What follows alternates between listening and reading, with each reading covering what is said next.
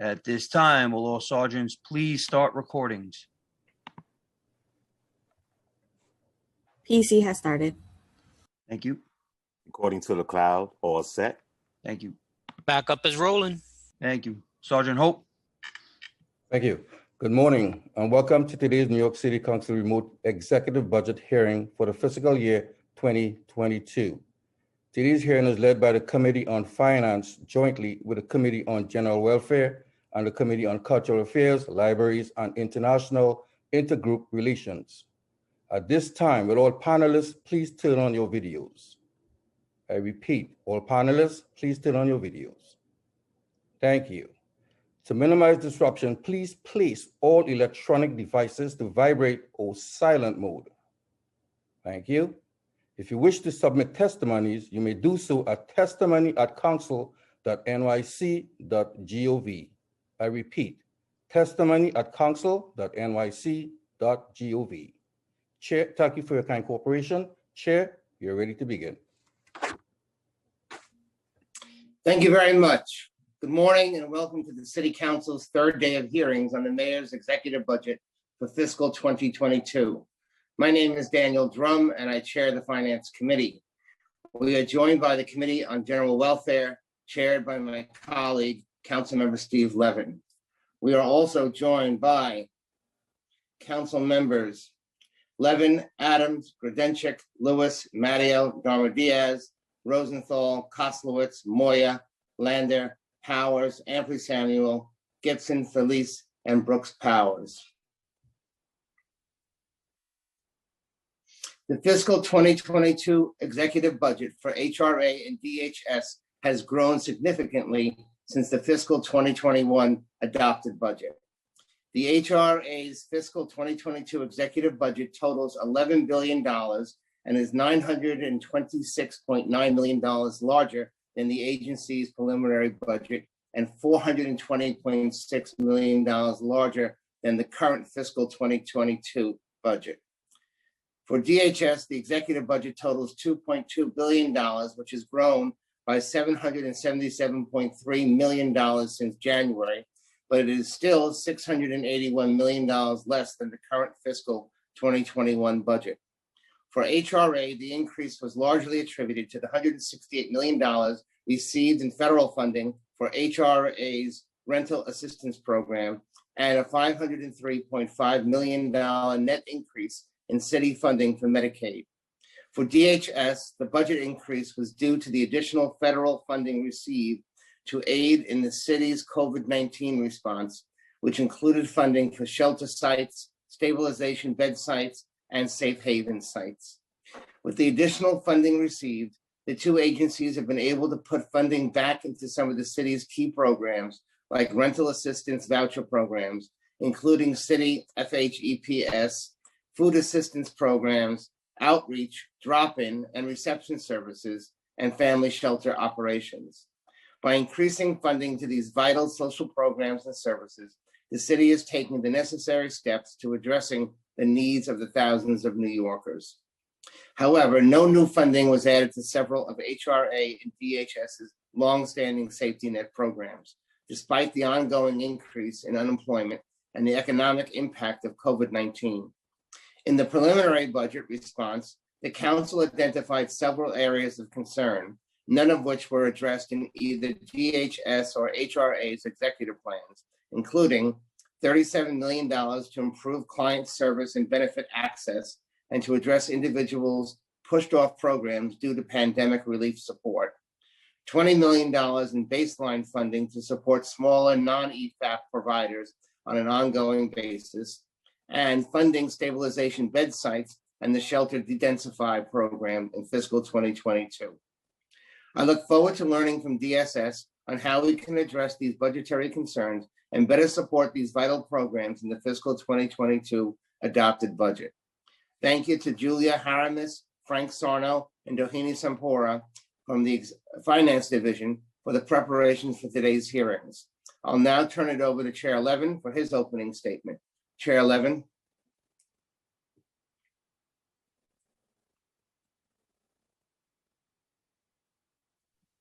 Thank you very much, Chair Drum. Good morning, everybody. I'm Steve Levin, Chair of the Committee on General Welfare. I want to thank all of you for joining me for the fiscal 22 executive budget hearing for the General Welfare Committee held jointly with the Finance Committee. This is my daughter, Frances. The city's proposed fiscal 2022 executive budget totals $98.6 billion, of which approximately $13.2 billion, or over 13%, funds the Department of Social Services, encompassing the Human Resources Administration and the Department of Homeless Services. The recent influx of federal pandemic aid is a significant once-in-a-generation opportunity for the city to make meaningful and lasting changes to policies that we have long sought to change, but found ourselves limited in achieving because we did not have the funding. We won't likely get another chance to do this again. The city needs to step up and make sure that we are being aggressive and using the federal support to uplift the city's most vulnerable residents. We need to do all that we possibly can to get people permanently housed and to provide all people the safety net benefits that they need and deserve. The council's budget response made it clear that protecting the city's social safety net and serving our most vulnerable residents is one of the council's top priorities. And while the executive budget is balanced and the budget maintains the essential benefits programs administered by HRA and shelter administered by DHS, more can and should be done. And we need to think more deeply about where we can most effectively allocate city resources, especially during these uniquely challenging times. I was disappointed to see that most of the council's recommendations in the budget response were not included in the executive plan. Insufficient funding was added for emergency food. No funding was added to increase rental assistance vouchers to fair market value. No funding was added to increase domestic violence shelter capacity. No funding was added to directly improve HRA client service and benefit administration, or to address clients pushed off benefits due to pandemic relief support that are still in need of assistance. No funding was added to address the underreporting of abuse in protective services due to the pandemic, and no funding was included for stabilization bed sites in fiscal 22. Before I welcome the commissioner, I would like to acknowledge my colleagues who are here today. They were previously acknowledged by Chair Drum. I'd also like to thank the General Welfare Committee staff for their work in putting this hearing together today. Finance analyst Julia Hermes and Frank Sarno, Rohini Sampura, Unit Head, Aminta Kilawan, Senior Counsel, Crystal Pond, Senior Policy Analyst, and Natalie Omari, Policy Analyst. I'd also like to thank my Chief of Staff, Jonathan Boucher. I would like to thank my Legislative Director, Nicole Hunt, and now Commissioner Banks, our counsel, will swear you in. Thanks. Thank you. My name is Stephanie Ruiz, and I'm the counsel to the New York City's Committee on Finance. Before we begin, I want to remind everyone that you will be on mute until you are recognized to speak, at which time you'll be unmuted by the Zoom host. If you mute yourself after you have been unmuted, you will need to be unmuted again by the host. Please be aware that there could be a delay in muting and unmuting, so please be patient. During the hearing, if council members would like to ask questions, please use the Zoom raise hand function and you'll be called on to speak. We'll be limiting council member questions to 5 minutes, including responses. I will now administer the affirmation to the administration witnesses. Do you affirm that your testimony will be truthful to the best of your knowledge, information, and belief? Commissioner Banks. Yes, I will. Ms. Carter.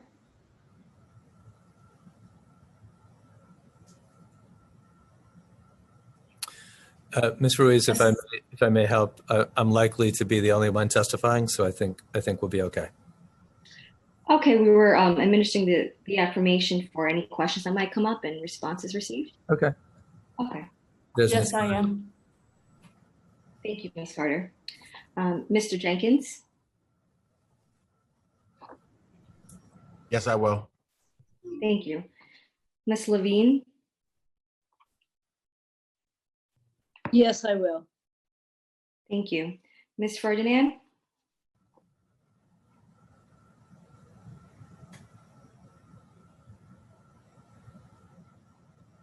Yes, I will.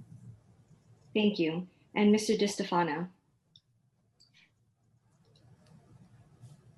Yes, I will. Thank you. Commissioner Banks, you may begin when ready. Thank you very much. Good morning, and I want to thank the Finance and General Welfare Committees, and in particular Chairs Drum and Levin, for giving us this opportunity to testify about the Department of Social Services FY22 executive budget and our work to improve services for New Yorkers in need. I also note at the outset that this is my 8th budget cycle with the Council. And I appreciate the support that you have provided to us as we have proceeded over these last 7+ years.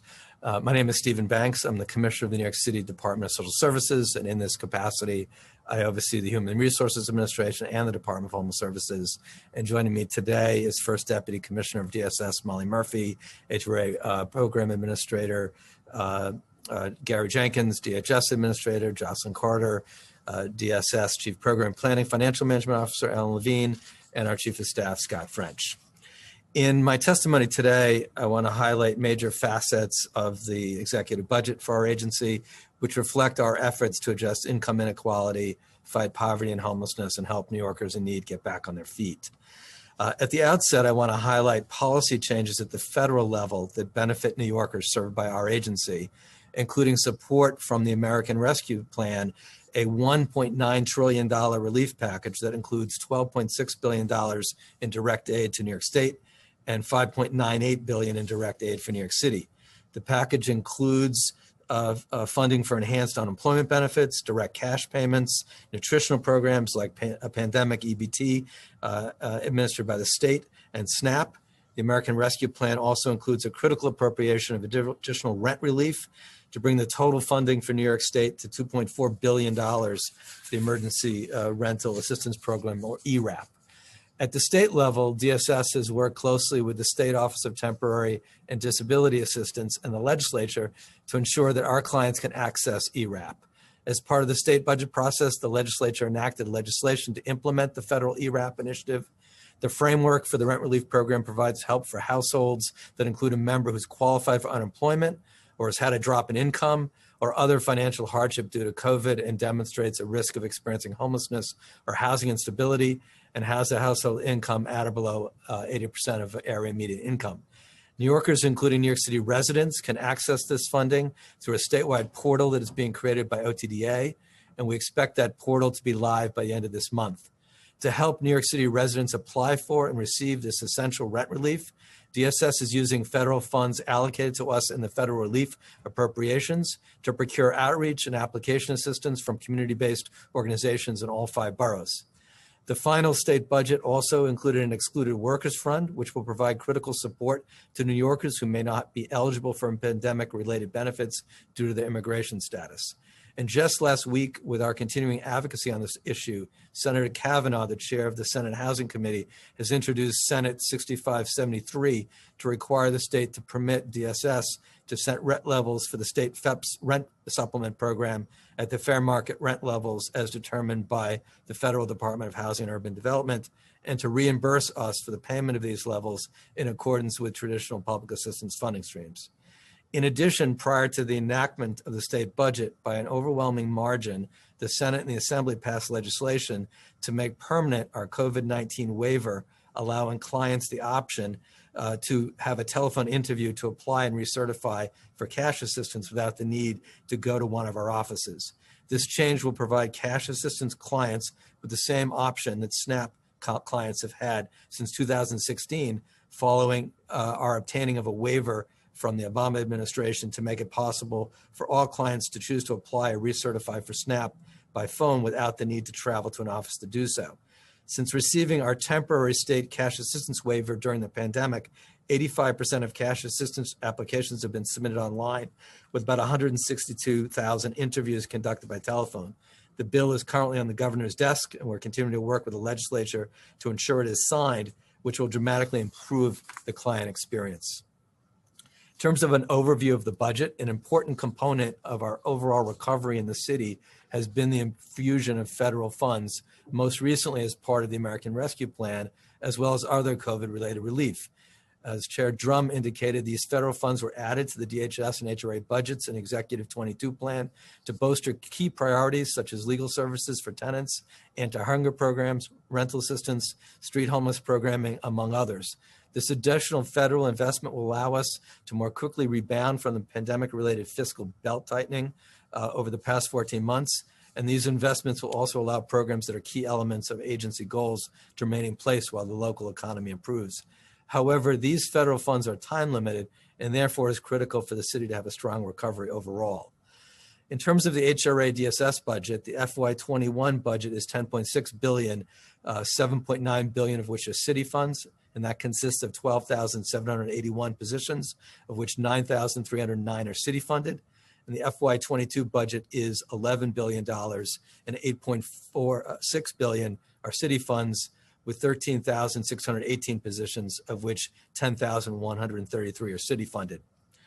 The DSS HRA budget increases between FY21 and FY22 by $421 million in total funds and $584 million in city funds, primarily as a result of Medicaid funding adjustments, including a shift of funds from health and hospitals to the Medicaid budget to cover new Medicaid initiatives, including the upper payment limit, as well as enhanced federal medical assistance percentage savings from the state. The DSS HRA budget increased by $926 million in total funds and $619 million in city funds between the January and executive plans, due primarily to the Medicaid adjustments, as well as additional funding for rental assistance and federal funding for services and programs during the pandemic. The DSS HRA city funded headcount is higher in FY22 than in FY21 due to a one-time vacancy savings that occurred in FY21. The primary initiatives funded in the FY22 HRA DSS executive budget are as follows. Housing Anti-Discrimination Initiative, $2 million in total city funds in FY22, and the out years were added to expand enforcement of the housing discrimination laws, including the source of income discrimination law within our source of income discrimination unit.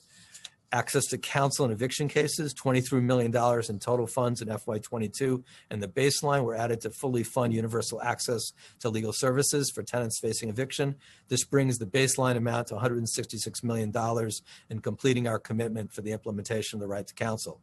Case management services, $3.5 million in total in city funds in FY21 and $10.7 million in total in city funds in FY22 were added for case management services for families who are formerly experienced homelessness and who have transitioned to permanent housing through our cluster conversion initiative.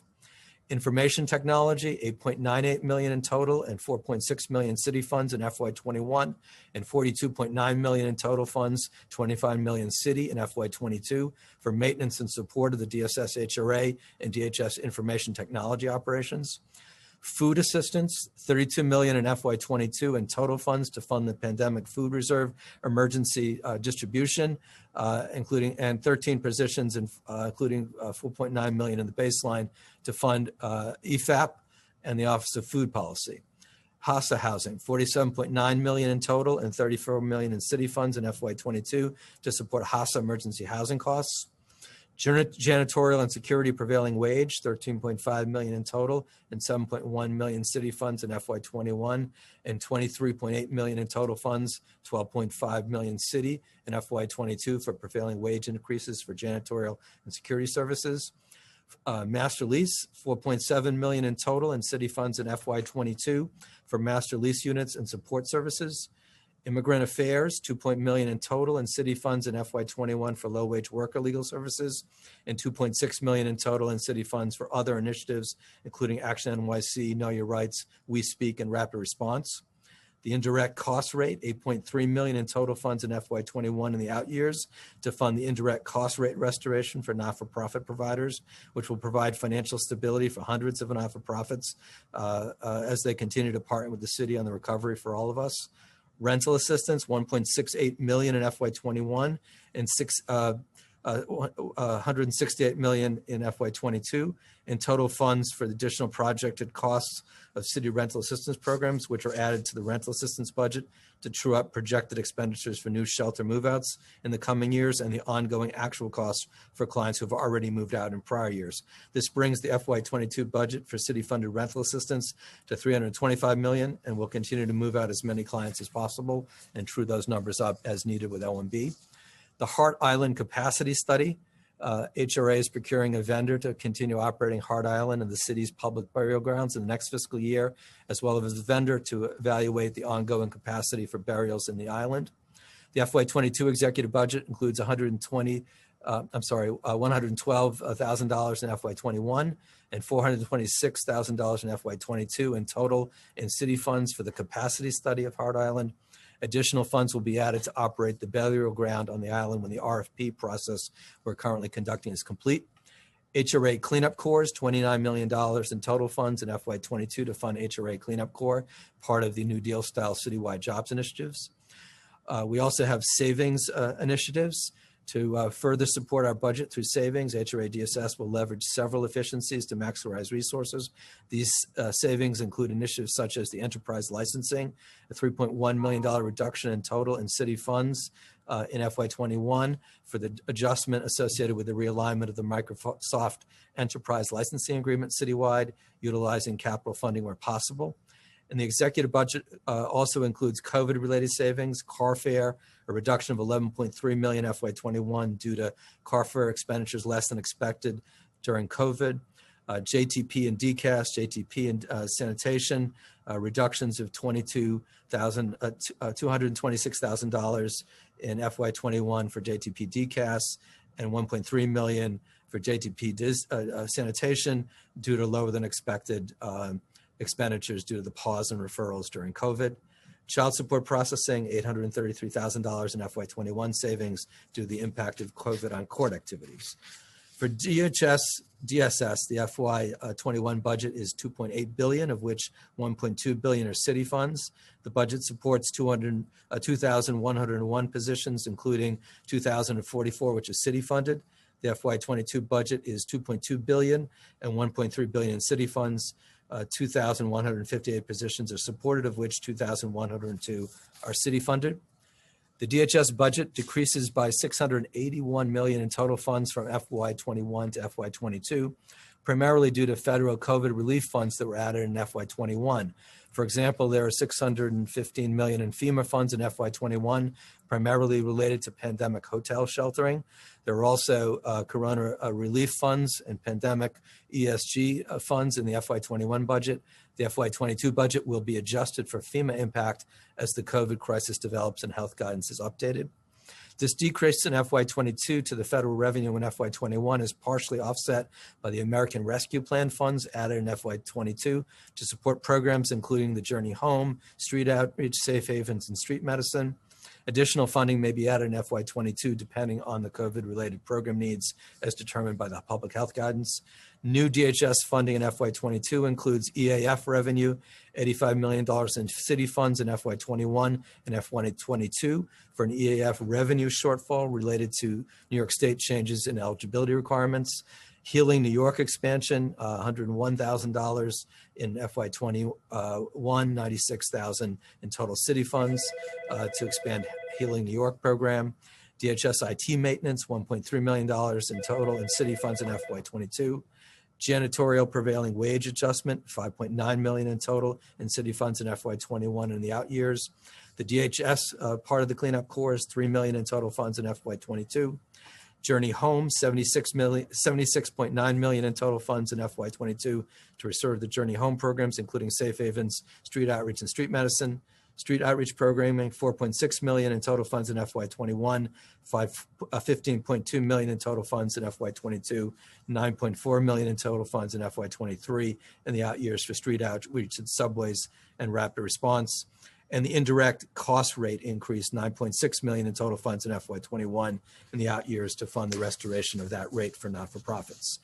The investments presented here, as well as the reforms made over the last 7 years, do provide a framework on which to build to continue to support New Yorkers in need in future administrations. Looking back at our work over the last 7 years, much of which has been accomplished through our collaboration with you and the City Council, we see many lessons learned that we hope can help inform future social services policy in New York City. In 2014, when I presented our first executive budget to the City Council as commissioner, The presentation provided a summary of our services as well as an analysis of program inefficiencies that we had inherited from prior administrations. In particular, our analysis 7 years ago identified policies and procedures in need of improvement, and we set out to reform those programs so that they would prevent homelessness instead of causing it, that families and individuals would have access to public benefits to which they're entitled instead of being subjected to punitive policies, that duplications and inefficiencies would be eliminated, that unnecessary financial penalties and sanctions would be avoided, and that employment programs would be more effective in alleviating poverty and fighting income inequality. We've continued to build on those reforms we set out to accomplish in FY15, and the progress that we made is reflected in the following key initiatives among many more that we implemented, which are listed in an attached appendix. First, increased access to public benefits and assistance by ending a one-size-fits-all approach to service delivery. In particular, we implement technology initiatives to streamline administrative processes, eliminated counterproductive case sanctions, reduced unnecessary fair hearings by cutting the number of hearing requests in half. Let me repeat that. We cut the number of hearing requests in half. We closed Center 71, the Intensive Services Center, which served as a punitive way to cut people off of assistance who needed help still. We eliminated WEP, the Unpaid Work Experience Program, which required clients to work for no compensation in jobs that provided no valuable work experience, and instead implemented new employment programs that emphasize education and training, including an option to count 4-year college participation. We reached full implementation of our Right to Counsel program in eviction cases with the support of the council. Under this program, coordinated by HRA's Office of Civil Justice and in partnership with legal services providers, vulnerable New Yorkers facing eviction are eligible for free legal representation regardless of zip code, immigration status, or with a waiver income level. The positive results of these efforts have been clear, with residential evictions by city marshals down by 41% between 2013 and 2019, while nationwide evictions were on the rise during that time. And the percentage of tenants facing eviction in court with legal representation was 38% in 2019, up from 1% in 2013. And even more importantly, during the pandemic, we've been able to assign counsel in virtually every case heard in court for the last year. We launched the largest municipal commitment to date to build supportive housing by making a commitment to develop 15,000 new units in 15 years through the 1515 initiative. Through the ongoing New York and the 1515 initiative, there have been 12,545 supportive housing placements from DHS Shelter from January 2014 through February of this year. Through Fair Fares, in partnership with you and the council, we designed a 21st century government benefits program framework that was responsive to New Yorkers' needs and built a model for future service delivery. Over 223,000 New Yorkers have enrolled in the program, and eligible clients can be enrolled online through Access HRA and then receive their Fair Fares Metro cards by mail without ever having to visit an office. Moreover, the required eligibility documentation is simple and straightforward, which benefits both the clients and our dedicated agency staff. Modern and agile program frameworks like this, along with the effective blueprint we developed in pioneering remote access to SNAP via Access HRA, stood us in good stead as the pandemic hit and service delivery changed. And we continue to advocate with the state for permission to permanently provide remote cash assistance applications to improve client access. And the streamlined eligibility process and criteria for our Fair Fares program would greatly improve the client experience if these kinds of changes were made at the federal and state levels for cash assistance, SNAP, and Medicaid. We also transformed HACA by ensuring that New Yorkers with HIV are able to receive housing, transportation, and nutritional support through HACA for All. Prior to 2016, New Yorkers with HIV, in addition to meeting income eligibility requirements, needed to be clinical symptomatic with HIV illness or AIDS to receive these critical supports. Today, we administer a program grounded in science and compassion that permits individuals to obtain services upon an HIV diagnosis, making them eligible for emergency shelter allowance, which includes a monthly transportation and nutrition allowance, as well as a 30% income contribution cap towards rental costs for public assistance recipients. These changes advance our goals towards individual viral load suppression and achieving decreased disease transmission rates once and for all to end the epidemic. In terms of homelessness, New York City and jurisdictions across the country have seen the very real results of changes in our economy, particularly exponentially increased income inequality and past choices made in New York City, Albany, and Washington. The shelter census increased from 115% by 115% between 1994 and 2014, including growing nearly 40% to more than 51,000 in just 3 years between 2011 and 2014, following the end of the Advantage Rental Assistance Program as a result of state and city cuts. From 1994 to 2012, the city suffered the loss of 150,000 rent-stabilized units, or 16% of the total rent-regulated stock. From 2005 to 2015, rents increased by 18.4%, whereas incomes increased by only 4.8%. While the city's overall rental vacancy rate of 3.5 poses problems for people of all incomes, renters only able to afford an apartment costing $800 or less must search in a market with a vacancy rate of just 1.15% in 2017, down from 1.8% in 2014.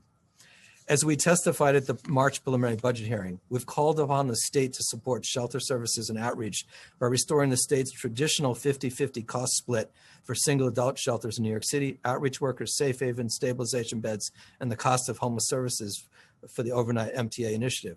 Despite the fact that a consent decree enforcing the state constitution obligates both the state and the city to provide shelter to single adults experiencing homelessness, the state has steadily reduced its support for single adult shelters and services in New York City from 50-50 to a mere 9%. Additionally, the state provides $0 to support the 600 homeless outreach workers and more than 3,000 safe haven and stabilization beds that the city has funded and that have enabled more than 4,000 people to come off the streets and subways and remain off since 2016. Simply put, the state must return to paying its fair share for life-saving services for single adults experiencing homelessness. Even as the overall DHS shelter census and the number of children, adults, and family shelters has been reduced significantly, as we'll discuss at the end of this testimony, there are record numbers of people in DHS single adult shelters. In addition to the ongoing affordable housing crisis, one of the drivers of single adult DHS census growth is the state's failure to invest in reentry services to prevent discharges from state prisons to DHS shelters. Tragically, history is repeating itself. Just as state deinstitutionalization from state mental health facilities without sufficient community mental health services has contributed to modern-day mass homelessness for single adults, now state decarceration without sufficient community reentry services is resulting in a state prison to shelter pipeline. Against this backdrop, we want to highlight in closing the progress we've made on our commitments to address 40 years of federal, state, and city policy failures by focusing on the 4 pillars of the 2017 Turn the Tide plan: prevention first, providing social services, permanent housing programs, transforming the haphazard approach to providing shelter, and addressing street homelessness. First and foremost, breaking the trajectory of growth in the DHS shelter census.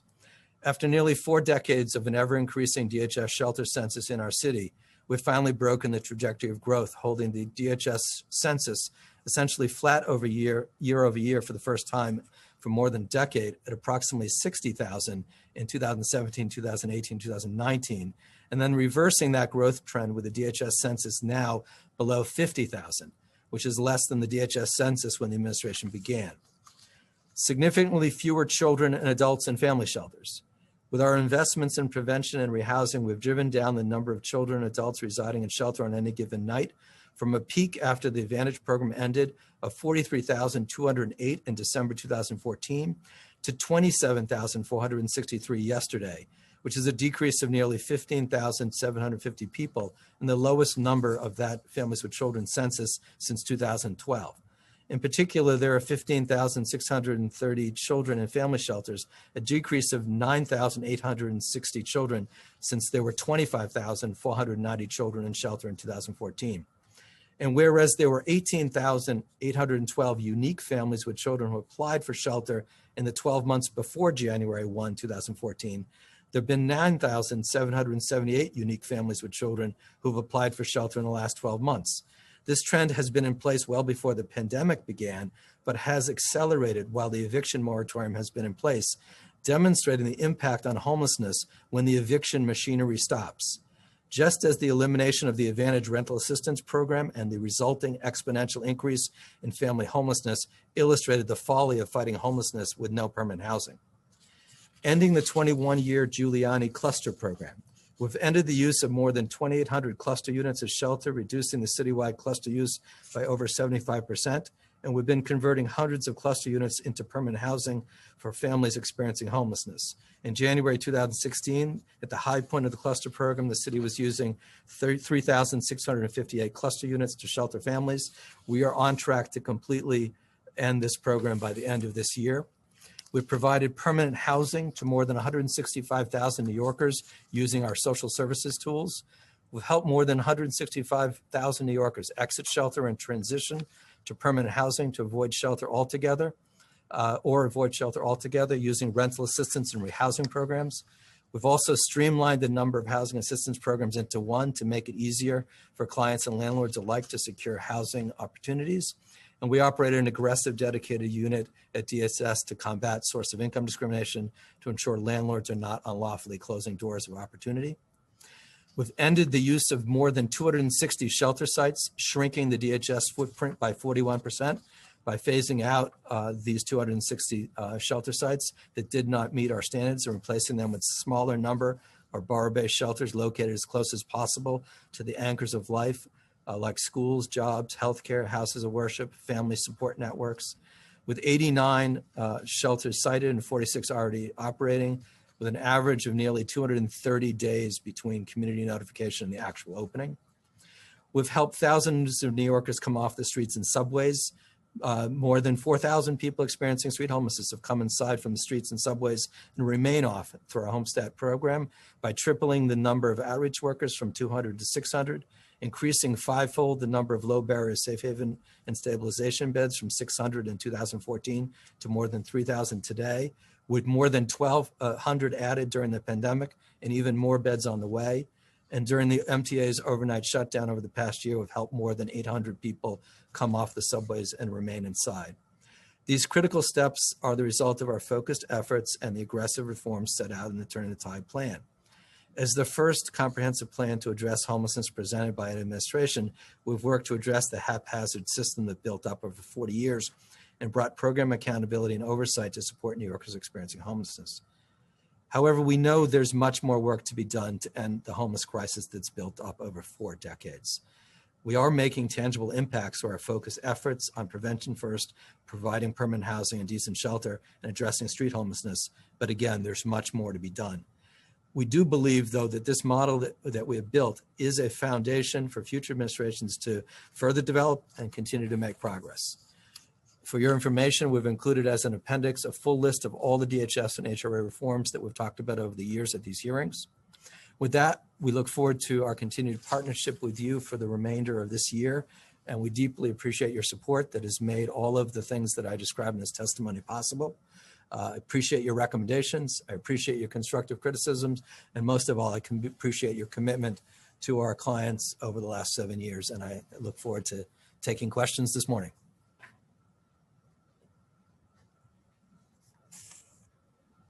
Thank you, Commissioner. I want to say that we have been joined by council members Ayala, Traeger, and Cumbo. And I'm going to start off with some questions and then turn it over to my co-chair, Steve Levin, in a few minutes. So looking at the executive, and I also want to say, Commissioner, thank you. It's been a pleasure working with you. First, when I was immigration chair and you'd come in and give testimony. I think those were the days when you were at legal aid. And also over these last 8 years, when I was at 10 finance hearings and now as the chair of the finance committee. So thank you for all the work that you've done also. Thank you very much. It's been a pleasure to work with you as well. And don't forget IDNYC, which was one of our earliest reforms.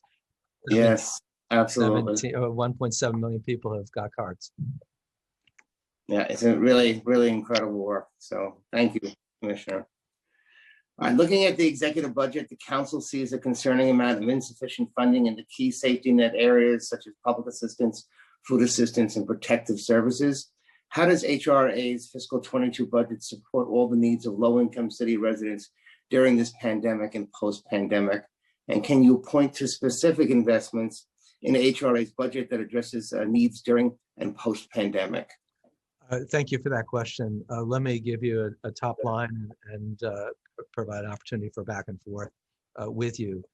I think if you look at the budget that I presented at the preliminary budget stage, it was a very grim budget because we didn't know whether we would be getting federal funding. The budget we're now presenting to you is still a tough budget because that federal funding is one time, but it does provide key support in several of our areas. It's important for people to remember that we operate entitlement programs. So for example, cash assistance is an entitlement program. SNAP is an entitlement program. And as Hunger Free America and others have continually cited, the SNAP program is a critical tool of fighting hunger, and it provides a tremendous return economically in terms of the city. So one of the things we've done is to make sure that we can manage a historic increase in cash assistance and SNAP.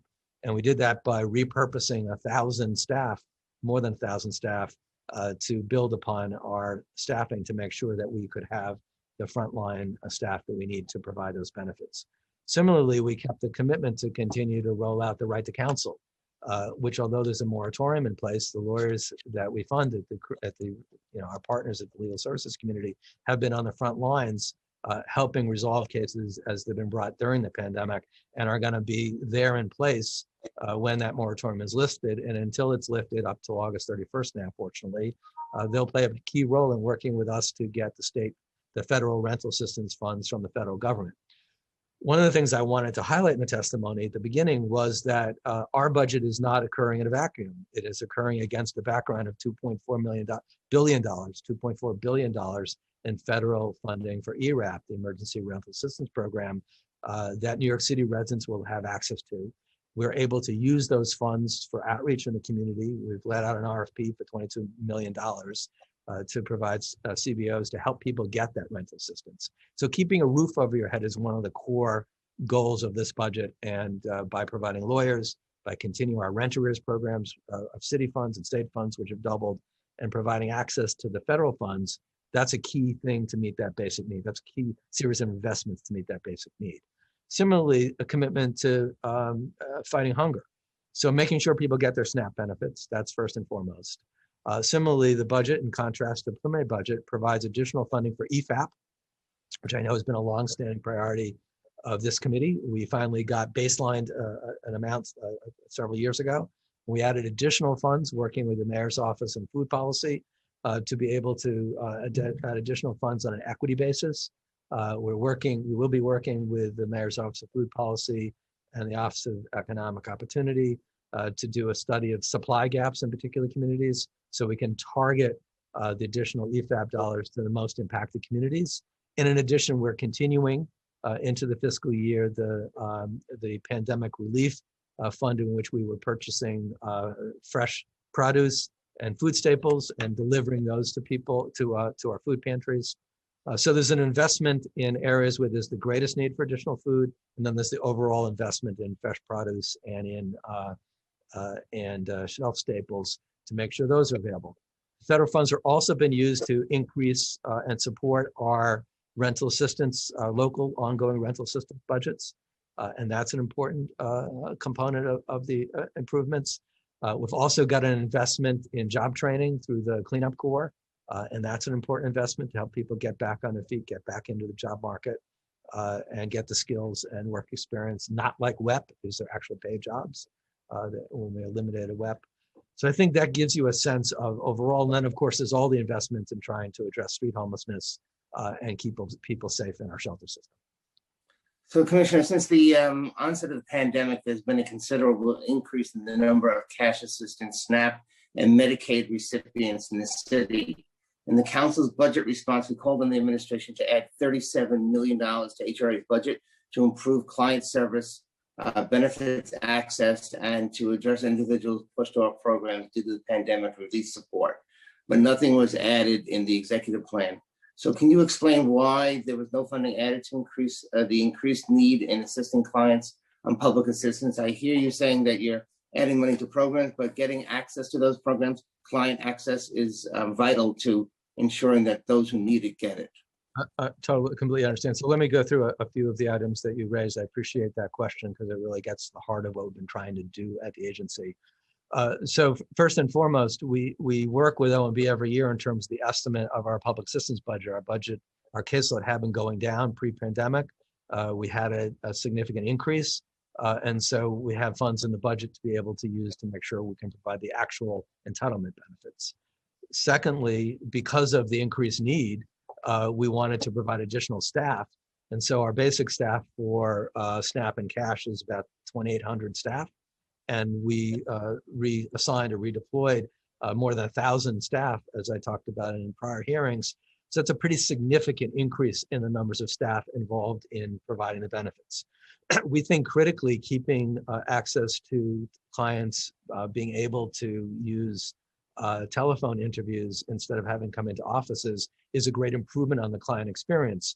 I've said this before the pandemic hit, we had gotten a waiver from the Obama administration to enable telephone interviews for SNAP.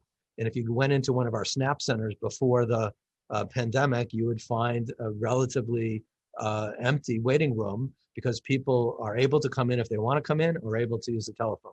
In contrast to the cash assistance waiting rooms, which are pre-pandemic, were crowded. And we have been seeking the same waiver before the pandemic from the state to be able to give clients the option, not forced, client option, to be able to use the telephone for cash assistance interviews. We got that waiver during the pandemic, and we think it's critically important to keep that in place to improve client access and to improve the client experience, and also to improve the experience of our staff, to not have crowded waiting rooms when people could use the telephone. We've also invested in our capital budget for one number that'll be up during this fiscal year to enable a more streamlined way for clients to be able to contact us and to use our info line, and that's coming as a result of planning that had been in place pre-pandemic, and it's coming in place.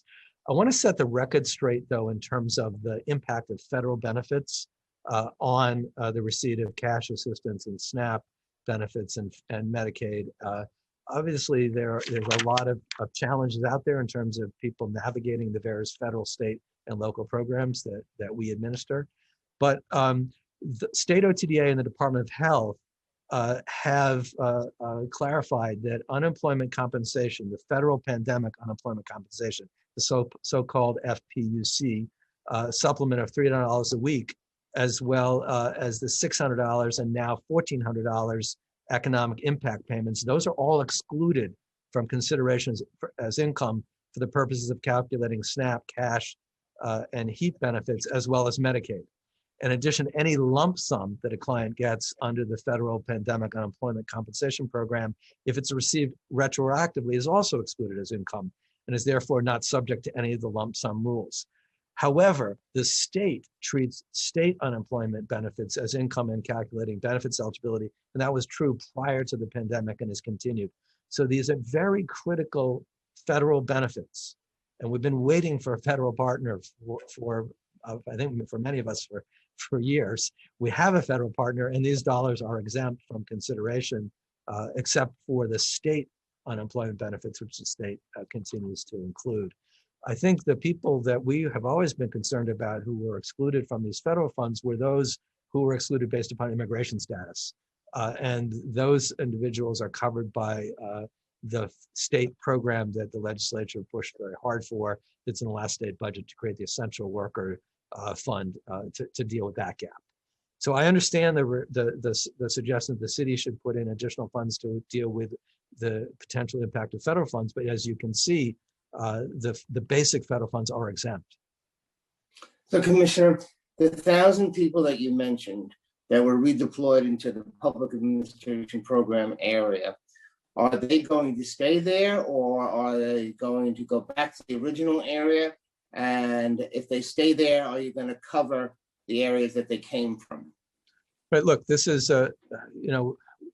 we're like so many agencies in the city, both public and not-for-profit. This has been a challenging period of time to cover needs. During the pandemic, we knew there was this need. We knew that hiring was not going to be possible, and to meet the dramatically increasing need, not to mention the budgetary constraints that we had.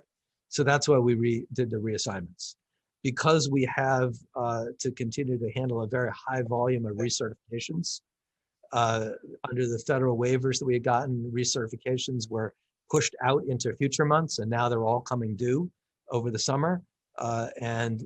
We have to process those recertifications. Those redeployed staff will continue to do that work, and we'll work with OMB in terms of what we do in terms of our vacancies.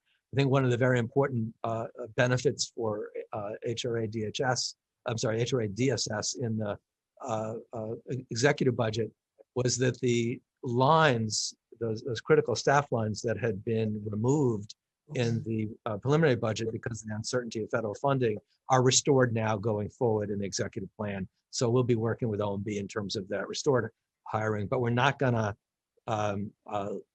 reassign the reassigned staff until we can make sure that we're covering our cash and SNAP benefit delivery.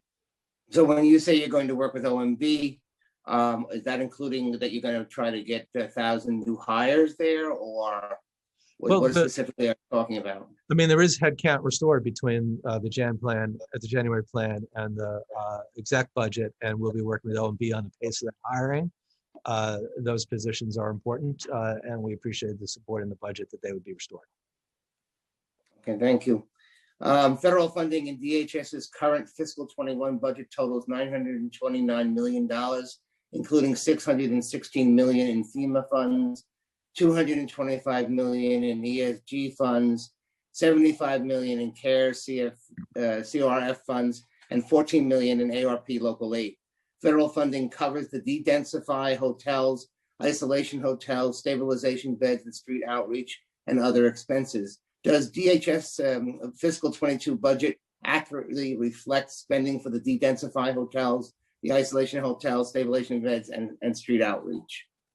I mean, it really accurately reflects what our current understanding of the need is, but let me break that down. I appreciate the components of your question. So in terms of our funding for street outreach and safe haven beds and stabilization beds, the funding there supports what our public commitments have been, that we would, first of all, we made a commitment right before the pandemic to increase the number of low barrier beds and from the number that we had at the time to more than 3,000, and we did that. We added 1,200 in the middle of the pandemic, and then a commitment was made in the state of the city by the mayor to add another 1,000. And the budget does support that continued increase of low barrier beds. The budget does support the kinds of increased outreach staff that we have. We expect to go beyond the increase that is already reflected in our work from 200 to tripling it to 600. That's what helped us bring in more than 4,000 people who've remained off the streets. But we would be, for example, taking over outreach at Penn Station. Outreach at Penn Station had been the MTA's responsibility, and we are taking it over and providing further investments in both the BRC work and our own staffing work at that location. In terms of the de-densification efforts, that now is largely supported by FEMA, and for as long as the health guidance is that we will be using some commercial hotel space for those purposes, we will be seeking FEMA reimbursement for that. And as we get FEMA reimbursement, we will certainly adjust the budget as needed going forward in FY22. Do you have a plan if the FEMA funding expires, if and when the FEMA spending expires? Look, we're now dealing with an administration that believes that science is important. And so we have a high degree of confidence that we will work with the federal government in terms of the continued need for these kind of services for as long as, frankly, FEMA and this determines that it's needed. It's a very different world than we had when I testified last year at the executive budget, where people didn't believe in science who were running the federal government. Well, thank goodness for that. New York State recently extended the eviction moratorium until August 31 and is expected to start distributing over $2 billion in rental assistance, as you mentioned before, for tenants that will cover up to a year's worth of unpaid rent and utilities. How much of the total state rental assistance will be available to help New York City residents stay in their homes? So again, thank you for that question, because I think there's a lot of misunderstanding about exactly these dollars. So in the state, the city gets a direct allocation, the state gets a direct allocation. The city allocation would have been a relatively small amount of money because it's based upon a federal funding formula. And the state legislation gave localities like New York City that get a direct allocation, the option to participate in the statewide program, thereby opening up for New York City residents the entire state allocation.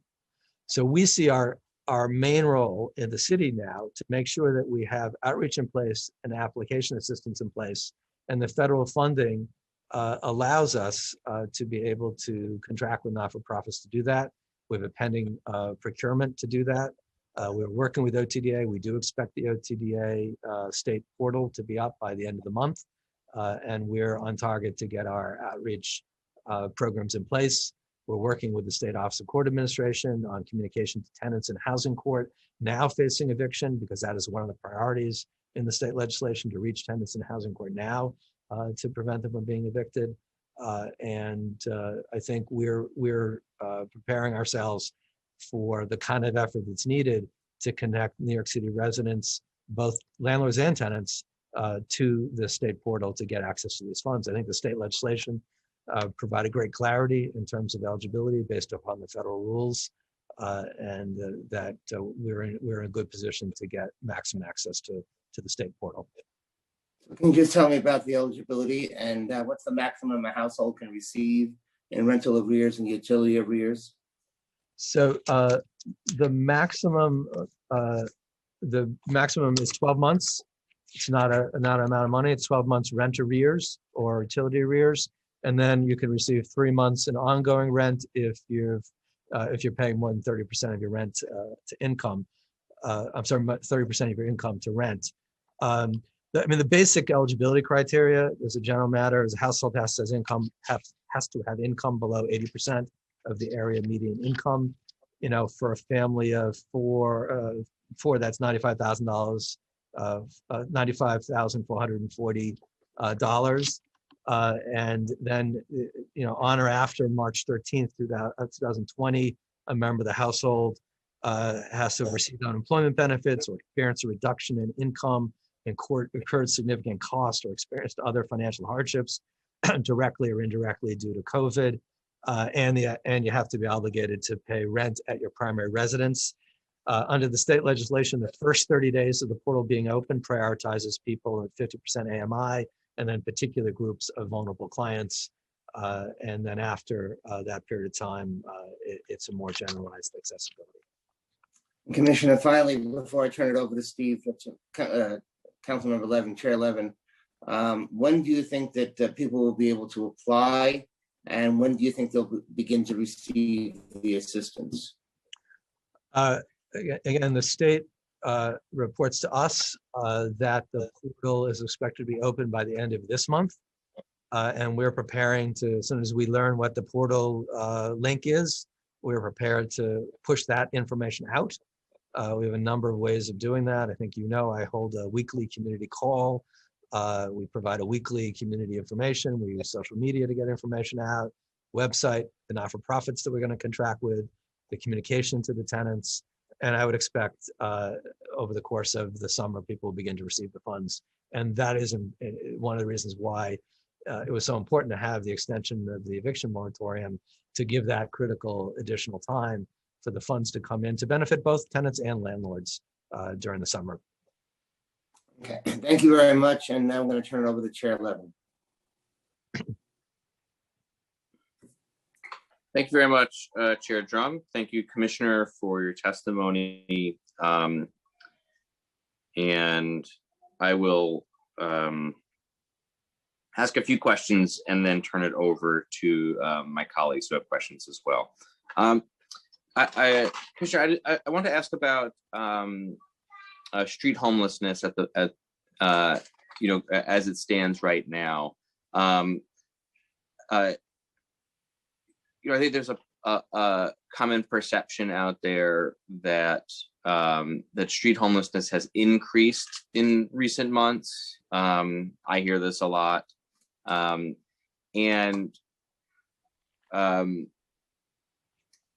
I wanted to ask if there are any metrics that you're seeing that would indicate that street homelessness, that are more people living on the street right now than there were a year ago, 2 years ago, and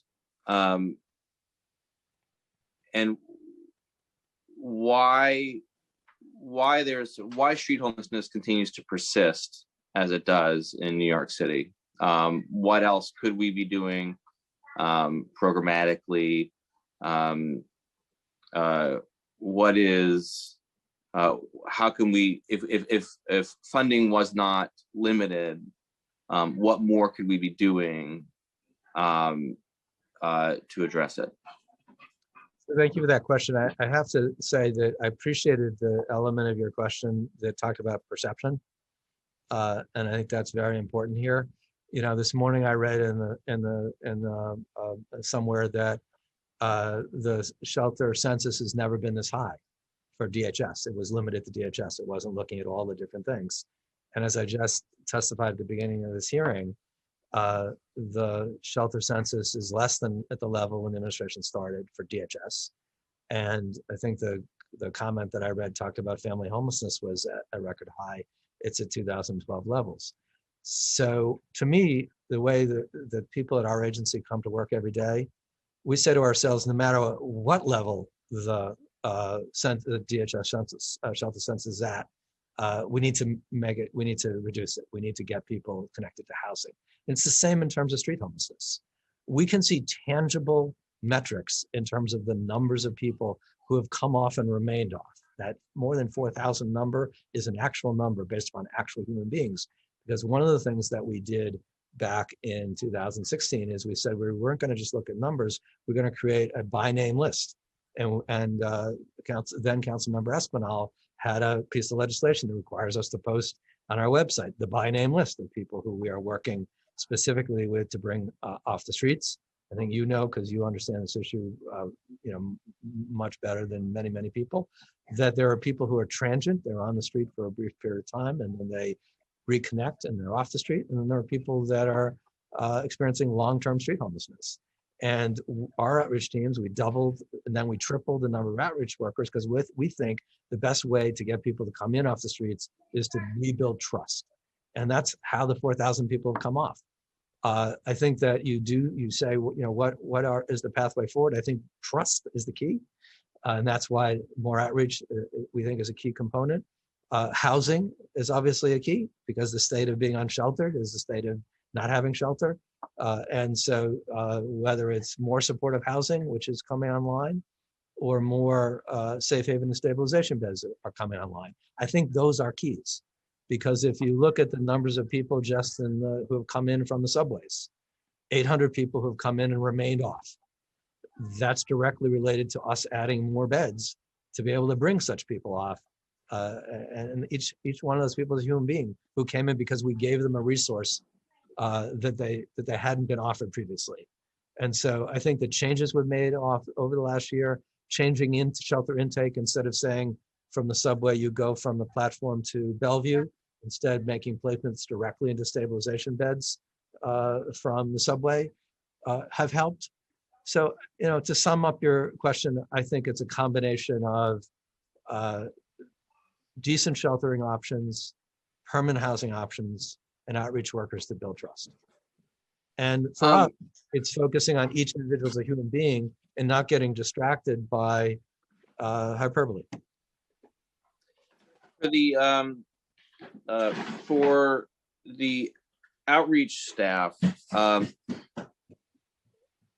one thing that I've heard is that outreach agencies, the not-for-profits that we contract with, are finding it challenging to hire social MSWs or licensed clinical social workers to be paired with outreach staff. Obviously, not everybody going out and doing outreach needs to have an MSW, but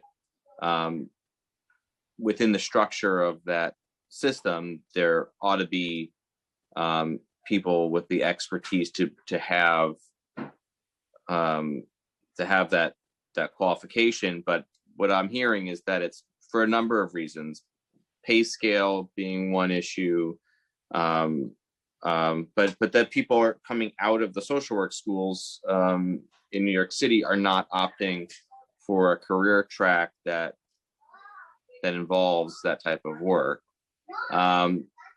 how are you guys looking at this issue of social workers within that ecosystem? I mean, social workers are important in our broader ecosystem. We have them, as you know, in families with children shelters, playing that key role. We have social workers to be in the outreach teams who are licensed social workers, so they play a key role. Having said that, social workers now have lots of options because it's a really important profession, and they're in great demand for many different kinds of jobs. And these are challenging jobs, and there are other challenging jobs that social workers may be opting for.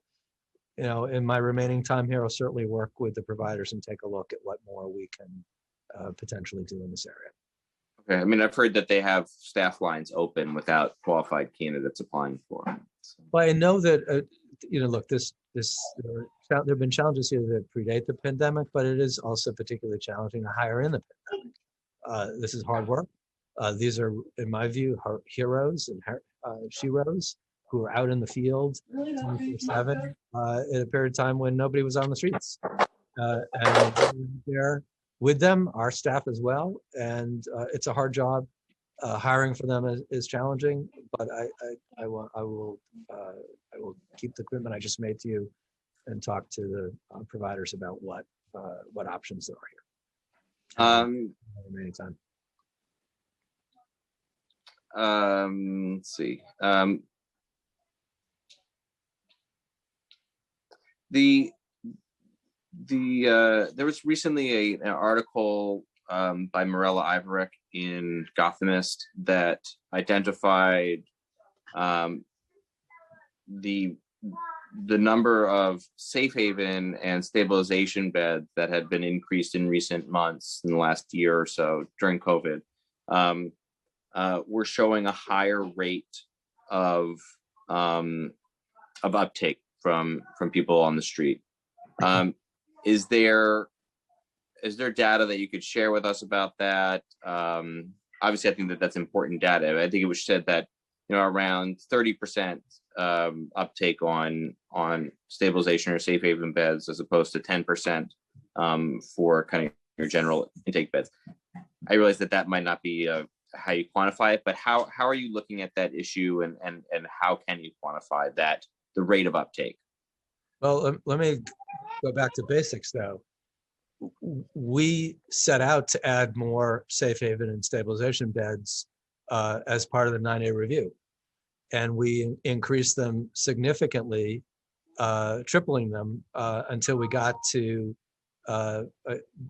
December 2019, when we announced we were going to take the number to 3,000.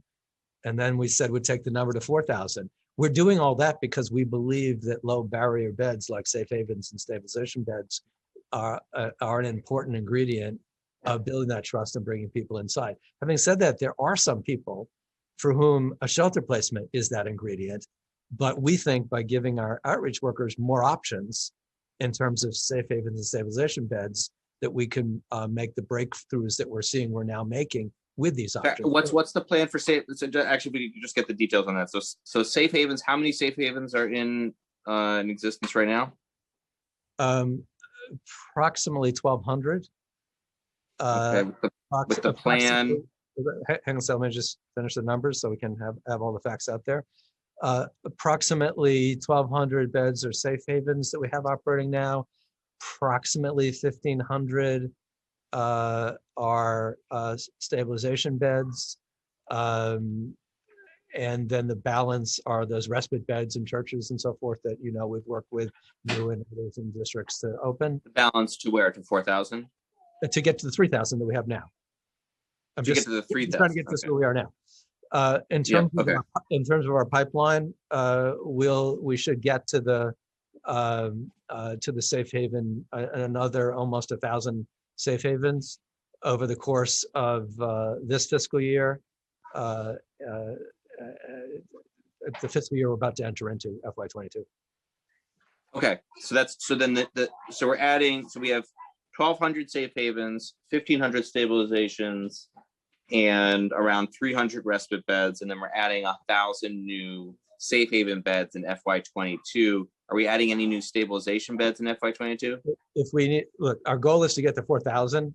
and the mixture between safe havens, I don't want to mislead you, the Sure. mixture between safe havens and stabilization beds is going to add up to 1,000. And Right? all of those beds, hang on. stabilization beds, safe haven beds, are attached with some level of services from provider. Is that right? Yeah, they all are. But I want to just say, in your back and forth with me, I believe we have mutually muddied the record Yeah. through no fault of either of us. We've got about 3,000 combination safe havens and primarily safe havens and stabilization beds now, and a couple hundred respite beds. We're adding 1,000 more low barrier beds, most of which are going to be safe havens, and the balance will be stabilization beds. But the key is we're going to end up with a system that was 600 low barrier beds when we started at the non-data review to a system of 4,000 low barrier beds. Yes.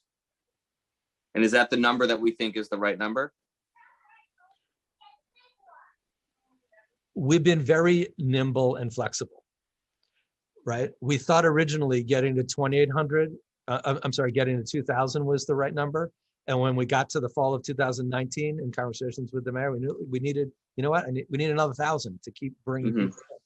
So we committed to add another 1,000, which we've done. And now we're committing to add yet another 1,000, which we think will continue to bring people in who are experiencing long-term street homelessness. I think it would be helpful, being that this is our last executive budget hearing together, if we're laying out for, I definitely am going to have a successor. You may be here next year, but don't tell my wife. Whichever way it goes, where do we think, as a policy, the number should be on these low threshold beds? So here's why I think we should continue to drive to adding the beds we're adding, but don't forget the other element of this is safe haven. Supportive housing. Where we can, getting a client directly off the street into a supportive housing bed is an important goal. It doesn't work for every client, so we've got the right bed available. It also doesn't work that at that moment we've got the availability. So having a system of low barrier safe havens and stabilization beds is an important part of the program, but the two have to work together, permanent housing and transitional housing. I mean, I wouldn't want to build a system, I wouldn't want someone in some future administration to build a system of 10,000 safe haven and stabilization beds to the exclusion of having enough permanent housing, because we already experienced that when the Bloomberg administration tried to operate a shelter system only approach to shelter and took away permanent housing. So I think it's important to measure the number of low barrier beds against the numbers of supportive housing units that are going to be coming online under both the state and city programs. I mean, there are plenty of people in single adult shelter, though, who won't qualify for supportive housing. And what options are available then for them in terms of permanent housing? I mean, we are moving people out. I know there are obviously issues here. You know that we have sought state legislation and made requests to the state on these points, but we're using rental assistance to enable people to move out of shelter. Okay, I want to ask about the single adult shelter system. I'm sorry, I have kids crying in the background here. That's all right. Your daughter's adorable. Bring her back on the screen. Not you. I don't think you'd want to hear it right now, but this exact moment. But for the single adult shelter system, you mentioned, because we have seen during our mutual tenures in this committee and in your agency, that progressive increase in the single adult shelter census. And, despite your best efforts, that has continued to grow. in some sense, that's been offset in terms of the overall shelter census by the decrease in the family census, or leveling off, and then this past year's decrease. I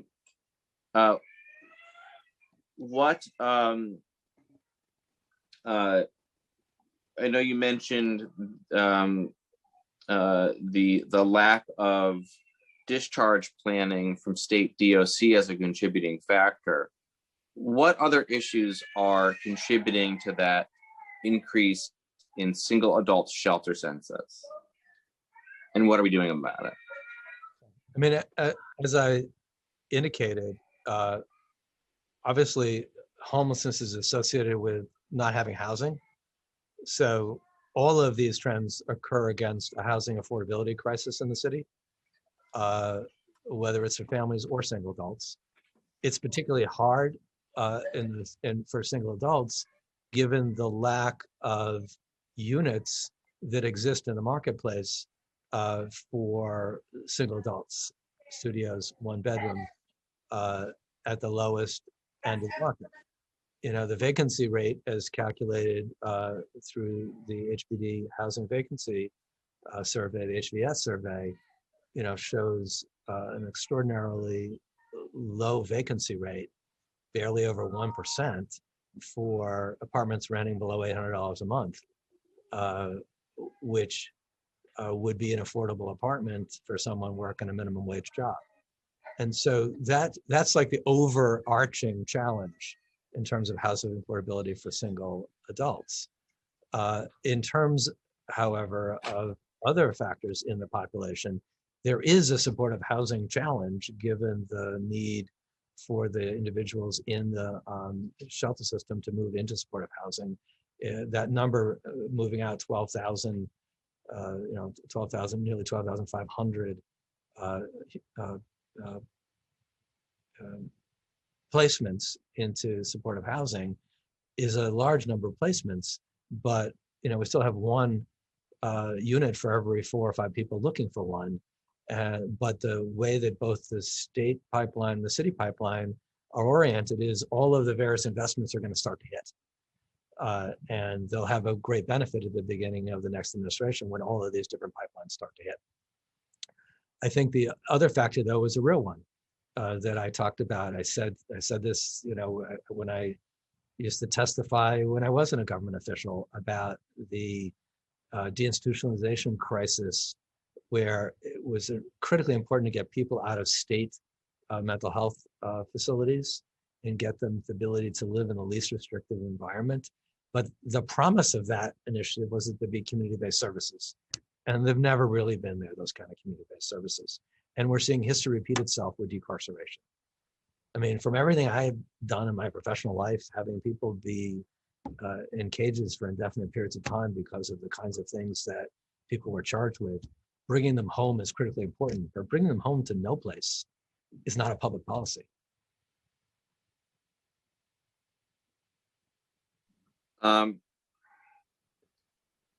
Well,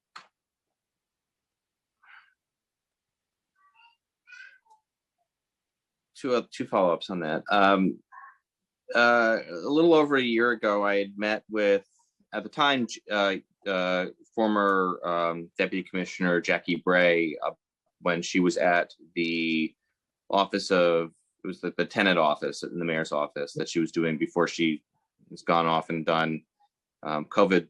She's doing testing, she was doing PPE procurement, she's doing vaccines, she's kind of doing, I follow her, all that she's doing, and good things in the city. One issue that she had brought up to me is the idea of pursuing some type of zoning framework for SRO type housing to be able to be built in the city for single adults, that where you could be building affordable housing that is available for single adults that are at or below the poverty line. Is there any movement on that idea? I mean, I think that's something that should be looked at. As we both know, and just for the record, the availability of SRO housing, single room occupancy housing, particularly in the west side of Manhattan, in Chelsea, the Upper West Side, in Midtown, the availability of that housing it sort of delayed somewhat the impact of deinstitutionalization in New York City, because people would live what were then described as marginal lives in marginal housing. But it turns out that housing was actually very important as a resource, and it was eliminated through other housing policies that promoted gentrification. You know, I think you know this, I've said this before, there was a time when the Legal Aid Society's office, when I was there, that served Chelsea and the Village, from the west of Broadway to the river, was the largest legal aid civil office because of the large numbers of low-income people that lived in that community. The people, those clients don't live there anymore because that housing was eliminated. And so that's been a historic driver, I think, of single-adult homelessness, the elimination of a kind of housing in which people could live. And that's frankly been replaced by shelter beds. And I think that needs to be looked at going forward. I have two more questions, and then I'm going to pass it over to my colleagues, and then I'll come back and do a second round. One issue you mentioned is around, you said that looking for housing for a single adult at $800 is very difficult. We've been back and forth about the city FEPS rate. And this is something we had a hearing on this back in, I think, 2017. Obviously a major source of frustration for me. I have a piece of legislation that has 40 co-sponsors, and the official position of the de Blasio administration is that they're opposed they're opposed to increasing the city FEPS rate to FMR. I had OMB tell me in the preliminary budget hearings that everything was working just fine, and that there's no problems here, that the voucher is great. What data that we got from your agency showed that prior to the pandemic, in any given month, about 4%, 5% of City FEPS voucher holders were landing a City FEPS apartment. Over the course of that entire calendar year, about 20% of voucher holders were landing an apartment. Street Easy came out with data just a couple weeks ago, showing that throughout the city during the second half of calendar 2020, there were about 72,000 units in New York City that were available at the Section 8 levels. That was a significant increase from prior to the pandemic, and that was actually the thrust of their article, was a lot of apartments, because of the depression in the housing market, are now available for Section 8 holders. And so I asked the economist that wrote that if she could run the city FEPS numbers. She came back and said at those numbers, at the city FEPS rates, it's 564 apartments came back available during that same time period. So comparing apples to apples, we're looking at 564 compared to 72,000, which is what would happen if we passed this legislation. So, a huge increase in the number of units available for people to move out of shelter. I know we've been working on getting that state FEPS rate increased so that we will have a standard that is uniform across the board, and that's the hope. My question is, what's the position right now on that legislation? What's the administration's position on that legislation? And two, what's the plan if we don't get that state FEPS increase? which by the way, we're just asking to be able to use the money that we're getting from the state anyway, as we see fit. So there's no reason why they should deny our request to do that. But what's the plan if we don't get that? Because, the status quo, just based on the data that I've gotten back, is not, it's not sustainable. We have to increase this voucher to FMR or Section 8 levels if we want to see it be successful. We can't continue. And also, there's just a kind of, moral issue here, because we can't just give people vouchers that are really ineffective. Really ineffective. Just, gosh, 564 apartments available in the city based on those numbers is just, staggering. So what's the plan? How can we get this done? We got to get this done. It's going to have a budget impact, but we've got to get it done this year, please. So thank you, first of all, for your support and for the speaker's support in pushing for the increase the state FEPS level to the FMR. I appreciate what you've done. I appreciate what he has done. Look, both the mayor and I have been on record. That I, have a formal request pending, and now there's legislation to back that up that's been introduced by Senator Kavanaugh. For an increase in the state FEPS rate. I know, going back to when Deputy Mayor Hartzog was the OMB director, both she and I have testified previously of the cost shift from the city and state danger if the city increases alone without the state FEPS increasing. And I Can you want speak a little bit more about that? What do we think the cost shift would be? in the hundreds of millions of dollars, because it doesn't take any great analysis to say if the state FEPS benefit level is less than the city FEPS benefit level, landlords will accept the city FEPS benefit level and not the state benefits level. I think that's just a common sense thing. It's not casting aspersions on anybody, but I think it bears mentioning again what I said at the beginning of this testimony. The state used to pay for 50% of the cost of providing services to single adults experiencing homelessness. They now pay 9% and 0% for any of our street services. And there's a real danger that New York State is going to continue to withdraw from providing support for the social safety net in New York City. They did it with EAF. Only in New York City is there a New York City contribution to emergency assistance for families. Only in New York City is there a contribution for TANF. It's supposed to be a federal block grant. New York City now pays 15% of those costs. New York City pays 15% of the EAF costs. We pay 91% of the single adult shelter costs. If the city— How much of city FEPS are we paying? 100%. We created city FEPS to deal with the gaps in the state FEPS program. We created it as a complement. But we had the link before. The link was— That also. The LINK programs and the original CFEPS, FEPS, SEPS, those were all city-funded programs. The LINK program, originally the first one, was only a time-limited, one-time only kind of state investment, and then there's been limited additional state dollars in those programs.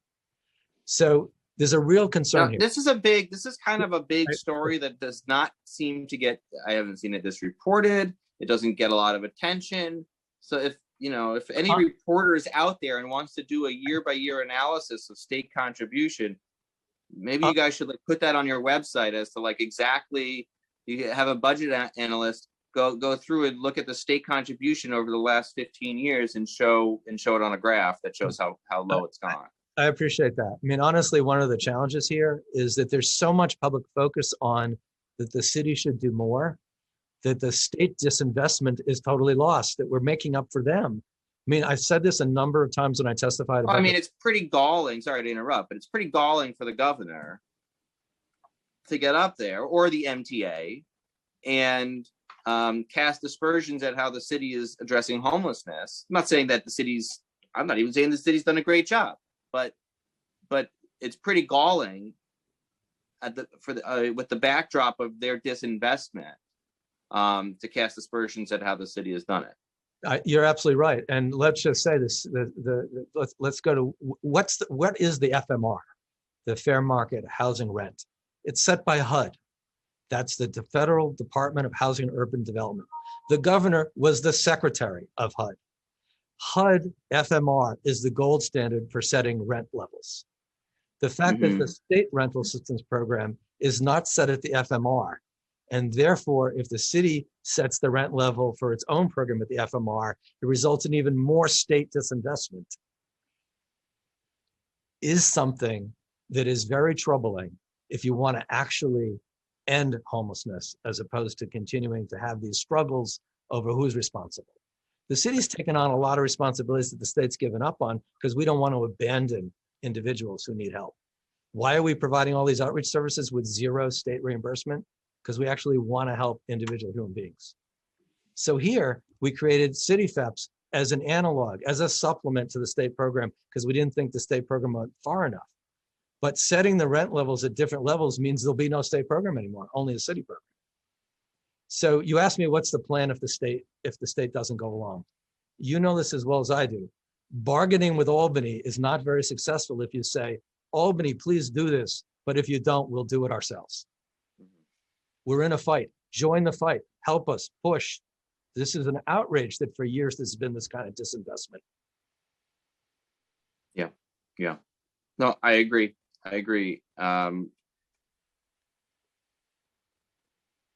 Right now we have this opportunity. I mean, I really do encourage anybody that's listening that cares about this to encourage the state to grant the request from the city. Again, we're not asking for new money. We're just asking to be able to use the money that's been allocated to the city in this current state budget to make up that gap so that we can move forward. Okay, I'm going to turn it over to my colleagues, and then I have a whole slew of questions on a second round. As you're leaving, I don't want to, just for the record, because there is a record, we're obviously pushing for an increase in the state FEPS rent levels. But I do think that it's not a full representation of the record to not also acknowledge the tens of thousands of people that have moved out of shelter with rental assistance, and also the analysis that we provided you. And I don't want to get in a back and forth because we have a common goal with the state. I don't want to get in a back and forth, but actually the data showed that 81% of the unique families with children that we gave vouchers to actually moved out of the system, if not with vouchers, through some other means. And no, I know. If I could There's just a whole, yeah. No, hang on a sec. There's been a lot of misinformation about this. When somebody is given a voucher, that doesn't mean that that's the only way you can move out of shelter. And then what we found when we gave you that analysis was of the 19% who remained in shelter, 28%, only 28% of that 19% were still eligible for vouchers. I don't think it's a great back and forth in this hearing to do that, because I just wanted, for the record, push back a little bit on what you're saying, but I couldn't agree with you more that the main goal here is to get the state to take on the proper responsibility, and then all of these programs will operate in a different way. All right, turn it over to my colleagues. Thanks.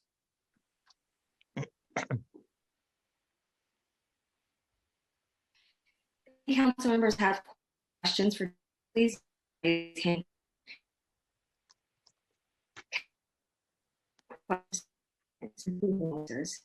Please wait for the sergeant at arms to tell you when your time begins. The sergeant will then let you know when your time is up. We will now hear from Councilmember Grodenchik, followed by Councilmember DDS. Time starts now. Thank you. Good morning, Commissioner, and good morning. Thank you to the chairs. It's been an honor to serve on this committee, and this will be my last hearing on the budget as well. How are you this morning, Commissioner? I'm well, thank you. How are you? Okay. Things are well. You and I have been through the wars together in Albany as well. Yes, well, it's a big state, and what can I say? Listen, I know that we have made progress on emergency food, and but I have to say that I don't think it's enough, and you're probably not surprised to hear me say that. You know, the amount of money that we spend out of the emergency food budget is not even a rounding error in the HRA budget, and I want to thank Chair Levin and Chair Drum. They have been champions along with me on this issue. You know, my district alone during this crisis, we have opened up 5 new pantries, including one at Martin Van Buren High School. So the need is great. It was great before the pandemic, but it is, and I know we've done a lot of work to feed people in the city. I am concerned though, because I hear from providers, and I'm sure I'm not the only council member who does. I'm sure we all do, that there just isn't enough food in the system, and we have the money in the budget. As was said earlier in this hearing, this is a historic, and I think the chair Levin said probably a once in a generation ability to do something about hunger and about the other needs that we have. And I would just like to hear the administration's response. We're only going up a little over $3 million in funding that's proposed. I know we have supplemented that funding, but we can't depend upon that. We really need to build it into a baseline budget. Thank you, as always, for focusing on food. You and I work together to have a significant baseline achievement, and I appreciate your efforts there.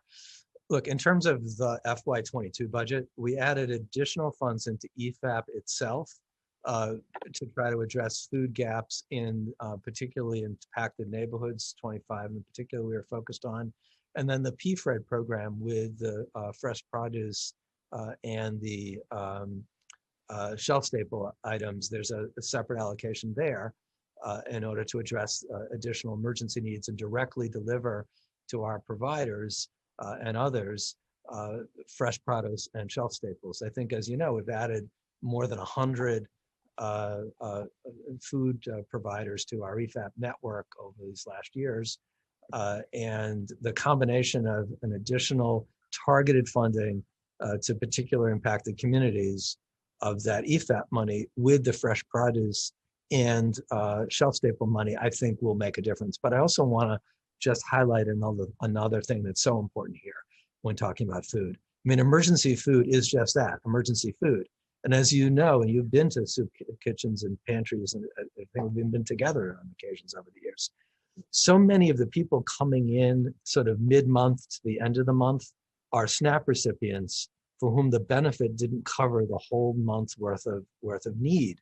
And they're coming in mid-month because the benefits don't cover the needs. And they don't cover the needs because the federal benefit level is set by something called the Thrifty Food Plan, which goes back for years about what a typical American family is supposed to purchase in terms of their food purchases. And the Biden administration has made an announcement that they're reevaluating the benefit standard for SNAP and that they're focusing on trying to address that by September. And I think that will have a dramatic impact. I'm not saying to you that we have analyzed the exact impact and therefore the funding is reflective of that. I just want to highlight that fighting hunger comes in 2 ways: through an entitlement program, which is SNAP, and through an emergency food program, which is EFAP, and then PFRED on top of it. And so we have put in dollars into EFAP, into the base, and not just one-time money. And then we've got the PFRED money to deal with the current crisis. But as always, we'll talk to you in the budget process and see what other changes could be made. But the long-term solution here to address hunger is to make sure people who are entitled to federal food stamps don't run out of the benefit halfway through the month. And that's what I appreciate that, Commissioner. You know, I view New York City as my house, all of it. And when someone's in my house, I think that the first thing we offer them is something to eat. And we want to make sure, my philosophy anyway, I know we have a lot of problems, but this is one issue, and I think we all agree, and all my colleagues agree, that nobody should go hungry. So I appreciate that. I hope we will get to the recommended levels that the council asked for. I'd like to get to more, frankly, but I know that we have limits to what we have to spend. So thank you for your concern and your caring. Thank you. Thank you, chairs. We will now hear from Councilmember Diaz, followed by Councilmember Adams. Time starts now. Good afternoon. Thank you, chairs, for bringing the 2 committees together. As many of you know, I've spent 13 years within the DHS system. I walk away with a sour taste in my mouth, and I was trying to contain myself and not ask any questions, but several of your statements, Commish, just kind of hit home. I'd like to know if you can share with us what % of individuals, families coming into shelter from out of state?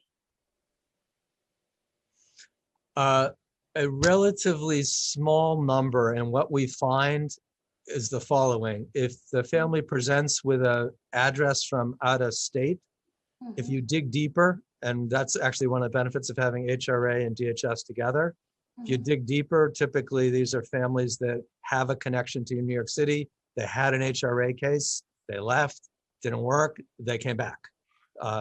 People have no connection to New York City, very, very small number. Okay, and about how much are we spending monthly or yearly on storage fees for families in shelter or individuals in shelter? I'll have to get you that number, but just as a matter of policy, it's the families who are in shelter are entitled to a state benefit for storing their belongings while they're in shelter.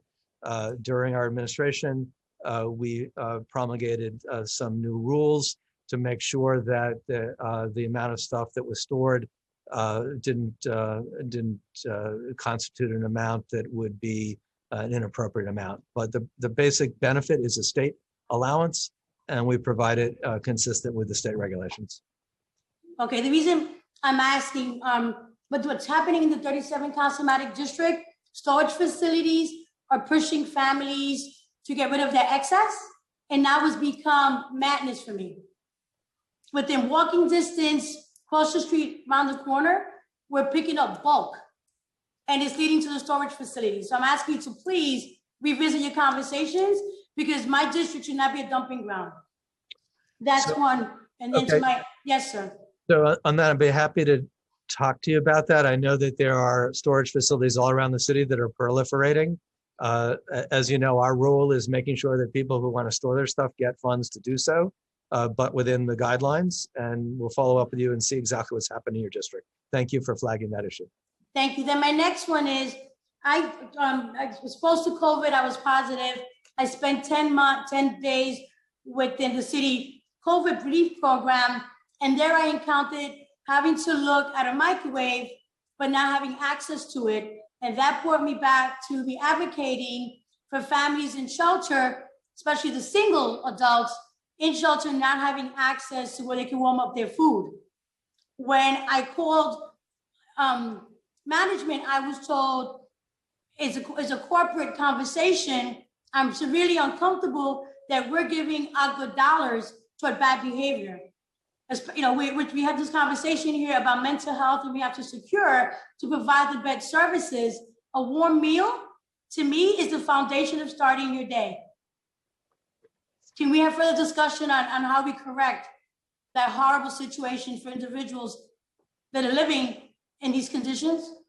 So first of all, as I understand what you're saying, I'm glad you're here. I'm sorry for your troubles. I understand you were in one of the COVID hotels provided Yes. test and trace program, as opposed to the hotels that are administered through our various programs.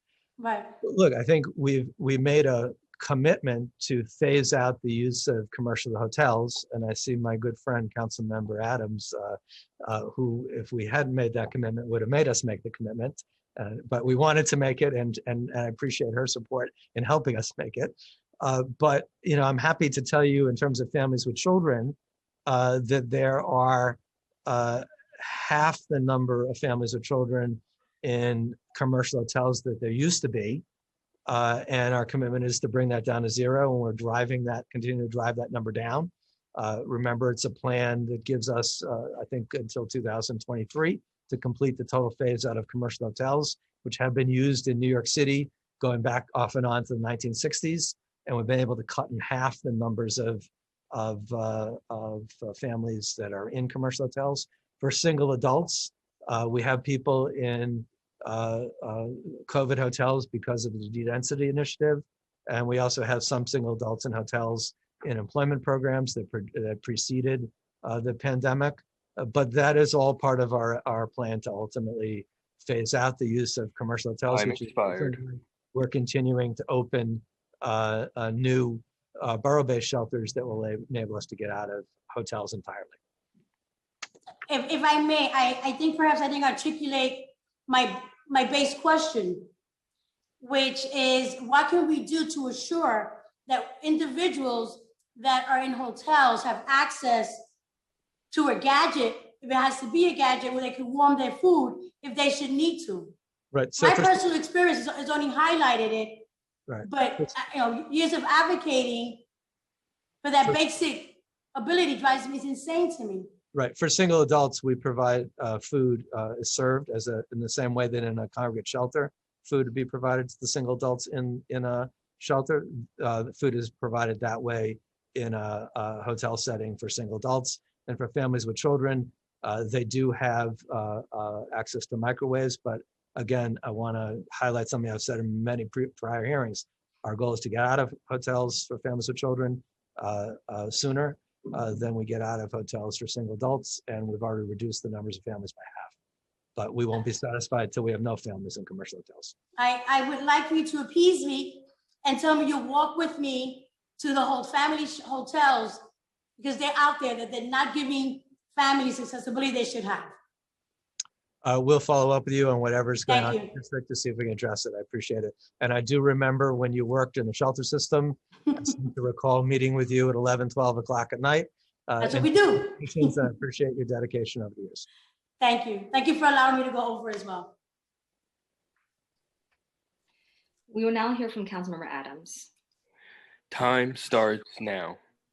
Thank you so much. And I think we've got a couple minutes before afternoon. So good morning to my friend Commissioner Banks. Good to see you. Good to see you too, council Thank member. you, sir. Always good to see you. I prefer to see you in Queens, but I'm happy to see you this way too. I agree. It's good to see you. Just briefly, Commissioner, it's been such a tough year for us throughout this entire pandemic. I'm still going to focus, of course, on my district and Southeast Queens in general. We're getting there.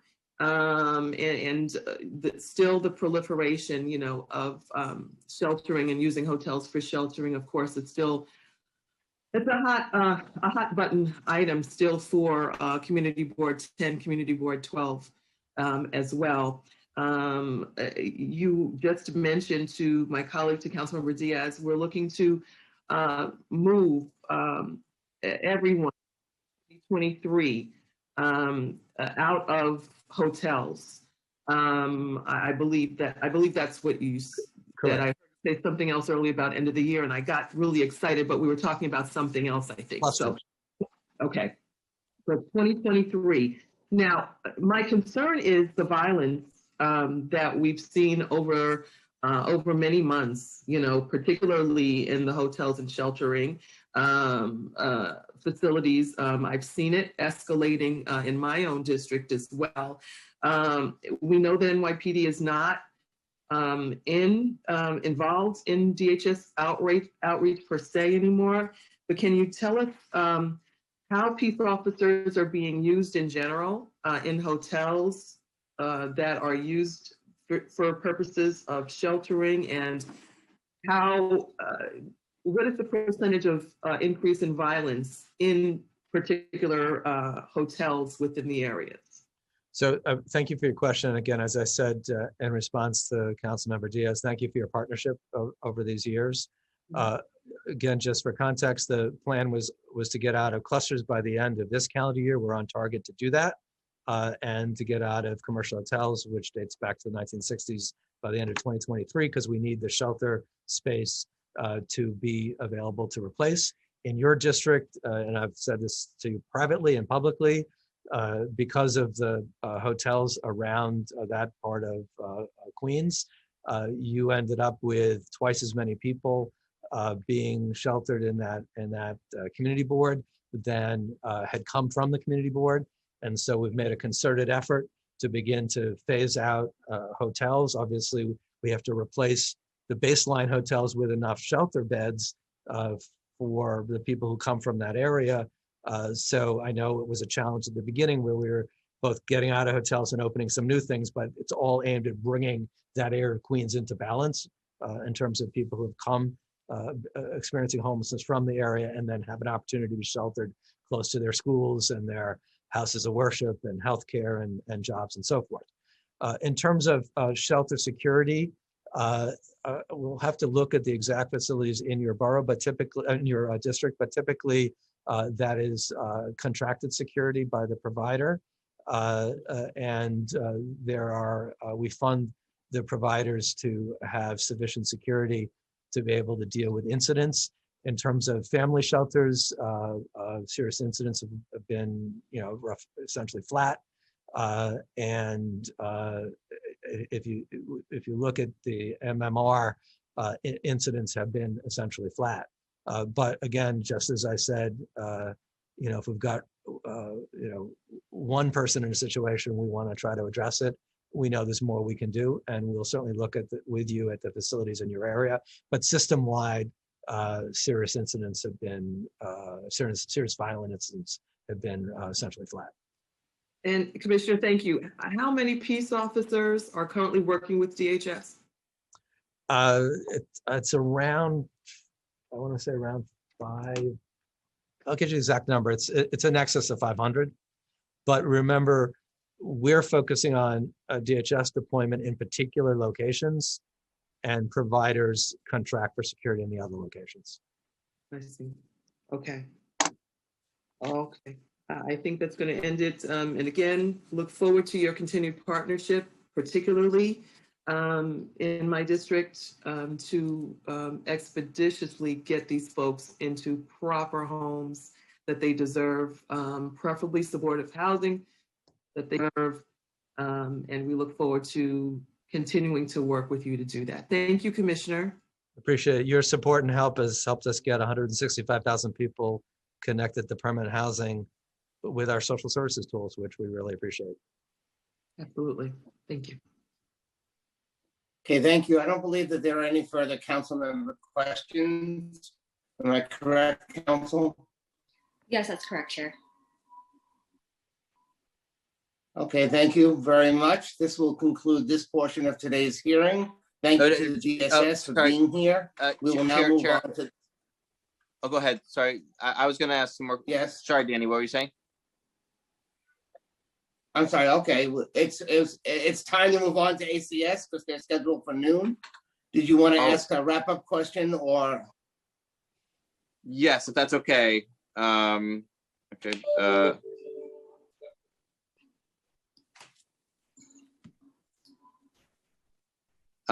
Okay, Commissioner, I just had sorry, Danny. I'll do the lightning round here. Okay. Commissioner, I just want to talk about FEMA funding for a minute here. Earlier this year, FEMA reimbursement was increased to 100%. Retroactively, the matching city share of 25% is no longer required.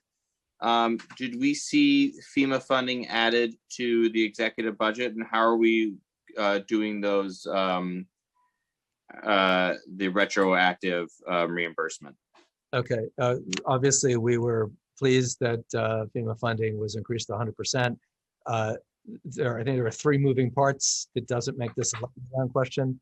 Moving part number 1 is, remember, FEMA does, even at 100%, does not cover all of our costs because they do not cover wraparound services. That is ultimately a city cost. Issue number 2 is the FEMA reimbursement process is iterative, meaning it's not like you submit an invoice and then you immediately get reimbursed.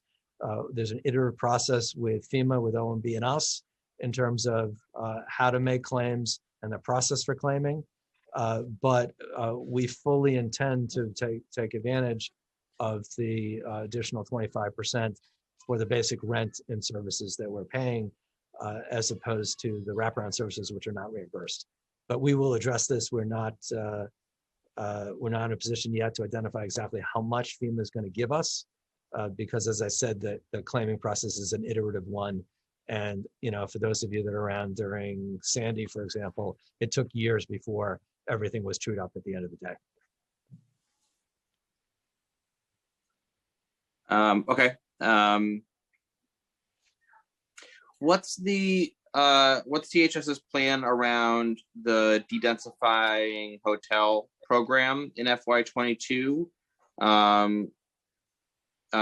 When do we expect the FEMA funding to expire, and then what's the plan moving forward from there? I mean, I think that I don't want to articulate a particular date that the FEMA funding might expire on. I think that that is its own work stream about when the federal government will want to phase out that kind of funding. I think, as you know, we were required by State Office of Temporary and Disability Assistance to work with them on a return to shelter, congregate shelter plan.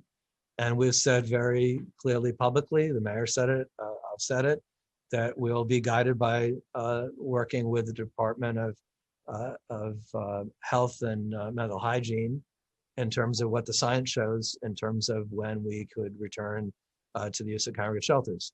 I'm also cognizant that last week, the governor made a whole range of announcements about the resumption of different kinds of activities, including 24-hour subway service, indoor dining, a whole range of things.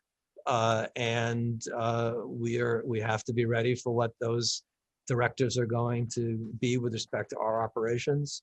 I know the mayor is certainly focused on July reopening of a whole range of activities in terms of summer of New York City.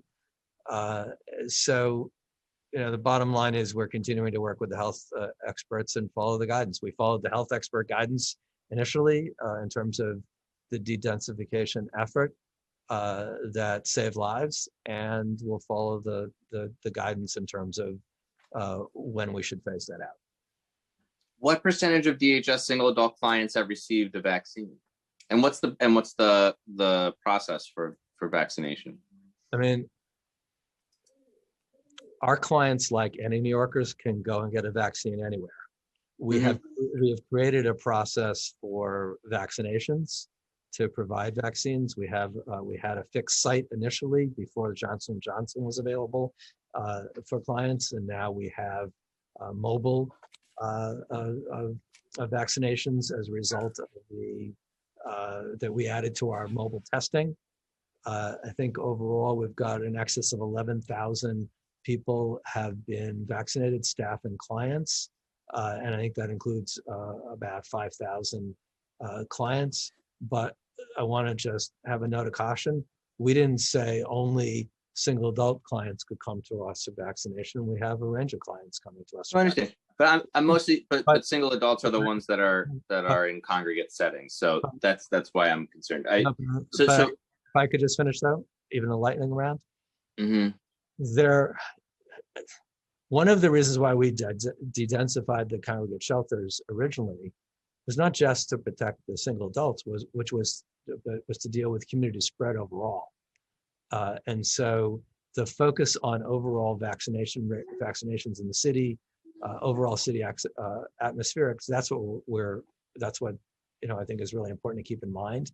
And if anybody is looking for an exact number of people vaccinated, that didn't stop the state from making a whole lot of things now open to the public, irrespective of level of right. But I see there being a difference even between subway and restaurant and congregate shelter, because congregate shelter, you're just over. I mean, from everything I've heard from epidemiologists around the spread of COVID for the last 14 months has been that your time spent around an infected person is a contributing factor to whether or not you can get infected. And so congregate shelter, you're sleeping there for 8 hours a night next to a person or within 6 feet of a person in a congregate setting.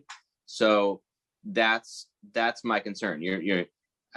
Mask wearing, I mean, you're not, who's sleeping with a mask, really, honestly.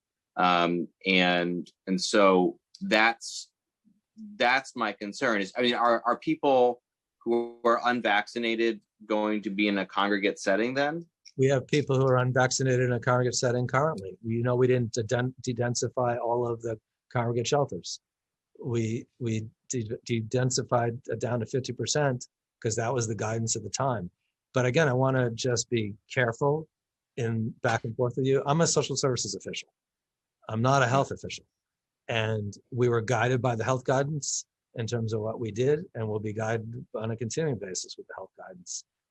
And I think that's really the important thing here, that we relied upon the Department of Health to get the kind of assistance we needed, and they gave us excellent support and assistance. at the beginning, in the middle, and now during this. Well, so how are with there being how many 12,000 single adults in dedensification hotels, how and that being spread all around the city, how are we operating a vaccination regime for those The same universe of the same clients? as we did for testing. We have a contract with a vendor. We do rotating. We've administered 55,000 tests, and we added a vaccine capacity to the testers, and they run circuit through all of our both hotels and our shelters. And that testing Okay. regimen has gone on. It's produced a positivity rate less than the city overall, about barely over 1%. And we're going to continue with that testing regimen. And we added a vaccine capability as soon as the Johnson & Johnson vaccine became available, because it was a one shot. And then obviously we had the pause, and we've started it again. Okay, so and that's going to be continuing throughout the summer. That's what our plan is. Okay, with the Johnson & Johnson. So our issues have always been eligibility, supply, and once we had eligibility and supply, we've been doing that. Okay, because those aren't issues now, right? They're not issues now. Got it. Okay.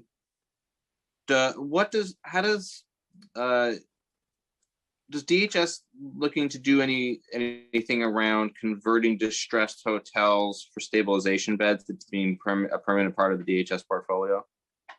I'm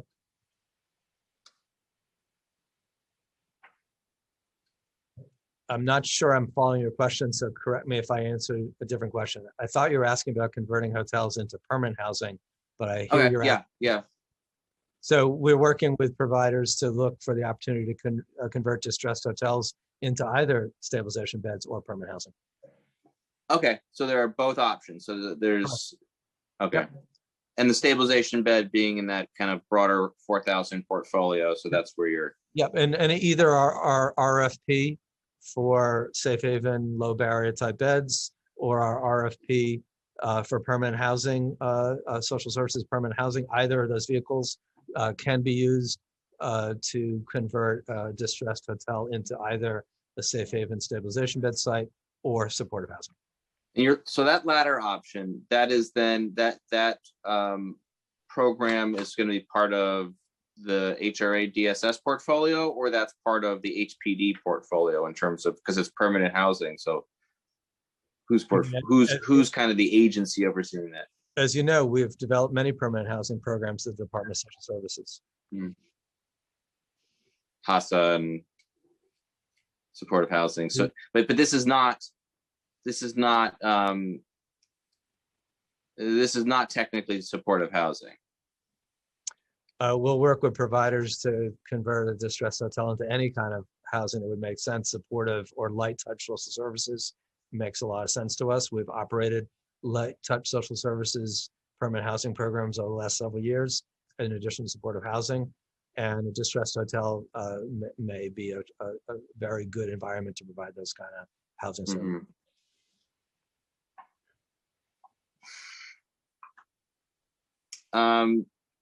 Sorry, I just to be clear, the ACS isn't due to begin till 1 p.m. So we have a little bit of time here to get through our questions. I'm sure that's exactly what you wanted to hear, but, but we have you here. To the chair or to me? Both. But I do have questions to get through. Are we looking at shelter allowance has stayed flat for a long time? Are we looking to use federal dollars? Is there an opportunity to use federal dollars to increase shelter allowance? You'd have to speak to the governor about that, because the shelter allowance is set by the state. In fact, there's a statute that requires the governor, or excuse me, that requires the commissioner of the Department of Social Services to provide a rent allowance, a shelter allowance that's sufficient to raise children in a home. I don't think you could find a home for $400 in New York City for a family of 3. No. So this goes directly to the point we talked about before in terms of state disinvestment into core safety net social services. I know there'll probably be some response about all the things they do, but it takes you back to this basic question. Is $400 enough money for a family on public assistance to rent an apartment, or are we consigning a generation of families to end up losing their housing and entering the shelter system? Does the city have standing to sue the state to live up to their statutory obligation in that instance? Well, the Legal Aid Society brought such a lawsuit in 2015 challenging the shelter allowance and entered into a settlement that is binding until 2022. Okay, and what was that settlement? That's what raised it to 400? That's what set the current FEPS rates. Okay, but FEPS is not, but not everybody that receives the shelter allowance is getting a FEPS voucher. But the FEPS program was created to bridge the gap between the fact that you can't rent an apartment for $400 in New York City if you're a family of 3 on public assistance. Right, but it's not available. I mean, is FEPS is limited. State FEPS is limited by not everybody that's receiving a public assistance qualifies for a FEPS voucher, right? That's exactly the point. The state's position is it's discharging its obligation to provide a shelter allowance that's adequate to raise children in a home by having the FEPS program, which, as you're correctly pointing out, covers a fraction of the numbers of people who actually need to have a shelter allowance that's adequate to raise children in a home. All right, so I don't know if that's really okay. Well, I mean, that's legal aid is not, is not speaking on behalf of the city. So I mean, there's a problem here, and there's a whole range of case law about what the city has standing to sue or does not have standing to sue under. Okay. I thought that the case Legal Aid brought to challenge the rent allowance in 2015 was an important case to bring. Right.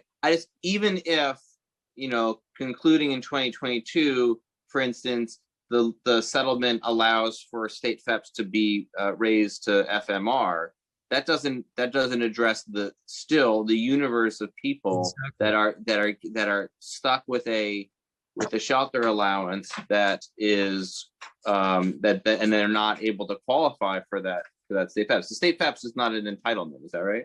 It's an entitlement if you meet a narrower range of eligibility criteria than simply being on public assistance and having a higher rent level. Remember that there was the imposed requirement that you have an eviction proceeding. Got a waiver of during COVID that actually a waiver was granted. But I think your point is an excellent point, which is one of the underlying drivers of family homelessness, not just in New York City, but across the state, is the gap between rent and income. And so if your rent level is higher than $400, your ability to avoid losing your home is going to be severely compromised. But going back to our original conversation about the 9% that's paid for in terms of shelter costs for single adults, in terms of the fact that now New York City is the only jurisdiction in the state that has to make a contribution to federal TANF benefits and to federal EAF benefits. I would urge everyone to look at the right level of government to raise the state public assistance shelter allowance.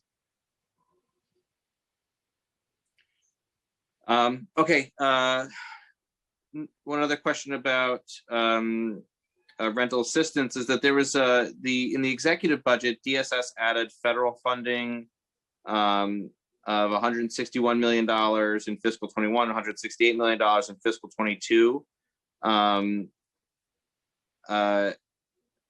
How is that funding being used? What's that going towards? It's being used to support our rental assistance budget. Remember, in the absence of this federal dollars, the city had a $5+ billion budget gap. And so working with OMB, different kinds of city activities that would be appropriate for federal funding were identified, and our rental assistance program was one of them.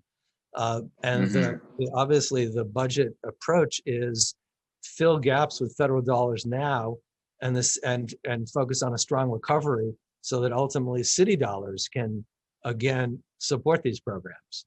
because we were facing, before this federal funding came, dramatic potential cuts in our budget. And so the federal funds were identified as a way to fill those gaps and give us, in the case of rental assistance, actually the ability to continue to increase our city rental assistance budget, which has steadily increased during my time here.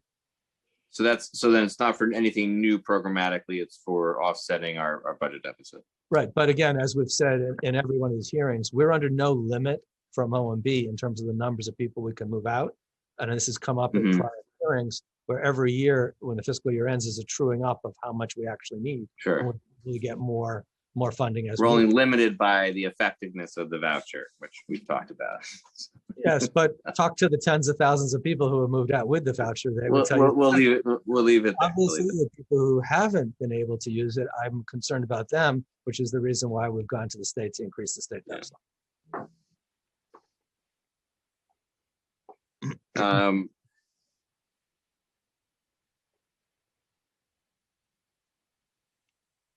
Okay, HRA headcount and redeployments. Access to public assistance. So due to the pandemic, the city has seen a considerable increase in new applications for cash assistance and SNAP, and HRA deployed considerable staff from other areas to address the need. As of the preliminary plan, you indicated that approximately 916 people were still redeployed to help with cash assistance and SNAP administration. In the council's budget response, we called on the administration to add $37 million to HRA's budget to improve client services and benefits access, but we do not see anything added in the executive plan. Can you give us an update on the volume of cash assistance and SNAP applications and recertifications since the preliminary plan? And the numbers of applications have leveled off. We still have the higher underlying caseload for both cash and SNAP. And that's why we've continued to redeploy the staff that we previously assigned at the height of the pandemic. We need to have that level of staffing to address the certifications that are coming due.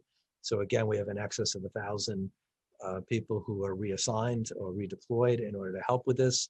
And that's on top of the underlying 2,800 staff handling cash and SNAP issues going forward. By the way, the telephone, continuing the telephone cash assistance option, we think is extremely important to our ability to manage the caseload going forward, so that we can have our staff focus on client services as opposed to dealing with crowded waiting rooms, which is a reflection of people having to go into an office to do that which everyone on this Zoom call could do by simply making a telephone call for any other kind of thing that we do other than cash assistance. And I think we demonstrated during the pandemic the importance of having a client option to use the telephone. Have there been any changes? An option, not a requirement, but an option. Have there been any changes to HRA's redeployment plan since the preliminary plan? I think we've added some more people back. If I've got the, I'm just not sure if I'm caught in the middle of the number you're looking at, but I believe we've added some more since that number, because that would have reflected a lower operating point than some of the people we added back. We knew we were going to have to, as at the terms in which we got the SNAP recertifications pushed out, was that we would had to resume recertifications for the June period of time. And so we have begun to move people back over and above the number that you probably have before you. We could give you the exact number at some point close in time to hearing. So then our staffing levels as we anticipate them for the first 6 months of FY22, are they reflected in the executive budget as proposed? Let me kind of deconstruct that. I have to take that question apart a little bit. Okay. The number of positions that were vacant in the executive plan that we're now going to be able to fill that we couldn't fill before, we cannot fill positions of that magnitude quick enough to meet the need for the beginning of the recertification process. So that's why we're continuing to have reassigned staff to fill that need. We'll work with OMB to bring on a process to fill those vacancies. But until we have the people that we need in place will obviously continue to use reassigned staff. I'm sorry, I'm jumping around here a little bit. I apologize. That is a lightning round. Lightning round, yes. Just back to the vouchers for a second. Because DSS has budgeted $329 million in federal stimulus funds from the American Rescue Plan. And I know that we talked about how, that's going to be used to offset budget deficits. But have we looked at how many years of an FMR increase that would actually cover? Here's why I would urge you not to think of it that way. Because Okay. the FMR increase is permanent. The stimulus money is one time. So it's like if you and I went out and said, you know what? I just got $1 million. I'll take on $1 million a month obligation. And that $1 million was only one time. You wouldn't do that in your own home finance management. And how can the agency be asked to do that? If someone wants to tell me that I could have this money forever at the federal level, there's a lot of things we could think about spending it on, but it's one-time money. And it was meant to fill a $5+ billion hole in the city's budget process because of the collapse of the local economy. The property tax revenue, all of these things. I know, look, I'm an agency, we deal with human beings. And the answer I gave you is a very non-human being answer. But it happens to be true that if we were blowing our budget every year at this agency, you would be having oversight hearings about why we're overspending our budget every year. Understood. Okay. Source of income discrimination. It remains an ongoing challenge for voucher holders when applying for an apartment. Despite legislation and the work of the Commission on Human Rights, landlords continue to discriminate against low-income residents who rely on rental assistance. It's vitally important that people are able to utilize vouchers without experiencing source of income discrimination. Has HRA, DSS seen an increase in housing discrimination cases?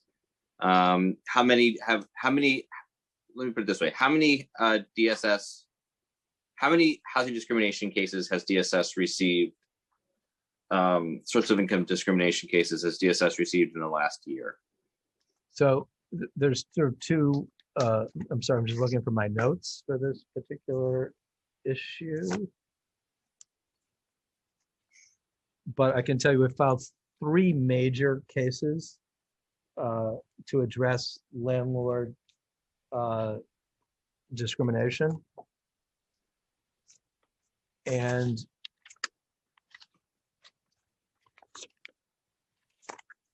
hang on one second, Chair. Okay.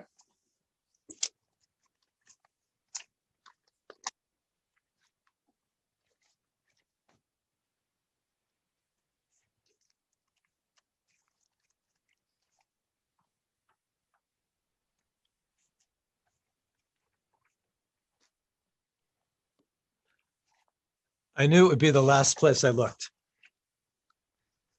So the unit, first of all, one of the budget adds to our baseline is additional funding for our source of income discrimination unit, and that includes both lawyers for litigation and handling complaints, and also testers, because that's how we operate, a combination of litigation and testers. I think we have a good partnership with the City Human Rights Commission, where they are taking administrative complaints. We have the ability to bring lawsuits, and we have. So we've got 3 major cases. 2 of them have been settled. Last year, for example, 2020, we received 482 inquiries to us about source of income discrimination. 213 of them were actual source of income discrimination issues. 53 of them gave us enough ability to try to address the situation. And in half of those, we were able to reverse the discrimination by getting the person the housing.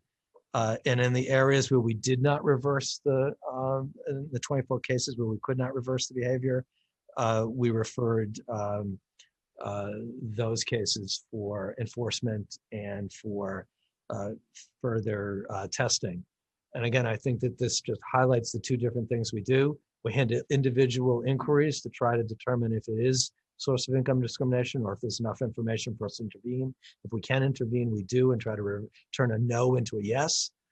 And then we take the information for affirmative cases that we bring.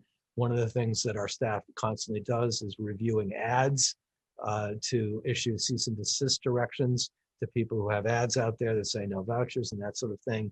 And then we use our testers to determine the kinds of experiences that clients report, which is I called them and they never called me back when I said I was going to pay with a government voucher. And that's where we have the testers and the lawyers to do these things. Of the remaining queries, they were sort of like 160 of them were like non-specific, where we couldn't actually intervene with a particular landlord or particular apartment.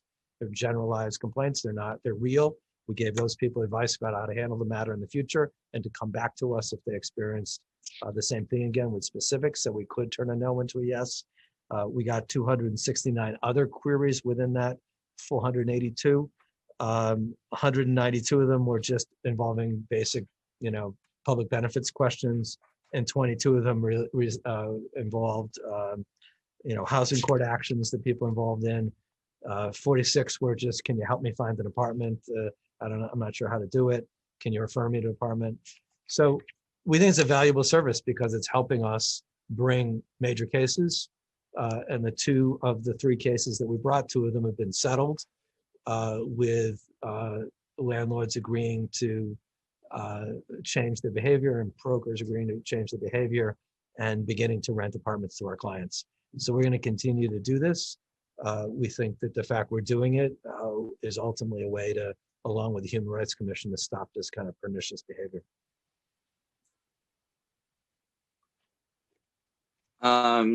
Okay, I'm going to move around here to HRA headcount vacancy reductions. Since fiscal 21's preliminary plan, HRA has cumulatively taken an 811 position 1-year vacancy reduction for fiscal 21, plus a 1,000 position baseline reduction starting in fiscal 21. These reductions have largely been allocated to general administration program areas as a placeholder while the agency determines how to allocate them. When will the vacancy reductions be allocated to specific program areas, and which program areas will see the largest impact? I mean, I think anyone at the agency would tell you the following, that we have attempted to spare our frontline cash and SNAP staff from these kind of contractions as much as possible. And given the fact that the plan just came out in the last couple of weeks, we're early on the calendar of hearings now. We're still working through with OMB how to proceed with the restoration of positions. Okay. Is that something that we could then follow up on prior to voting on the budget? Is there, like, by the end of this month, we have a better sense? I'm not sure we will, but we'll stay in contact with you. Okay. And can you say for sure that frontline positions won't be affected, or are you not able to say that at this point? I mean, we have a whole agency full of frontline positions beyond simply cash and SNAP, so we have to evaluate a lot of different needs. And these, again, are vacancies. We're not talking about, I wouldn't want any of our staff listening to this thinking about layoffs or anything of that variety. We're talking about vacancies and which vacancies to fill. Right. I think that our question is so a lot of these were from last fiscal year. So these are existing. I mean, they're from FY21. So they're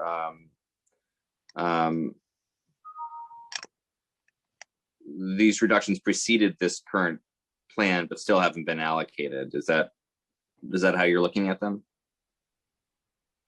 Yeah, I mean, obviously, yes. In the interim, we've been managing through a pandemic, and there have been tremendous challenges that we've had all around. And as you saw, what we did at the agency, we didn't just promote our lot in life. We did reassignments in order to maintain our most critical services. That obviously presents a challenge all across our agency because the staff that were reassigned were performing critical essential services as well. But we needed them for these frontline functions. Mm-hmm.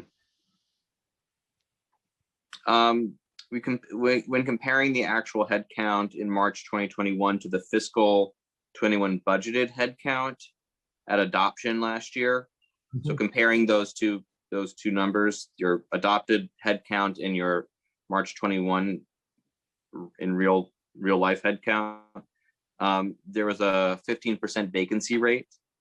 With significant vacancies across many of HRA's program areas. What's the agency's plan for either filling these positions or taking further vacancy reductions? And are there savings that can be achieved in fiscal 2022 and in the out years from that vacancy rate? Is that something that you're looking at and factoring in? No, but remember the period of time you're looking at, there was a citywide hiring freeze, which produced a high vacancy rate. And then initially there was a one position could be filled for every 3 vacancies, and now that's been changed to 1 position for every 2 vacancies. So the creation of the vacancy rate is in direct relationship to the citywide hiring freeze, which was adopted because of the tremendous budget hole that the city overall was facing, and we, like any agency, were subject to the same hiring limitations.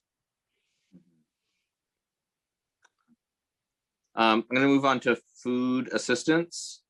Sorry, just one note here is that finance staff is telling me that it has been in double digits for years at this point, though, so that there's a kind of greater issue potentially there outside of COVID.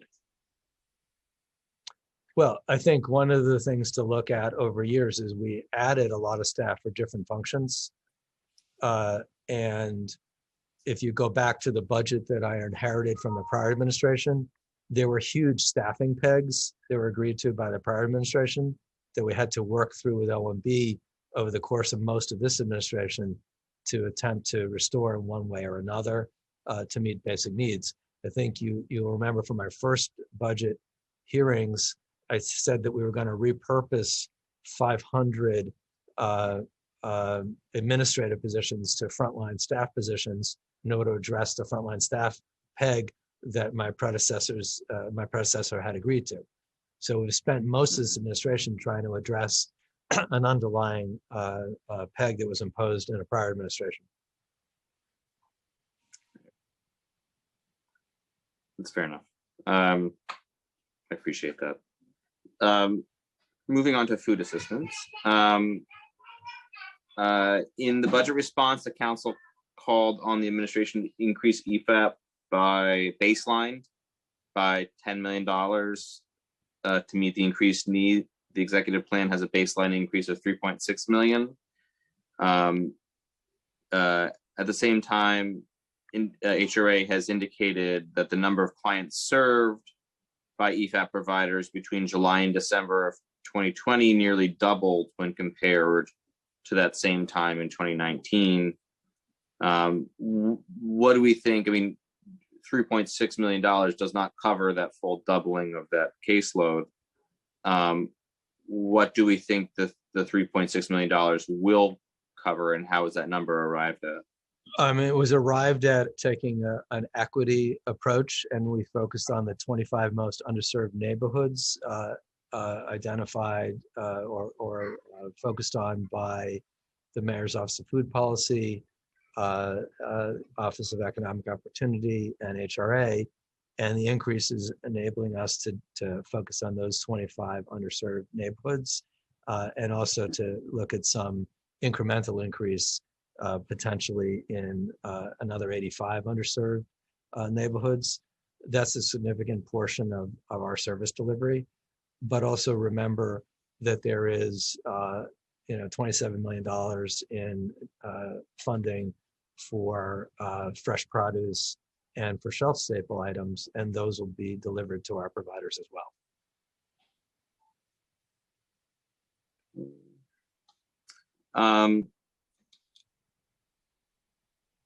Is HRA hearing that from EFAP providers that there is a shortage of food at pantries throughout this fiscal year?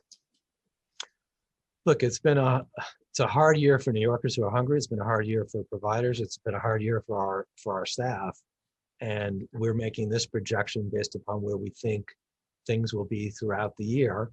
I think, as you know, in a joint process with the council, the mayor added additional funding for food needs at different points during the fiscal year. And we'll continue to monitor closely. This funding, the EFAP baseline money, is targeted for very, very specific equity and capacity building needs. And the PFRED money is targeted to get particular items to the food pantries so that they're not out there buying them on their own. It's an additional infusion of $27 million. Okay, so moving on to PFRED then. Starting in February, the program, and we're going to have a whole hearing on food, I think, next month. So I don't want to belabor this stuff right now necessarily, but this is relevant for budget. Starting in February, the program shifted away from providing fresh produce to only providing shelf-stable items, which makes it very much in line with the EFAP, the range of produce or the range of products through EFAP. When will fresh produce be reintroduced? Very shortly. And then that will continue in FY22. Okay. Why was that done? Why was it? Just part of the process of getting the right food supplies available to us, and it's going to be restored very soon. Okay. Okay. There's a whole bunch of stuff that we want to talk about with PFRED and having access to local produce, and so I think that we'll address that at the hearing next month.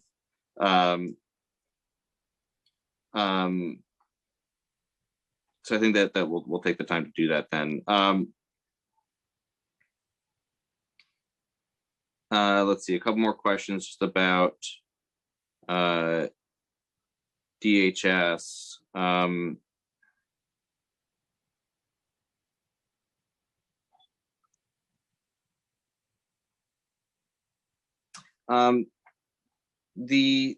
On Journey Home Safe Havens, there's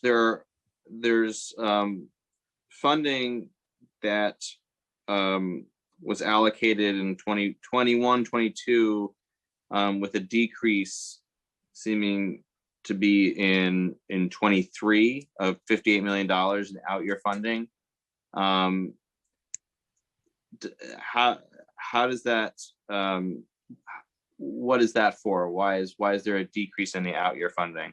Right. That's the issue that we talked about before, which is that the federal funds are time limited, and obviously the hope is a strong city recovery will replace these with city dollars. But just to reiterate what I said before, there's a commitment one way or the other to have these 4,000 beds. We know that we need them.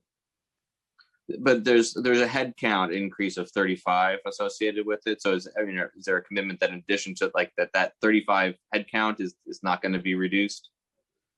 Right. I mean, some of that head count, though, is very much focused on the current times we're in and making sure we have sufficient rapid response to be able to respond to 311 calls and other things that are coming to us. So sure, but there's never going to be like there's always going to be a need for the head count. Right, but I just want to emphasize, that's not a provider issue. Our support for our providers continues to be strong.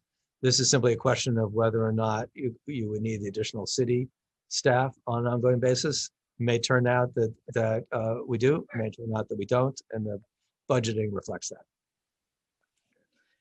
On the so this anticipated increase of 1,000 beds between safe haven and stabilization beds, is that increase fully reflected in the executive 22 budget? I'm only pausing because in the back and forth between the federal money and the city tax levy, I have to get back to you on that. I mean, the dollars are there to bring these beds online, but the sort of sustaining of them, there is that interplay between federal dollars, city tax levy, which is why I'm hesitating to answer, because I was thinking more in the out years. Okay, and then moving to street outreach, and this is my last couple questions here. DHS budgeted $15.2 million in federal stimulus funding for street outreach programming in fiscal 22, including an additional 18 headcount. Of this, 9.4 is baselined. Notably, the governor announced that MTA will resume 24-hour service in May 2021. And so this will certainly affect DHS's outreach and end-of-line service. What are the position titles of the 18 headcount funding coming through this adjustment? These are typically, I have to just check, but typically in this area of outreach, it's the community coordinator type positions. And then what's DHS's plan to address the MTA resuming 24-hour service? Look, we think the end of the line initiative with BRC staff and DHS staff and the ability to make placements directly from the station and not send people to intake and to have additional stabilization beds available has made it possible for the more than 800 people to come in and remain inside. And we're going to continue that effort. Just because the subways aren't shut down for a couple hours doesn't mean we shouldn't be at the end of the line trying to build trust and persuade people to come inside. I want to ask, this will be my last question. This is your actual last question of these. This is it. This is the last one. Oh my goodness. The last budget question. I mean, we're going to have plenty of hearings between now and the end of the year, so don't worry. Well, hopefully we'll have them in person. That would be nice. Does DHS have with regard to like street outreach programs, a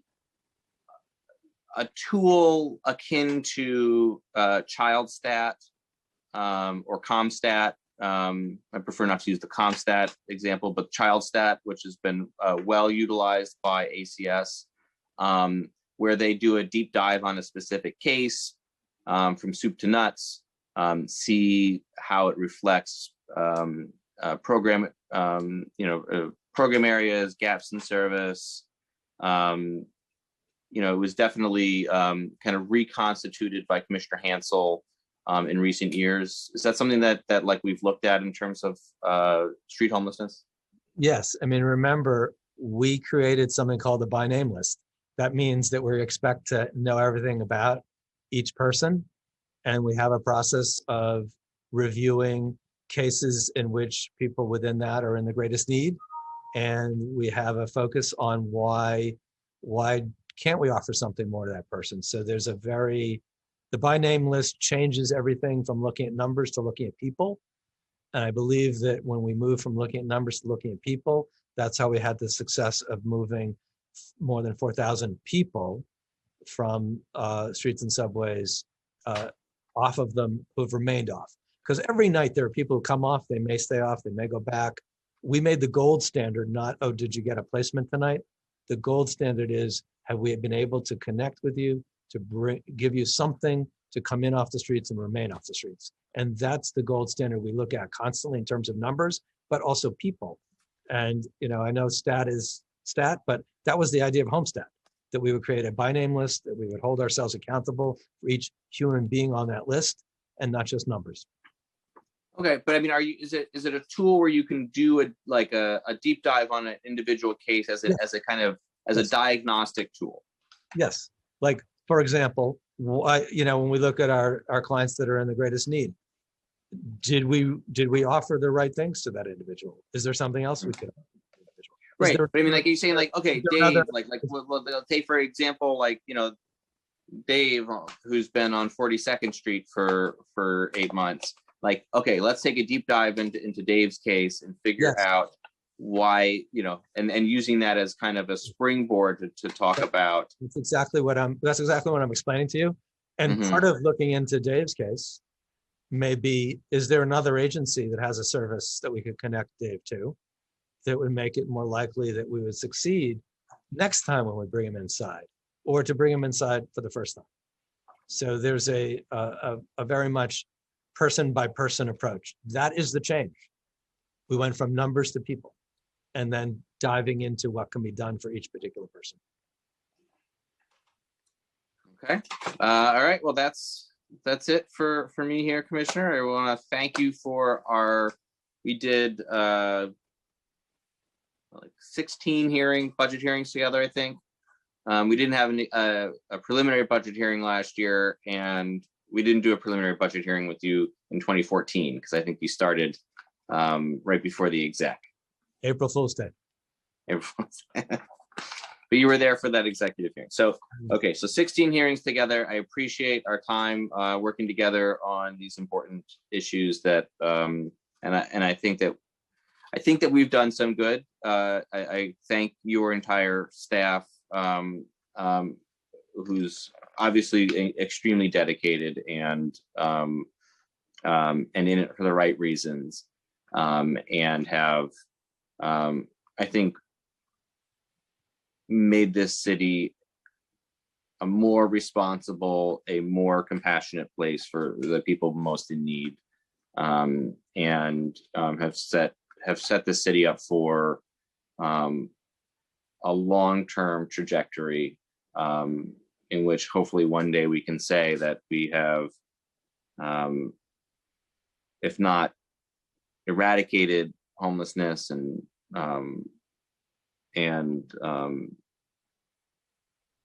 extreme poverty and the suffering that that comes with that, that we've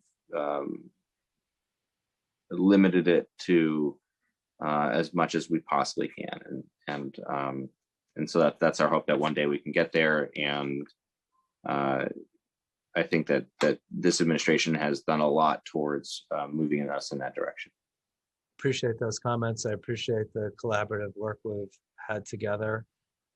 And as I said at the end of the prepared testimony, I appreciate the recommendations, the collaboration, and the results that we've gotten.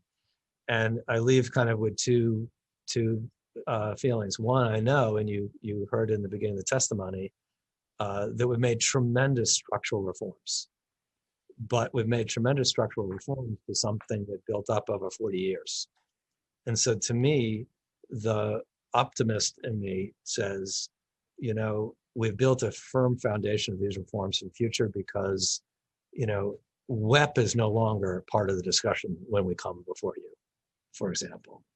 The idea that people in shelter need permanent housing is no longer a debatable proposition. The idea that people need lawyers in housing court to keep from being evicted is not a debatable proposition. And I could go on and on and on. Those are, and people, real human beings are benefiting from each of those kinds of significant structural changes. The HACA change, that you can get HACA without having to be sick enough, that we would actually give it to you to try to keep you from becoming sick. So I want to say that when we started in these positions, the legal services budget for anti-eviction legal services was $6 million in the city. It's $166 million today because we actually believe in a right to counsel. But, those are the things that I can see and reflect on that we all together and our team here have done. But to me, the frustration continues to be that reform is large. It has an impact on tens of thousands of people. But you could still walk into any one of our offices or call us on the phone any day of the week and still have a challenge, because we are literally have been building the plane while we're flying the plane. I do believe what I said in the testimony, that we've created a foundation for others to build on.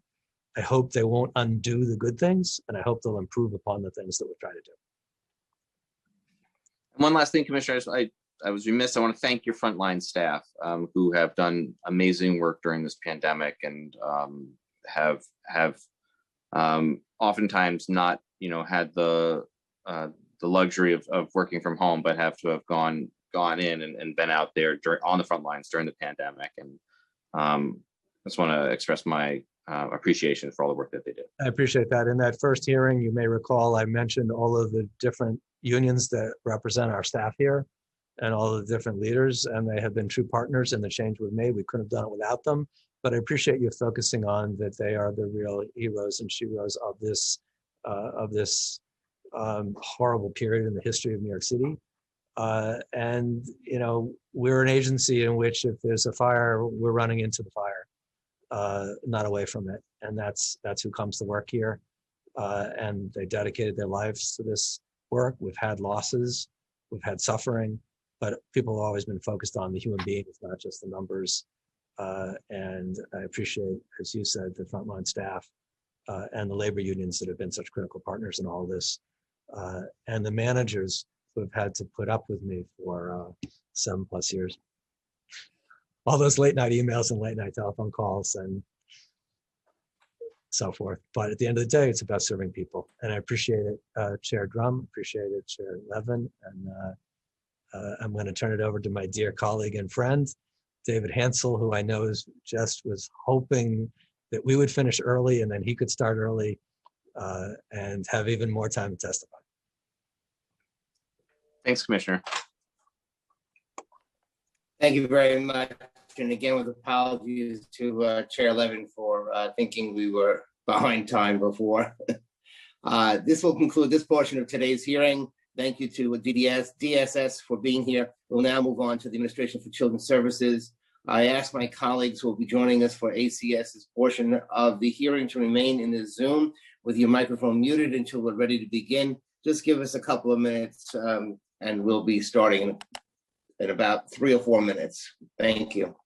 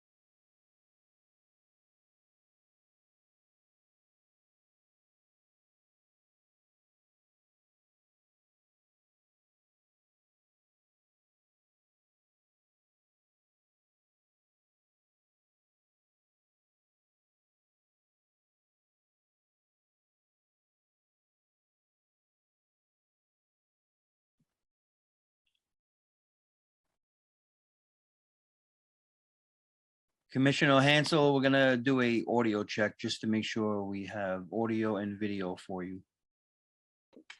Okay, Hear you how's it loud and sound? clear. It sounds perfect. Can you turn your video on, please? Sure can. How's that look? Perfect. Thank you so much. Okay, thank you.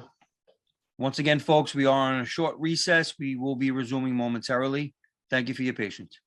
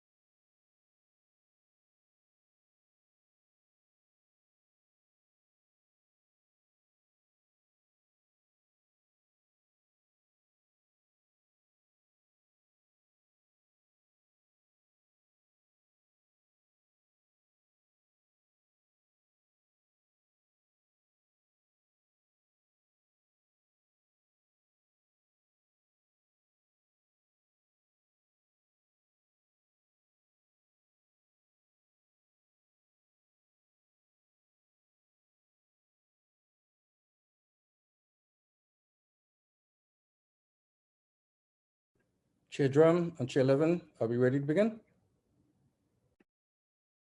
Yes, I'm ready. All right, just give it a minute and we'll, okay. Let me start, sir.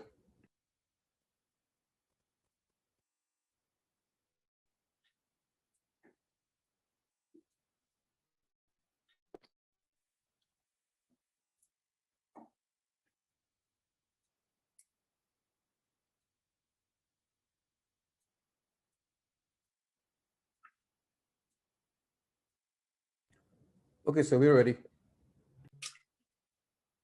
Thank you very much. Good afternoon and welcome to the City Council's third day of hearings on the Mayor's Executive Budget for fiscal 22. My name is Daniel Drum and I chair the Finance Committee. We just heard from the DSS and we will now hear from the Administration for Children's Services. We are joined by the Committee on General Welfare, chaired by my colleague, Councilmember Steve Levin. We are also joined by the following members: Ampry Samuel, Ayala, Darma Diaz, and Salamanca.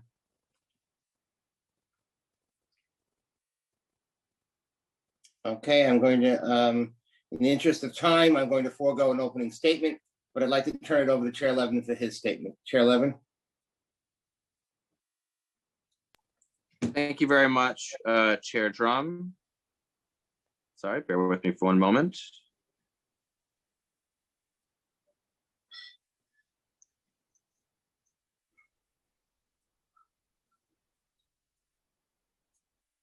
Good afternoon, everybody. I am Stephen Levin. I am chair of the Council's Committee on General Welfare.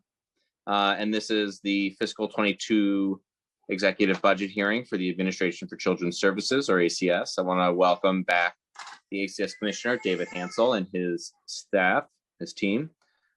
In today's hearing, we will hear testimony from ACS on its proposed $2.65 billion budget for fiscal 22, which is $28 million greater than the fiscal 21 budget, adopted budget.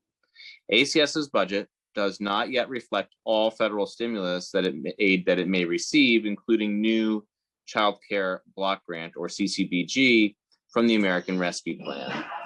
The federal stimulus is a critical opportunity for ACS, and I want to make sure that the city is maximizing its application of federal stimulus funding to key priorities. I apologize, I have a 2-year-old in the background who's making some noise here. This should include more funding for Fair Futures, which provides coaches, tutors, and critical supports for foster youth ages 11 to 21. The program sought $2.7 million in state rollover funding added at exec, but the council called for $20 million to be baseline. I look forward to hearing how ACS will prioritize Fair Futures and work with OMB to continue these essential supports for young people, particularly with the foster care RFP on the horizon. Child care vouchers are another key concern. Access to child care is central. This is not planned. This was totally coincidental. Access to childcare is central to an equitable path forward toward recovery in the city's workforce, particularly for women. The executive budget includes a $6.5 million new need for 22 new ACS staff to assist with voucher eligibility. However, it is not yet clear how many new vouchers will be added for families. Additionally, the budget lacked $4 million in funding for special child care funding vouchers, or SDCF, which provide child care to low-income families. The council called for $19.8 million to be added. ACS is working with OMB and the state to expand its voucher system for high-need families using CCBG revenues, and I look forward to hearing from the commissioner about the future of voucher-based child care as we emerge from the pandemic.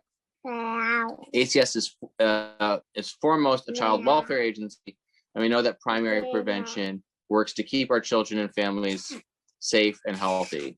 This is why the council called for an investment of $4 million to expand the Family Enrichment Centers, or FECs, to all 11 high-need community partnership neighborhoods. Although the executive budget did not include this, I am hopeful that we can build on this program at adoption. It's been a pleasure to work with Finance Chair Danny Drum for the past 4 years and a privilege to serve as the chair of the General Welfare Committee. This is my 8th and final budget hearing with ACS, 8th and final executive budget hearing, in addition to the 8 preliminary budget hearings. I truly hope that the administration goes big on what is possible and meets the moment. Oh, there we go. Meets the moment by addressing some of the longstanding needs with federal revenue. Together, we can help children and families recover from the hardships of the COVID-19 pandemic. I'd like to thank committee staff for all their hard work in preparing for today's hearing.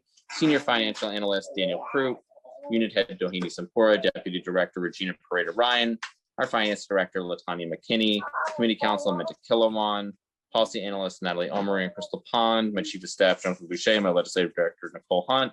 I'd also like to hand it back over to Chair Drum before the Committee Counsel reviews some procedural items and swears in the Commissioner. Thank you all. Thank you, Chair Levin, and it's been a great 12 years. We were part of the same class coming in the City Council, and it's been great to work with you.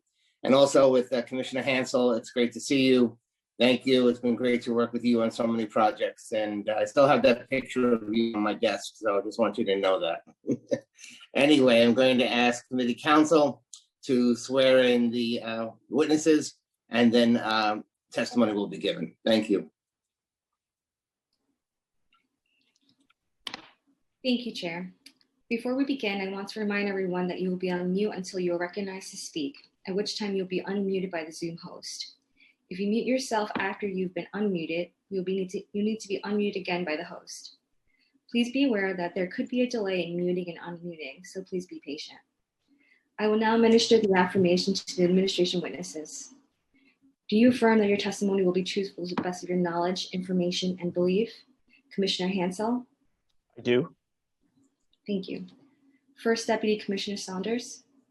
I do. Thank you. And Deputy Commissioner Moiseyev? I do. Thank you. Commissioner Hansel, you may begin when ready. Thank you very much. Good afternoon, Chair Levin, Chair Drum, members of the Committees on General Welfare and Finance, and I think perhaps a future member of the City Council. I'm David Hansel. I'm Commissioner of the New York City Administration for Children's Services. And with me today are Wynette Saunders, our First Deputy Commissioner, and Michael Moiseyev, our Deputy Commissioner for Finance. We very much appreciate the opportunity to testify before the committees today. I know, as you have said, that this is ACS's last budget hearing with both of you as chairs, and of course, my final budget hearing as a member of the de Blasio administration. And so I want to particularly thank both of you and your colleagues for your tireless commitment to children and families, and for being such valuable partners in our work to protect children and to support families. I also want to start on a celebratory note by acknowledging that 2021 marks ACS's 25th anniversary. We've come a long way as an agency, rethinking and reshaping the ways in which we've served children and families over the past 25 years. I'm grateful to have been a part of this work over the past 4 years as commissioner.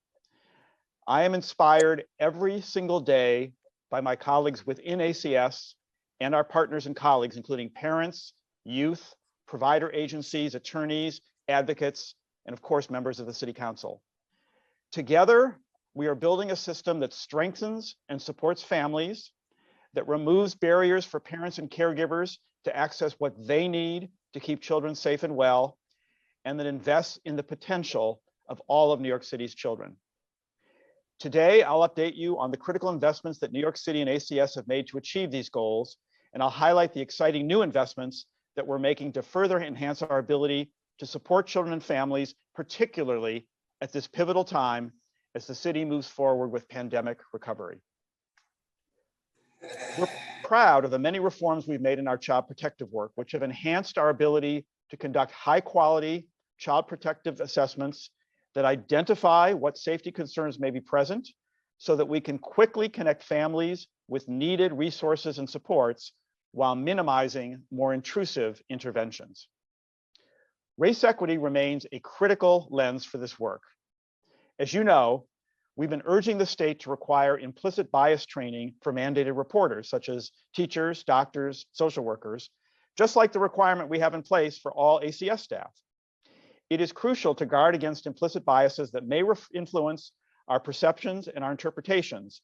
And we want to make sure that when mandated reporters contact the statewide central register, their reports are objective and based on true child safety concerns and not influenced by a family's race, ethnicity, or other factors.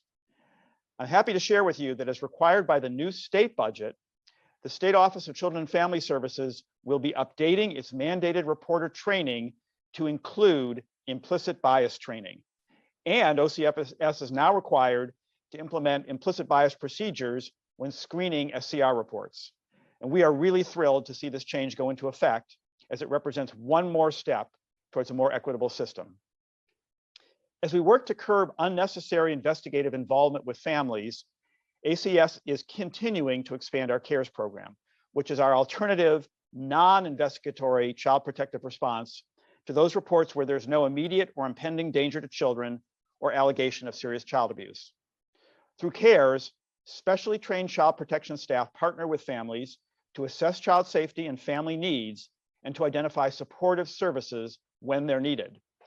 Since November of last year, we've added 7 new CARES units and expanded to all 5 boroughs, and we're on track to have 32 CARES units citywide by the end of this year.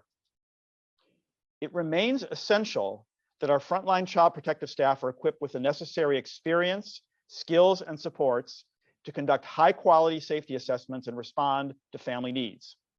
During my time as commissioner, we focused on lowering our CPS caseloads and improving CPS retention. After years of moving in the wrong direction, we're now seeing fewer CPS leave the agency after a short time in service.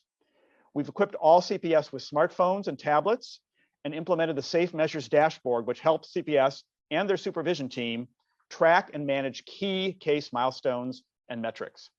By enhancing our technology, CPS can be even more responsive to the families they serve, can quickly locate resources and information for families, and of course, this technology has been even more critical during the pandemic. As commissioner, I've also focused on building ACS's culture as a learning organization so that we can continually address challenges and improve our work. We've dramatically expanded continuing professional development for CPS through our Workforce Institute and our James Satterwhite Academy in partnership with CUNY. We've also implemented and continued to build a safety-focused culture in our child protective practice and when reviewing critical incidents, using a nationally recognized approach that draws from the same knowledge base and critical incident protocols as other safety critical industries like healthcare that they use to improve their systems.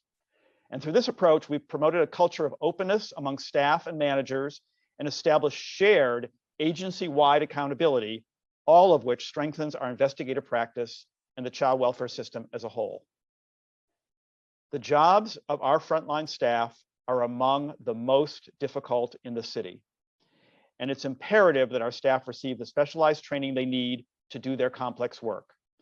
We're particularly excited to move forward after a pause due to COVID-19 with our state-of-the-art simulated training sites that will allow staff to train in apartments and courtrooms that replicate a real-world environment. A new class of 100 CPS are joining ACS later this month, actually 2 weeks from today, and they'll get to experience these new training sites for themselves, working with our team of practice experts and skilled actors to experience what the day-to-day work is like prior to going out into the community to work with families. And later, these sites will be used not only for onboarding new CBS and youth development specialists and provider staff, but also to work with them to build their expertise throughout their careers. The executive budget includes the funding for our successful CPS mentorship program, which we launched in 2020 in collaboration with DC 37 and Local 371. This important program gives newly hired CPS the opportunity to receive additional support and helpful insights from more senior CPS colleagues who will serve as mentors and who understand what it is like to be new to this challenging job. Mentors build important leadership skills and are compensated for their efforts to provide this support to new CPS. We initiated the program with 120 mentors, and we plan to add another 120 in fiscal year 22. As we grow this program, we expect it to further enhance morale by allowing staff to discuss challenges in a supportive peer environment. We think it'll help to keep our attrition low, and it will benefit our long-term growth of our experienced frontline employees. And all of this in turn helps us better carry out our important mission of making sure children are safe and families are supported. Just last month in April, we acknowledged National Child Abuse Prevention Month with a month-long series of virtual events to celebrate ACS and community-based prevention provider staff and to highlight the array of services we have available to support New York City children and families. We were also able to celebrate an important victory at the state level, the reversal of proposed cuts to prevention services that would have further reduced the state's share of prevention services reimbursement and that would have harmed our ability to offer essential supports to families that have become especially critical during the pandemic. We're grateful to our state legislators who worked tirelessly to stop these cuts. Throughout the pandemic, our prevention providers have continued delivering services virtually and in person to families. And these services included concrete goods like food, clothing, and diapers, as well as mental health counseling, substance abuse treatment, homemaking services, and many, many more. I'm especially proud of the prevention continuum that we have grown and strengthened during my time as commissioner. We recently took additional steps to build an even stronger portfolio of services for families with teens who are experiencing challenges with behavior, substance misuse, mental health, or other crises that place the young person at risk of out-of-home placement or justice system involvement. Through the reprocurement of our family assessment program, ACS and 5 community-based partners, Children's Aid, Children's Village, Community Mediation Services, JBFCS, and New York Foundling, are positioned to help parents meet the common challenges of raising young adults through targeted adolescent services that range from family support and resource navigation to more intensive evidence-based models that offer in-home therapy, skill building to increase behavioral control, and support to restore positive family interaction. When reflecting on ACS's history, these facts always bear repeating as the significant markers of reform. About 20,000 families with roughly 41,000 children are served annually through our prevention services to support and strengthen families and keep children at home. At the same time, there are fewer than 8,000 New York City children in foster care, the lowest number in decades, and a number that has decreased each year of my tenure as commissioner. We honor that progress and the hard work it took to achieve, and we are strongly recommitted to our efforts to both ensure that foster care is always the last resort intervention, and that children in our care are placed in safe, loving homes with opportunities to flourish and meet their goals. When children must come into foster care as a necessary safety intervention, we are intensely focused on placing them with relatives or other trusted adults with whom the child has a connection. So far this fiscal year, more than half of the children who have entered foster care as a result of abuse or neglect were placed with kinship caregivers. By continuously strengthening our work to identify and support kinship caregivers, we've been able to achieve an overall increase in the proportion of the city's foster care children who are with kinship caregivers from 30% in 2017 to more than 42% last year. And as you know, ACS has been aggressively implementing a foster care strategic blueprint that has produced significant measurable results. In addition to fewer children in foster care, we've reduced length of stay in foster care, we've increased kinship placement and kinship guardianship, we've increased foster home recruitment, and we've expanded programming for older youth. We'll soon release our RFP for new foster care contracts to begin on July 1st, 2022. We're using the transformational opportunity of this RFP to build on our success and to scale best practices and proven strategies to achieve the best possible safety, permanency, and well-being outcomes for New York City children and families. We intend to implement a shared framework across prevention and foster care services that aims to shorten stays in foster care and provide greater support and stability to families during reunification following foster care. And finally, we're working with New York State to align New York City with the implementation of the federal Family First legislation this September, which includes new assessment and court processes to limit residential care for youth to those who have a clinical or a therapeutic need for a higher level of care, and to enhance the residential care continuum to meet those needs through the creation of qualified residential treatment programs, or QRTPs. Supporting youth in foster care is critical to the work we do to ensure that youth in care receive the support and services they need. The mayor and ACS remain committed to the Fair Futures program, which has provided critical coaching and tutoring services to thousands of youth in foster care. There is a $2.7 million amount of state funds in the executive budget for the continuation of the program, which is a top priority for ACS. We look forward to working with the City Council to ensure that the adopted budget contains sufficient funds to continue the full implementation of this program. During my time as commissioner, ACS has collaborated with youth advocates, our partner agencies, and the council to usher in a new era of juvenile justice reform with Raise the Age. New York City now serves youth who are arrested for crimes they are alleged to have committed at age 16 or 17. They're now served in our juvenile justice continuum, which has increasingly meant community-based services and links to therapeutic supports. As we work to divert young people from justice system involvement through programs in our continuum and in partnership with our sister city agencies, we must also ensure that our juvenile justice environments are tailored to support the youth in our care. For the two secure detention facilities that ACS manages, Horizon in the Bronx and Crossroads in Brooklyn, this means continuing the critical capital projects that will enhance our youth-centered environment and help ensure the facilities are safe and secure for both youth and staff. To that end, the executive budget adds $94.6 million to our capital budget for a total of $336 million committed to renovations at Horizon and Crossroads, which will provide the essential and comprehensive upgrades that both of our detention facilities require to become safe and state-of-the-art facilities for youth. This work will include critical infrastructure upgrades to HVAC, electric, safety and security systems, as well as food service upgrades. But it will also expand programming, vocational, educational, medical, mental health, and family visiting spaces, all of which will help us better meet the needs of youth, including the older population we're now serving since Raise the Age. And we look forward to keeping the council updated as this work progresses. Currently, we're focused in both detention and close to home on supporting youth to successfully complete the school year and plan for the summer. Like other New York City students, the students in detention and close to home are now participating in blended learning schedules with a mix of in-person and remote learning. In addition to the academic program provided by the Department of Education, ACS is continually adding supports and educational enrichment opportunities for youth beyond the regular school day.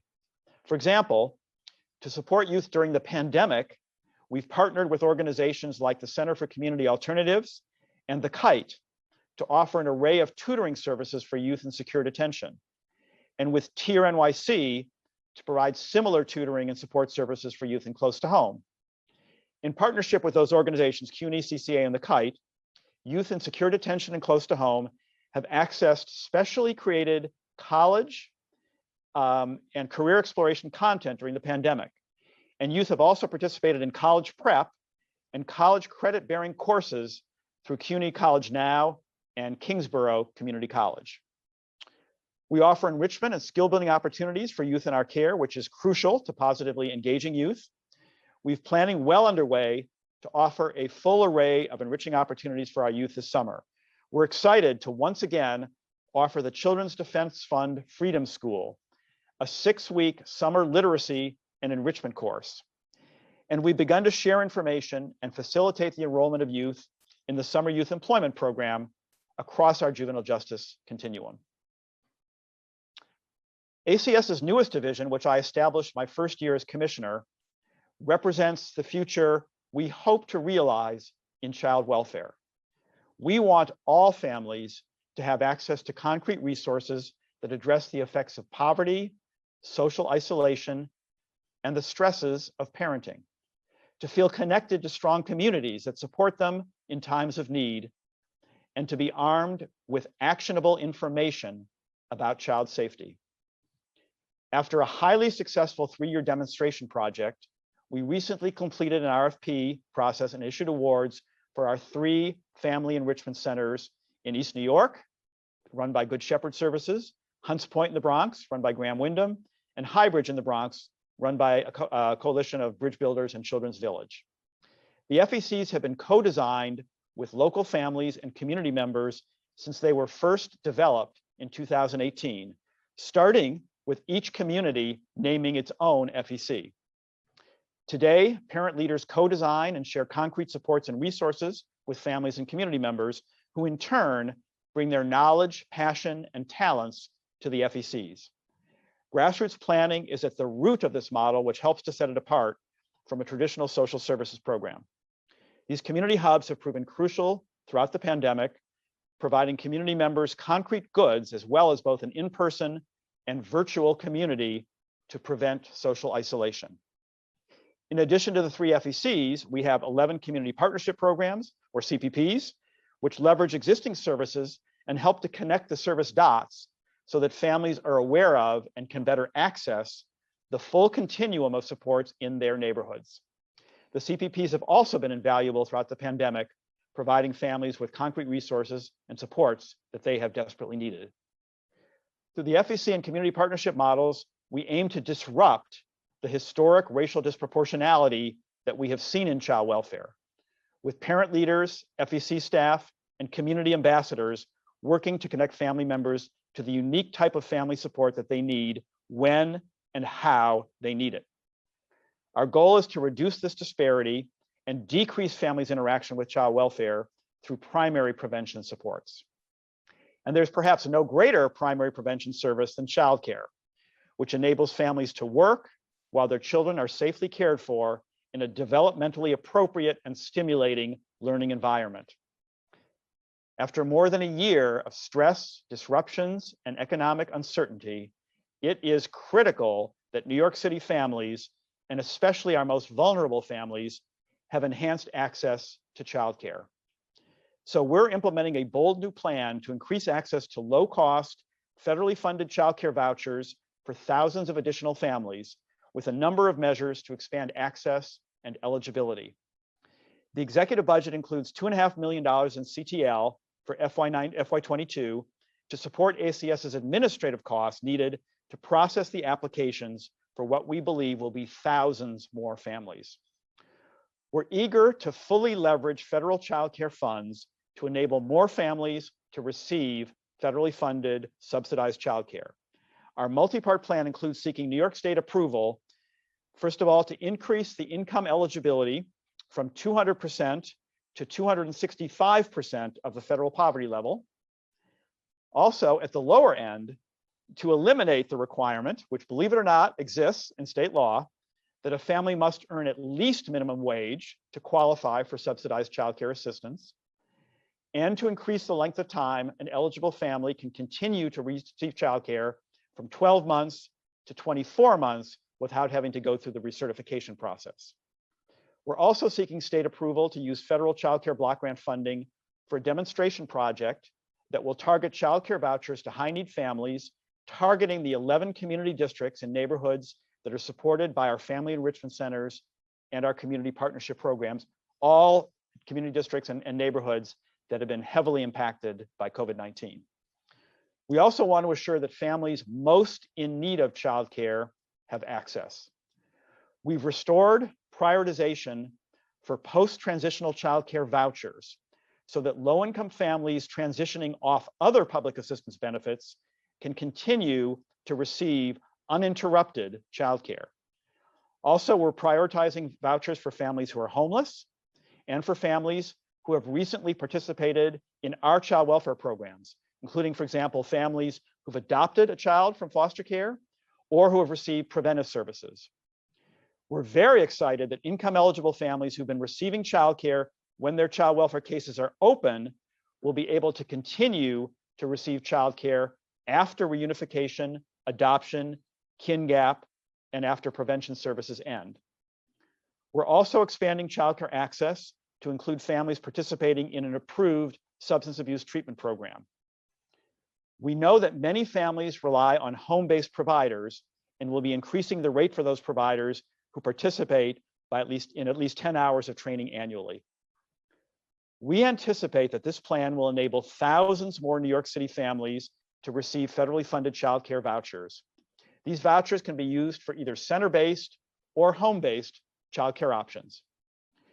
The executive budget also adds funds to our budget for additional staff to carry out expansion and enrollment activities, making sure that families are supported through the application process, making sure that applications are determined as quickly as possible so that families can have childcare arrangements in place when they're starting work or other activities, and making sure that providers receive training and assistance to help ensure that they are timely reimbursed for their services.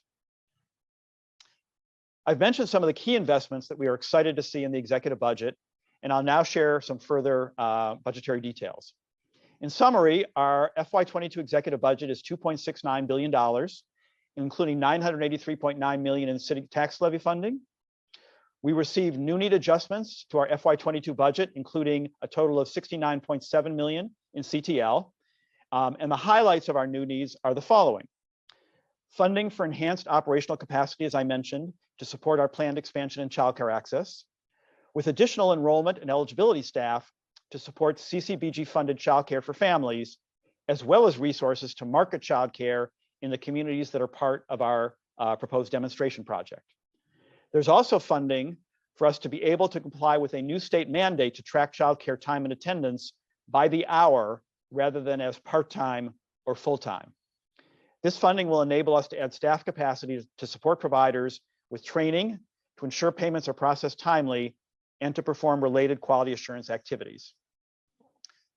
Our executive budget includes funding, as I mentioned, to partially fund the Fair Futures program with $2.7 million in FY22 from prior year state revenue. It includes funding to address the budget gap in FY22 that's created by the federal elimination of our federal 4E waiver and the end of the federal transition funding. It also includes funding to stabilize our residential care providers through a more predictable funding methodology. Beginning back in FY20, our residential providers have received a higher rate to help offset budget uncertainty due to federal and state funding structures that reimburse providers based on the number of children in their care each day, something that can fluctuate wildly. This allocation was baselined at 9.8 million CTL starting in FY22 and helps providers address staffing, turnover, and other basic infrastructure issues, which in turn improve agency stability and the quality of services for children in their care. There's funding in our budget for the CPS mentorship program, which, as I mentioned, gives newly hired CPS the opportunity to receive additional support and insights from more senior CPS who will serve as their mentors. And it includes, as I mentioned, funding in our capital budget for renovations at Horizon and Crossroads to support upgrades to infrastructure and to enhance programming and recreation areas for youth. In addition to the city's important investments in our program and services, we were pleased, as I mentioned, that the final enacted state budget did not contain any of the devastating cuts that were initially proposed, and including it reversed the 20% across the board cut to many of our services, including prevention, adoption subsidy, and detention. We know that many state legislators, many city council members, and many providers and advocates worked hard in Albany to reach this result, and we're thankful for your support and efforts. And importantly, the state budget also included implementing legislation for the Federal Family First Prevention Services Act, and we will continue to work with OCFS and our child welfare partners to implement the new requirements. In conclusion, I'm immensely proud of the progress we've made at ACS over the past 4 years, but just as proud of the fact that we continue to remain laser focused on opportunities to better serve children and families. We're grateful to the City Council for your continued support and advocacy on behalf of New York City children and families. I feel personally privileged to have worked throughout my tenure with Chair Levin and Chair Drum. And Chair Drum, if I can digress for a minute, you and I have actually known each other for many decades and worked together, and I have always admired you tremendously as an exemplary public servant, whether as a teacher or an elected official. And I know that you and your colleagues all share a strong personal connection and dedication to this work. And so we look forward to sharing more details with you about ACS's 25th anniversary celebrations this summer. And we very much hope that you will all join us for the festivities. Thank you. And my colleagues and I are happy to take your questions. Thank you very much, Commissioner. And yes, it's been a pleasure working with you. And yes, we've known each other for a long time now. So thank you. It's been a pleasure, especially working with you in this capacity. So we have some questions, Commissioner. And I'm going to ask some questions, then Steve, Councilmember Levin will ask them, and then we have some council members, I believe, who are also going to ask questions. But ACS budget allocates over $650 million for child protective and prevention services. The council has been concerned since the beginning of the pandemic that child abuse and neglect cases were going unreported due to the decreased contact children were having with mandated reporters like teachers. Does ACS fiscal 22 budget adequately fund programs for post-pandemic recovery for children and families? Thank you very much for that very important question, Chair Drum. The short answer is yes, and let me give some context. When the pandemic started back in March of 2020, when the schools closed, when the city went into essentially lockdown for a period of time, the number of reports that went to the state central registry that got referred to ACS for investigation dropped quite significantly by about 50% initially. And that, while it was concerning, very concerning, was not really surprising. The schools closed, and typically about a quarter of our reports come from educators from the schools. And of course, for a period of time, young people were not seeing doctors, therapists, coaches, other people who are mandated reporters, as you mentioned, and have an obligation to report possible abuse or neglect. So those are the reasons we think why that happened, but it was concerning. I'm happy to say that that actually changed fairly quickly, and really by the summer of 2020, summer of last year, we were back to approaching normal levels of reporting. But we were concerned about whether that meant there were children who were isolated at home, not coming to the attention of other service systems and not being reported when they might have been in some danger. Now, first of all, we monitored sort of other information sources like, emergency room reports, things like that. And we did not see any evidence of that. And we didn't see any evidence of that with regard to, any shift in the proportion of reports we were receiving that were more serious. So we actually don't have any data to suggest that was happening in New York City.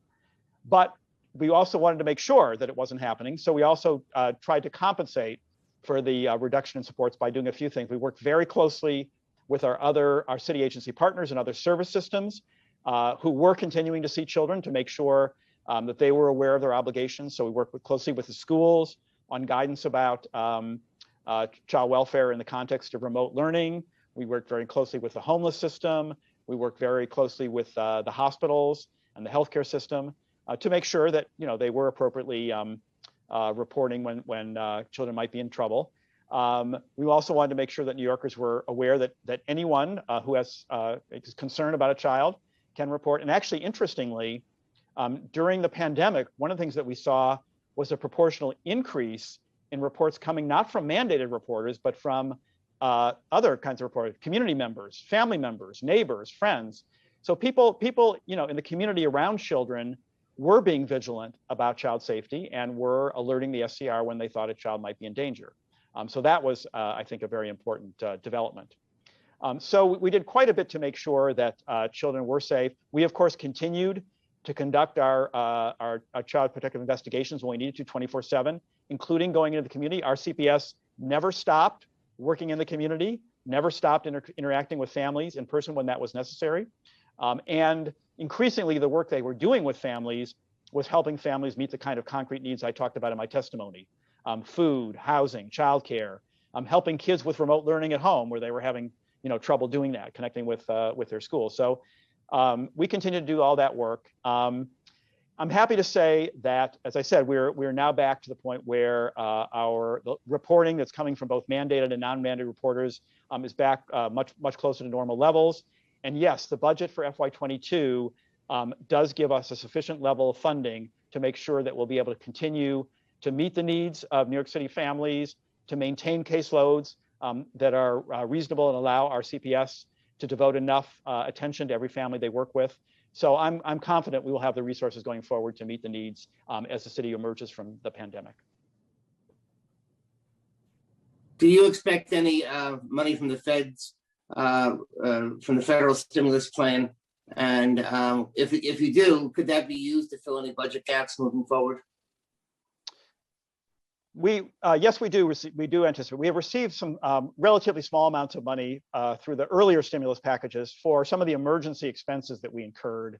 And Deputy Commissioner Moiseev can speak in detail if you'd like the numbers. But you know, so we and our providers incurred emergency expenses for PPE and technology and things like that. We received some federal stimulus reimbursement for that. So additional reimbursement is going to the state, and we don't yet know. And the most significant component of federal reimbursement will be for childcare. There was a very, very substantial allocation of additional childcare money in both the CARES Act that was enacted in December and the American Rescue Plan that was enacted more recently. Both of those will have resulted in significant additional childcare funding going to the state. The State Office of Children and Family Services has not yet indicated how much of that money will be coming to ACS or to New York City. So we don't yet know how much federal child care money we'll be receiving. We expect it will be substantial, and we're certainly doing planning on that assumption, but we still don't know, and we're very anxious to hear from the state what kind of child care funding we'll be receiving so we can make sure that we're fully utilizing it to meet the child care needs of children and families in New York City. So, Deputy Commissioner, can you get us those numbers that the Commissioner is referring to? Absolutely. Thank you. So in December, we received $1 million from the CARES Act for PPE, cell phones, tablets, laptops, food, and household supplies to support the safety, permanency, and well-being of children and families.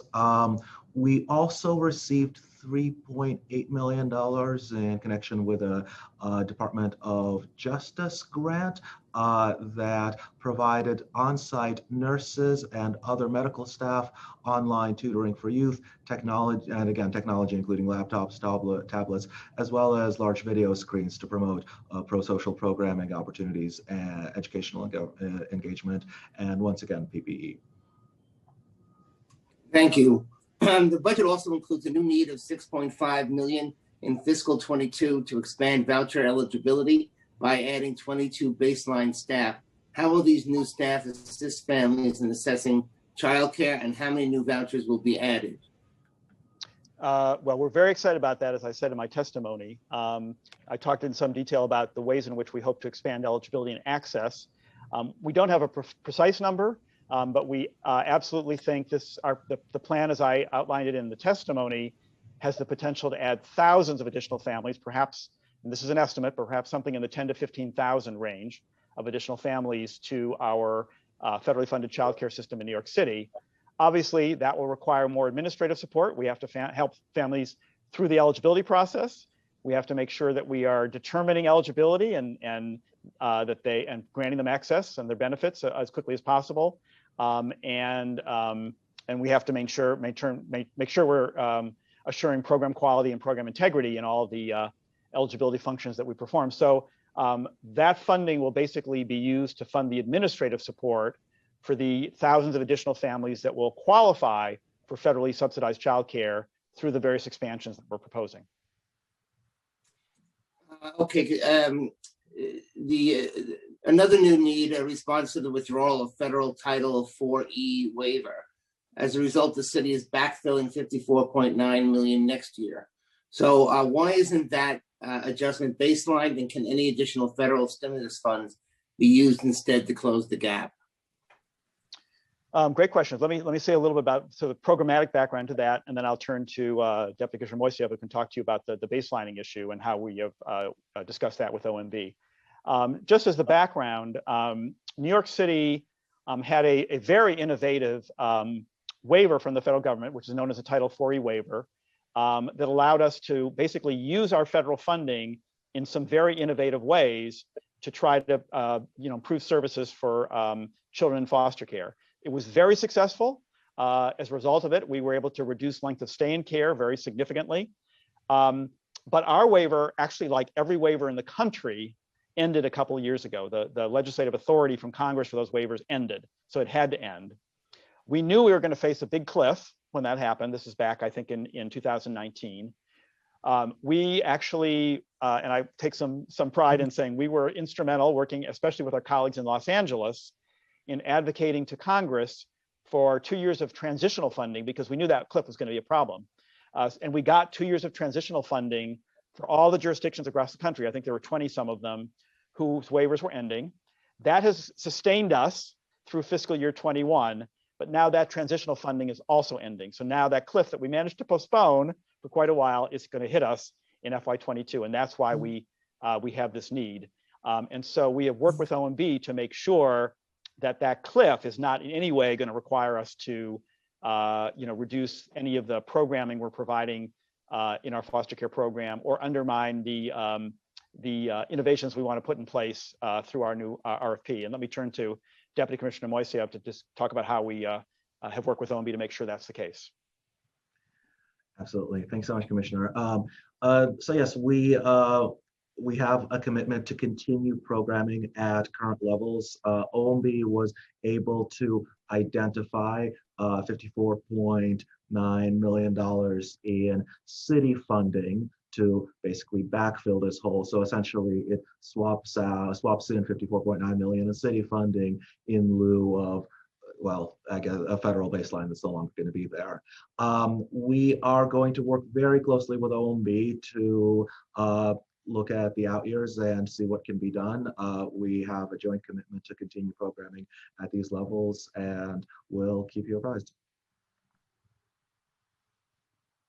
Okay, thank you. And just quickly, because we're running late, just want to talk a little bit about DOE's District 79, which operates passages and in partnership with ACS. So what in-person instruction is currently happening at Horizon and Crossroads? And does the executive budget include any new funding to support the in-person teaching? Yep. Well, let me say a little bit, and then I will turn to First Deputy Commissioner Saunders to provide more detail. And I will say, I'm delighted that First Deputy Commissioner Saunders, who, as you know, just moved into her new role about a month ago, is going to take on a very large amount of responsibility in overseeing our juvenile justice programs and our secure detention programs in particular, which is very much in keeping with her background. And so she has already gotten very engaged in that.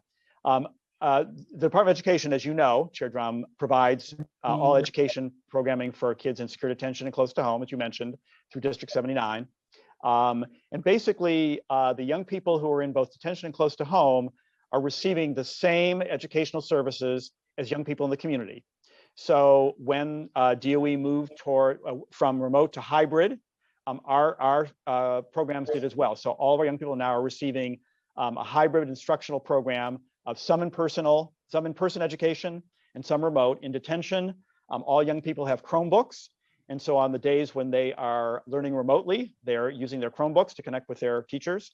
And there is an equivalent counterpart for the kids in close to home are also using tablets for their remote days. So they're all in hybrid currently, but the commitment is, as DOE moves more and more towards in-person education in the community, it will also do so for the young people in our juvenile justice program. And we do have the funding that we need to make sure that remains the case, and the Department of Education does as well. First Deputy Commissioner Saunders, anything you'd like to elaborate on? No, I just would like to just add that we work very closely with DOE. As you mentioned, we have a hybrid model which provides both educational services in person and via virtual platform. Our students receive in-person services and attend virtually through the DOE issued Chromebooks, but ACS has made efforts to also provide all of our youth with tablets so that they can also do additional programming. Aside from the virtual programming that we do with their tablets that ACS provides, we also have been employing in-person programming in concert with the guidance that we receive from the Department of Health and Mental Hygiene. Okay, and just finally, let me ask, are you able to meet the mandates in students' IEPs? We certainly are. First Deputy Commissioner Saunders, can you speak to the details of how we do that? Well, what I would say is the IEPs are administered by DOE. And we do all that we can to support DOE with all of the services that they provide our young people. But that is definitely a question that DOE would be most responsible for as they employ and institute the IEPs for young people. Do you know whether or not they've been able to do it? I'm not clear on that, but I'm sure that we could ask DOE to respond to that. Okay, that would be great. And if you can get that information and share it with us, I'd appreciate it. We'll certainly do that. Okay, thank you. I want to turn it over to Chair Levin.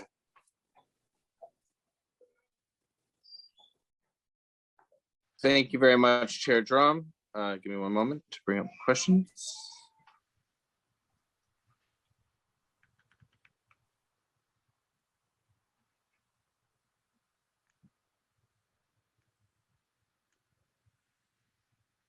Okay.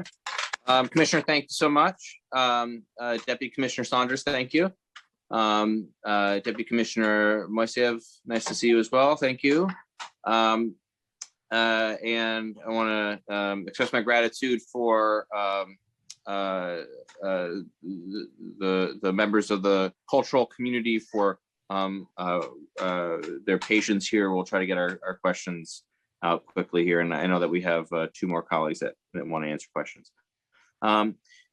So, Commissioner, just want to ask about Fair Futures. It's been a key priority for the council and myself since it was first funded in FY20. The FY22 executive budget adds only $2.7 million for the program. The council has called for $20 million in our preliminary budget response to be baselined. We know that we need at least $12 million to continue the program. Can you tell us the mix of city and state funding for Fair Futures in fiscal 21? And can we restore the city funding in fiscal 22 as a first step to baselining the $20 million?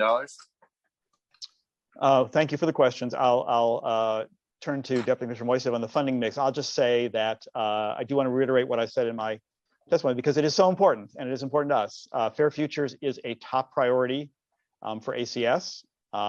It's a program, we began implementing it just about a year and a half ago in November of 2019 with the first year funding that we received.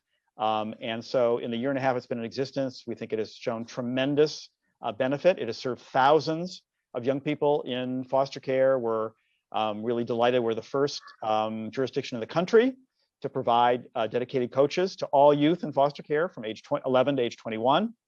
And we think the program, frankly, has been so successful that as we indicated in the concept paper that we issued some months ago in anticipation of our forthcoming foster care RFP, we indicated that we are interested in really making it a core part of our foster care model. So we remain very committed to it. I can say that the mayor remains committed as well.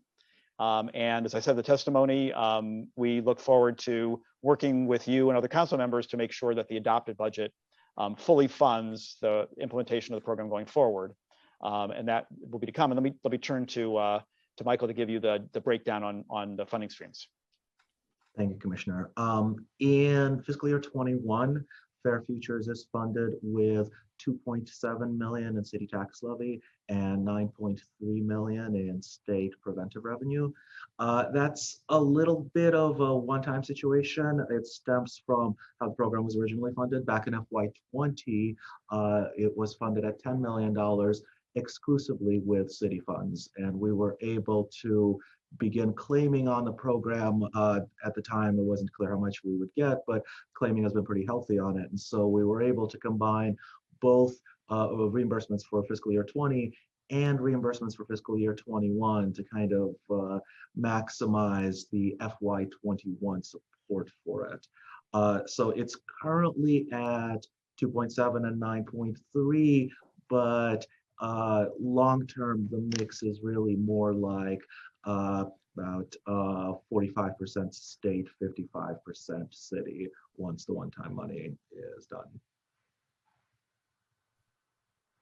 And can we commit that no child no foster youth who's currently in the program will lose their coach as of July 1st? Is that a commitment we're willing to make right now? We have spoke with our foster care agencies and told them to anticipate continuing services, not to lay off staff, but to anticipate that the program will continue. Okay, because that's an important part in terms of capacity and some continuity within the service, making sure that coaches are not out looking for other jobs. Absolutely. I want to ask about vouchers. Obviously the pandemic has laid bare how essential childcare is to the city's economy and its workforce, especially for working mothers. The budget is missing $4 million for SDCF vouchers, and the council has called for $19.8 million. How many more vouchers can we expect from this possible voucher expansion and possible CCBG revenues, new CCBG revenues? And what's the vision for the future of SCCF? Is that being phased out? How do we ensure that, because as you know, SCCF replaced CCBG 7 years ago. So here we are now transitioning back to CCBG, which is fine if it has, similar qualifications, criteria, and is a long-term funding model. But what's the future of SCCF? Yeah. Well, let me sort of speak to our programmatic vision for child care vouchers, and then Deputy Commissioner Moiseev can talk through the numbers that sort of go with the ups and downs in SCCF funding over the years, which have been sort of significant. It's been kind of a roller coaster, as you know.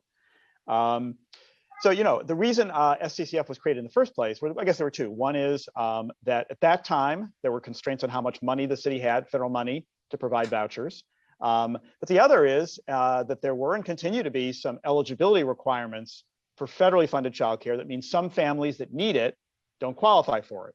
And so SCCF was created to really, in a sense, to compensate for that and make sure there was a source of childcare vouchers for families who didn't qualify for federally funded vouchers. That number has gone up and down over the years based on the city's fiscal situation and year-by-year negotiations between the mayor and the council. Our feeling is that we want to maximize the federal child care block grant revenue that the city receives to provide as much child care to families who need it as possible, for two reasons. One is that's in the city's fiscal interest. If we can serve families with federally funded child care, that saves city tax levy resources for other things. And second, frankly, it provides more stability for families. SCCF, as you just pointed out, goes up and down. We don't want families to have to worry year by year whether they're going to have continuity in child care. And the federal funding actually has pretty much gone up and up, and all indications are in the Biden administration it's likely to go up quite significantly. So our sort of broad conceptual approach is to make as many families as we reasonably can eligible for federally funded childcare to basically relieve the burden on CTL funded SCCF vouchers. That's why we're proposing all the things I mentioned in my testimony: expanding income eligibility, expanding the categories of families who are prioritized for childcare, extending certification periods, which reduces the number of families who lose childcare because of the churn every year when they have to recertify. So we think by doing that, we will add, as I said, we don't have a precise estimate, but definitely thousands, and our rough estimate is probably somewhere between 10 and 15,000 additional families will become eligible for federally subsidized childcare. And our hope is that that will reduce the need for SCCF vouchers. And in fact, as you know very well, Chair Levin, we've talked about this a number of times, when the SCCF funding was reduced last year, we made it our priority to basically transfer as many families as we could who were receiving SCCF funded vouchers, city funded vouchers, onto federally funded vouchers, so there was no lapse in their childcare. And we were successful in doing that, as you know, for thousands of families. So we want to continue to do that as much as possible, but there will remain some federal limitations on eligibility. And so probably there will remain a need for SCCF vouchers as well. And I would anticipate that, again, as it has been in past years, this is an issue that the mayor and the council will want to discuss as part of the adopted budget negotiations to determine what the ultimate level of SCCF voucher funding should be in the adopted budget. Okay. Thank you, Commissioner.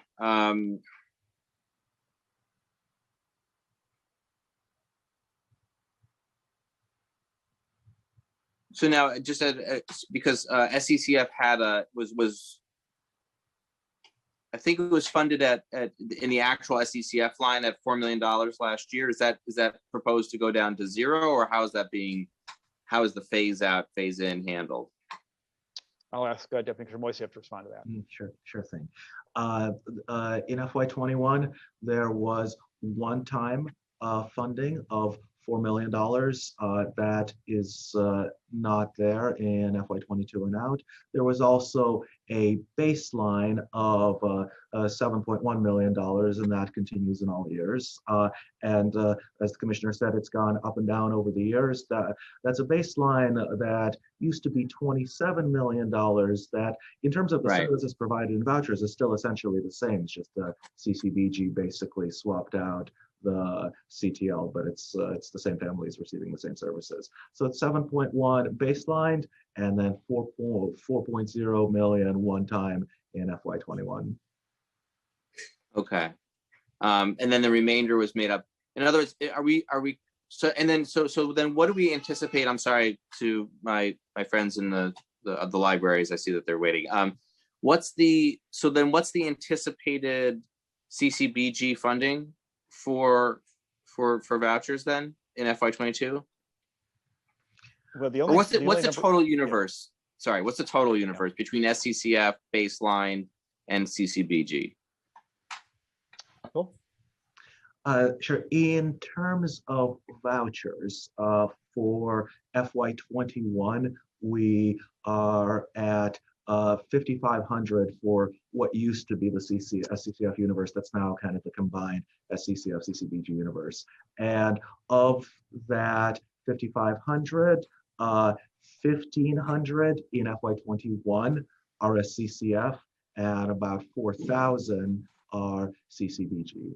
The CCBG will continue. The majority of the SCCF will continue as well because they're supported by that 7 million. The 4 million that does not continue into FY22 would support around 545 vouchers. Right. No, what I'm asking is for FY22, proposed FY22, what's the total dollar amount anticipated between for vouchers, for non-mandated vouchers, combining your SCCF, your 7.1 SCCF plus your CCBG, your new CCBG?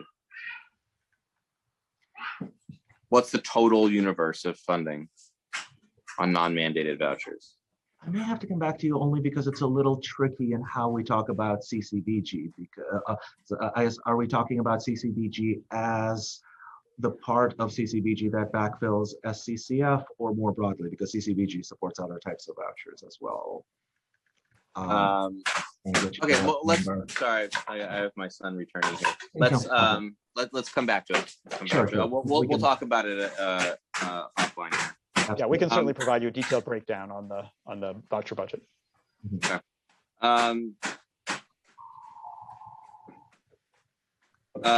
Sorry, just a couple more questions here. The new foster care RFP will be released this spring.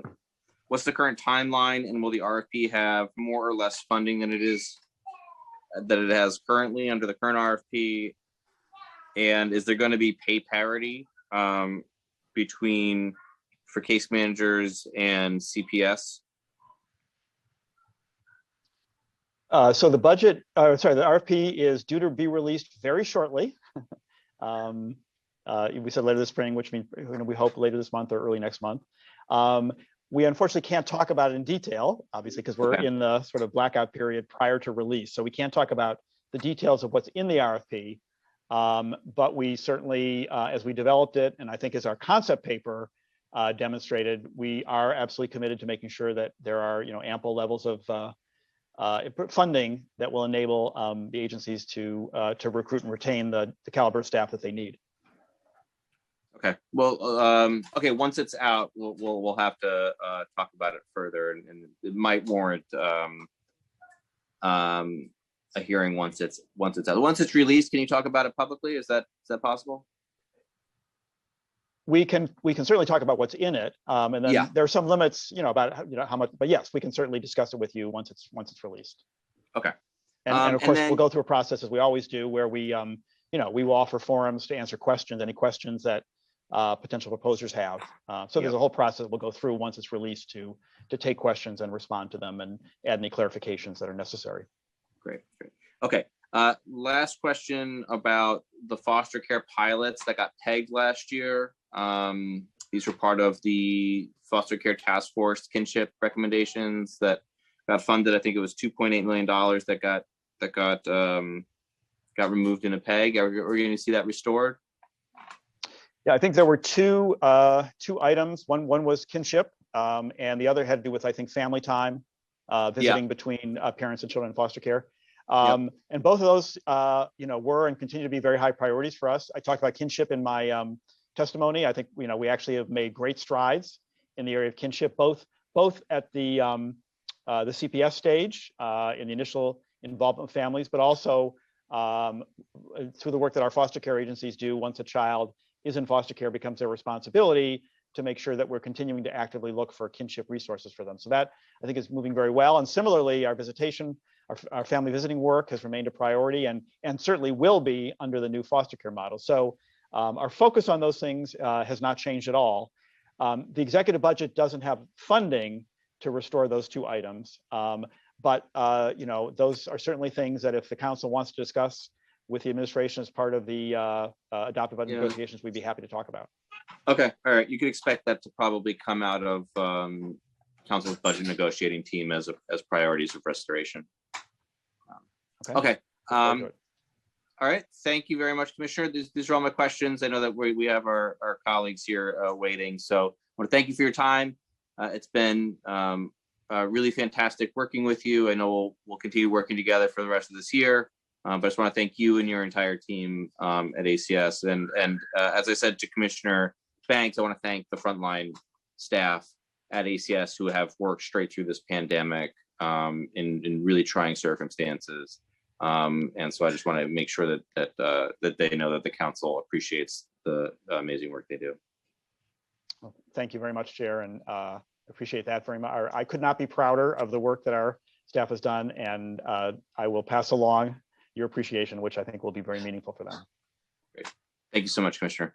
And again, my apologies to I see Presidents Marks and Walcott and Johnson. Thank you guys for your patience.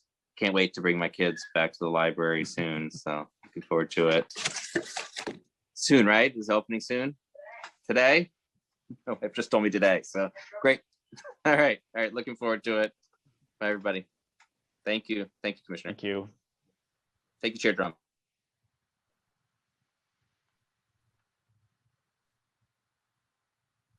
Let's go to council member questions.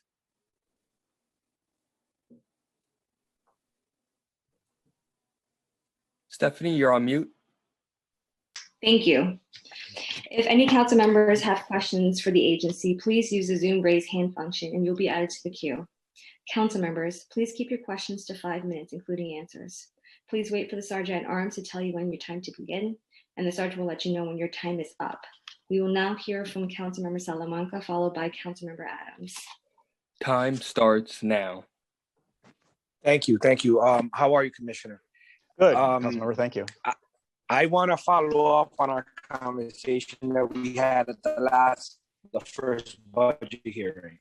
I asked first, how many adolescents do we currently have at the Horizon Detention Center as of today? I will ask First Deputy Commissioner Saunders on that. I know we have a total of 105 young people in both centers. Actually, we currently have 32 young people at Horizon. Okay. And At the last budget hearing, I asked, what's the total cost to house them daily? And I was told that your agency would get back to me. I have yet to hear back from your agency. Well, I think we had actually gotten a question from the committee, which we responded to, but I have the information for you now, so let me give it to you. Yes, please, thank you. I can give you the exact details. First of all, the average length of stay for a young person in secure detention today is 33 days. The daily cost per young person in secure detention last year, 2020, was $2,142 per day.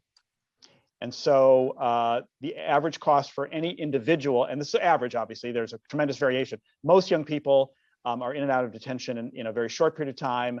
There are a small number who remain longer. The average, as I said, is 33 days. So the average cost for a young person's stay in secure detention is about $71,000. Wow. Okay. And then, Commissioner, finally, I know we've spoken about the double and triple parking in front of the Horizon Detention Center. It's gotten a little better, but it needs to get much better. It needs to improve. You know, the employees there that are triple parking on the sidewalk are putting people's lives at risk because of their parking behavior. And I really hope that you can continue to, bring this up and really address this issue. We will certainly do that. And I'm sorry that it continues to be an issue. We have really tried very hard. I mentioned earlier that our new First Deputy Commissioner, Winnette Saunders, is going to be very focused on detention. And I can tell you that the parking situation at Horizon is one of the issues on her plate. And she's already very focused on both making sure that we're doing everything we can to make sure that our staff there comply with parking requirements, and also to see if we can find a better solution in the community, in the neighborhood, a better parking solution. So I promise you, we're very focused on that. And First Deputy Commissioner Saunders in particular will be personally focused on that. All right. Thank you very much. Thank you, Mr. Chair. We will now hear from Councilmember Adams. Time starts now.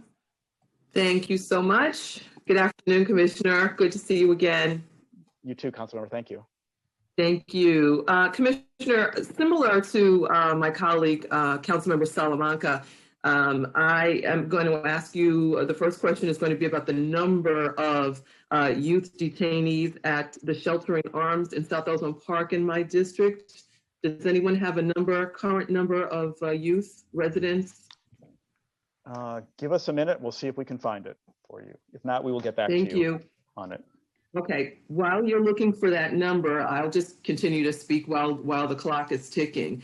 To my knowledge, there are 10 beds at the facility. The facility's been open for approximately 5 years, maybe a little longer. We've had a few AWOL events there. There has been a financial impact on the community prior to its opening, and that residents put fences up, tried, their security measures increased around their homes, cameras, et cetera. And to my knowledge, Raise the Age did not significantly affect intake at this particular facility. So that's why I'm asking about the numbers right now. I don't believe that this facility has ever maxed out or never filled the spaces that were allotted. So do we have a number yet? We're working on it, but if you'd like, because we want to maybe talk generally about sort of our capacity issues in close to home and what our plan is in that regard, would that be helpful? Sure. Okay, thank you. So first of all, I appreciate the question very much. We did actually in fact, it was not long, I think, after I started as commissioner, there were a couple of AWOL incidents at that facility. I actually remember meeting with then Borough President Katz to discuss it.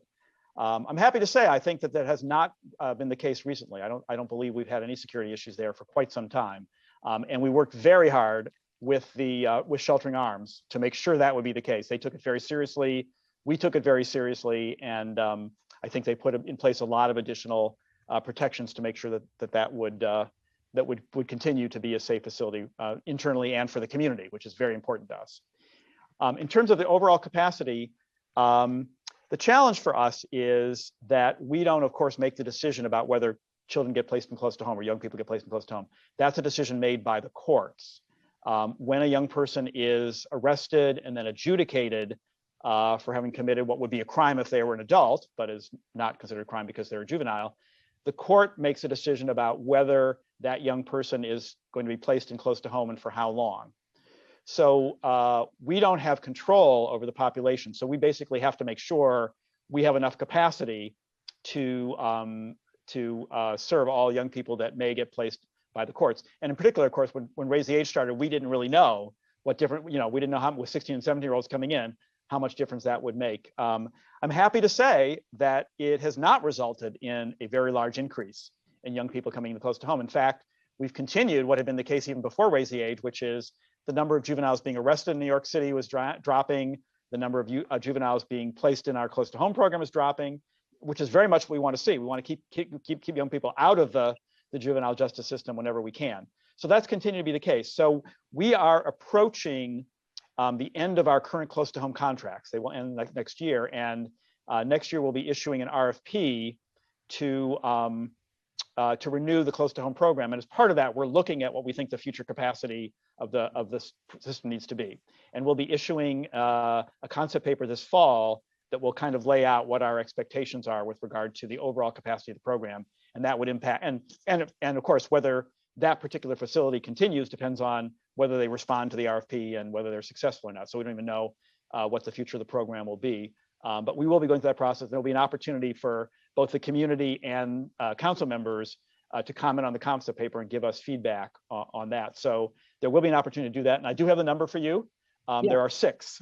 There are 6 young people in that facility. Yeah, you're going in the very direction that I knew we would get to, because to my knowledge, that particular facility has never gone above 8, 10, maybe maximum 10. So my question was coming back to where you just landed, what you were looking for as far as future projection for consistently low occupancy numbers like that, year after year after year. In my estimation, that's extremely expensive.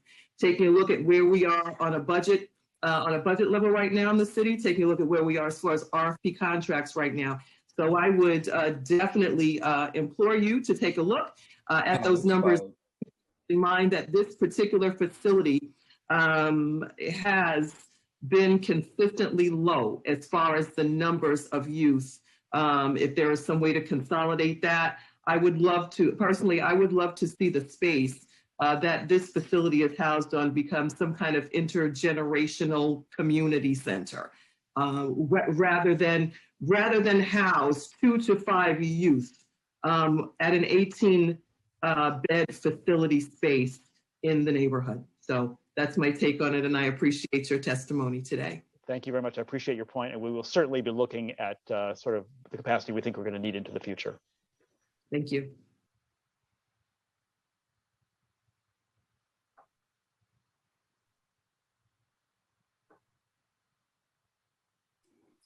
Okay, I believe that that's going to be it. Council, am I correct that there are no further council members who want to ask questions? Yes, that's correct, Chair. Okay, thank you.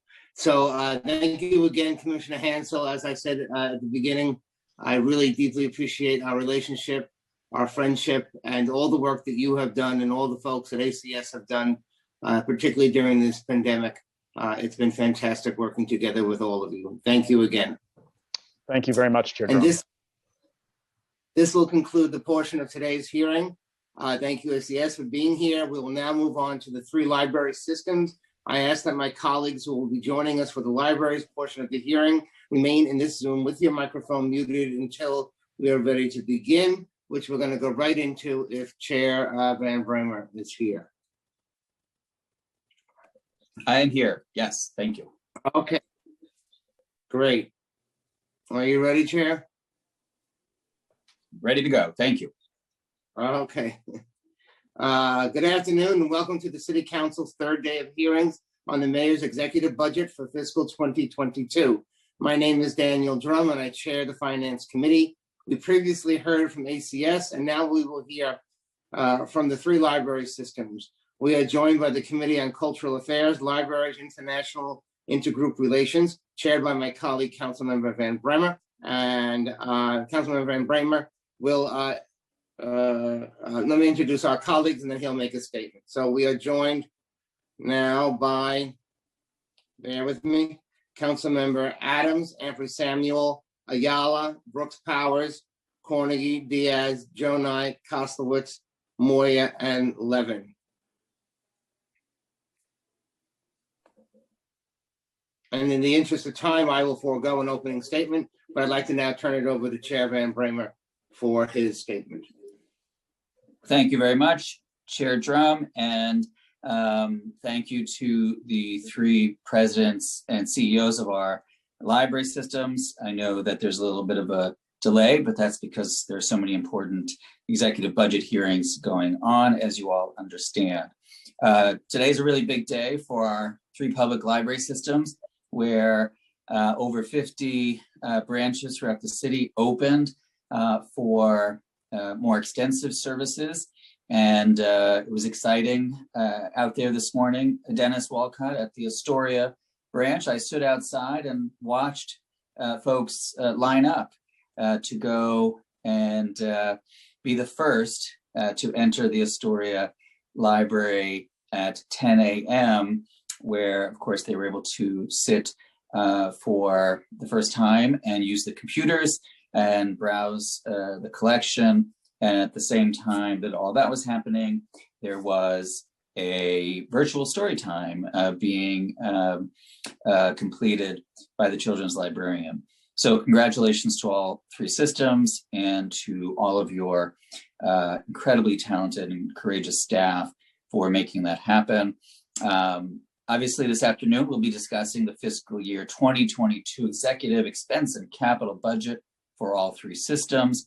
For FY 2022, the admin is proposing a $405.2 million subsidy for the systems, and the FY22 executive capital commitment plan, which covers 2021 through 2025, includes $943.5 million for the library systems. 10-year capital strategy, which is released every 2 years, provides $996.5 million in 22 through 31 for capital construction. Now, since the beginning of COVID-19, our three library systems quickly pivoted their work to providing online virtual services and programs when neighborhood branches were closed. And the three systems have also worked very closely with the administration to offer vital services to city residents. Obviously, the 2020 census outreach could not have been as successful as it was without our three library systems helping out and serving as health and hospitals, COVID-19 test and tracing sites, where I myself was tested several times.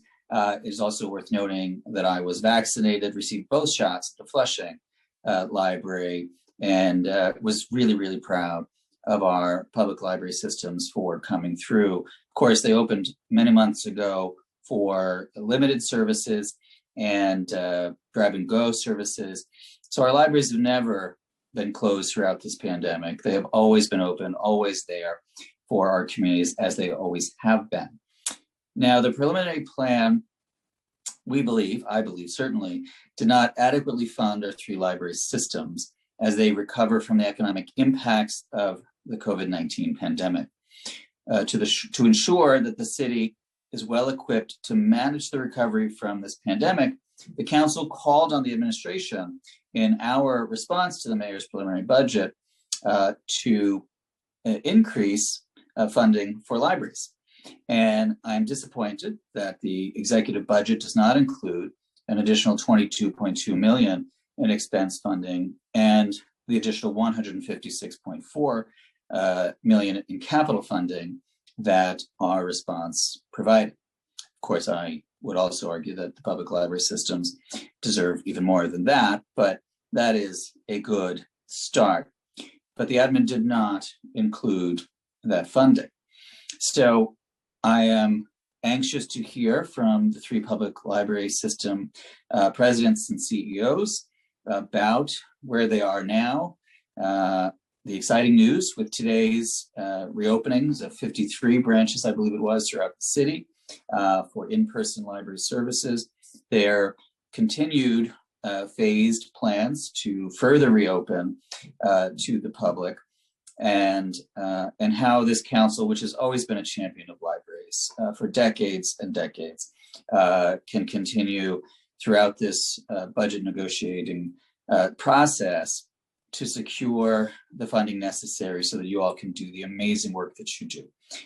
We are all talking about New York City coming back or recovering, and I think all of us know that New York City doesn't ever fully come back unless our public libraries are well funded, they are open, they are strong, our public library employees are protected and serving the public.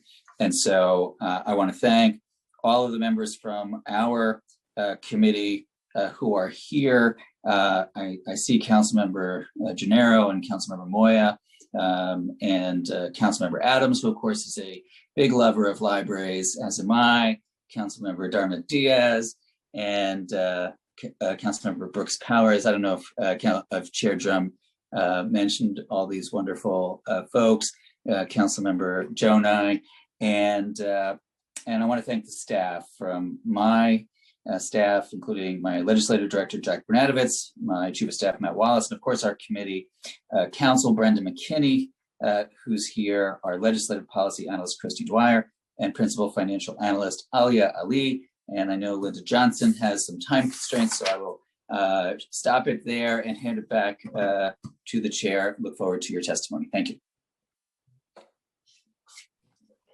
Thank you very much. I think we're actually going to go to council. Thank you. Before we begin, I want to remind everyone that you will be on mute until you are recognized to speak, at which time you'll be unmuted by the Zoom host.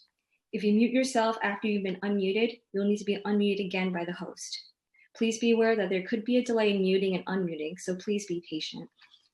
During the hearing, if council members would like to ask any questions, please use the Zoom raise hand function and you will be called on to speak.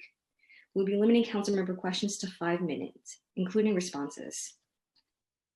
Now we'll proceed with testimony from President Marks, President Walcott, and President Johnson. You may begin when ready. Thank you all, and not to worry about my time constraints. There's no higher priority than this. And Chairman Van Bramer, thank you, well said. It is a very exciting day for all of us, being able to resume some more extensive library services than we have had in place since July. Good afternoon, I'm Linda Johnson. I'm President and CEO of Brooklyn Public Library, and thank you all for the opportunity to testify on fiscal year 2022 executive budget. We are grateful to you and to your committees, to Speaker Johnson and Majority Leader Cumbo and the entire City Council for your longstanding commitment to New York City's libraries. It's hard to believe that this will be our last budget hearing with you all at the helm. And we'd like to thank you for your many years of service and devotion to our libraries. Your leadership is especially crucial as our city begins to recover from this unprecedented crisis. Today, my colleagues and I ask the city's support for its libraries so we can continue to help millions of New Yorkers reclaim their lives. Our fiscal year 22 Tri-Library expense request is actually quite simple. Reject the proposed $10.34 million cut to our libraries and restore the council's $11.9 million investment in our systems. All told, more than $22 million of our collective operating funding is at stake. Together, our 3 systems have already absorbed PEGs totaling $4.3 million in the current year. Taking on $22 million in further cuts will reduce service levels and jeopardize our ability to meet the needs of our patrons at a critical time. I am thoroughly disheartened to report that once again, libraries were passed over for inclusion in the city's 10-year capital plan. Needless to say, this outcome continues to disappoint all of us. Though the executive budget did allocate $20 million for each system, a welcome addition, It simply doesn't come close to meeting the needs we identified in our 10-year capital plan proposals. The council can make this right by pushing for an additional $150 million capital allocation in this year's budget, $50 million for each system to compensate for the lack of funding in the 10-year plan. It has been an extraordinarily challenging year, and our library systems never stopped supporting New Yorkers. I speak for all of us when I say that we are incredibly proud of our staff for finding creative ways to provide vital services. Brooklyn Public Library staff produced more than 9,000 free virtual programs attended by well over 1 million patrons, from resume support to grief support groups to homework help. And we fully intend to sustain our virtual momentum even as we resume in-person service. For the 500,000 New Yorkers without broadband at home, we kept the Wi-Fi on at our collective 217 locations so that patrons sitting outside could tune into our programs, complete their homework, look for job opportunities, and connect with loved ones. In Brooklyn, we have now installed antennas on the rooftops of 33 branches to extend a reliable Wi-Fi signal 300 feet in every direction. Eager to help our city through the crisis, our systems partnered with the city, offering 11 branches in total to serve as learning labs so that kindergarten through 8th grade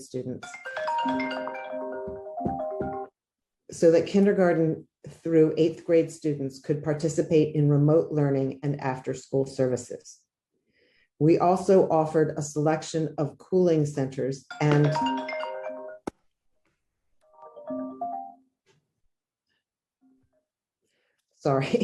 we also offered a selection of cooling centers and served as polling locations.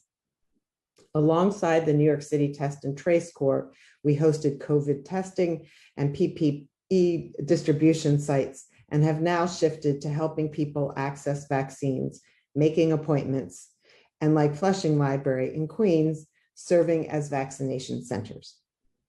When it became possible in July of 2020, our systems safely welcomed patrons back to our branches for grab and go lobby service. For nearly a year, patrons have been able to pick up and return hard copy materials in person.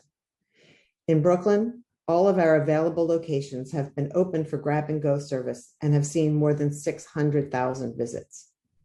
With the weather getting warmer, libraries are again offering outdoor services.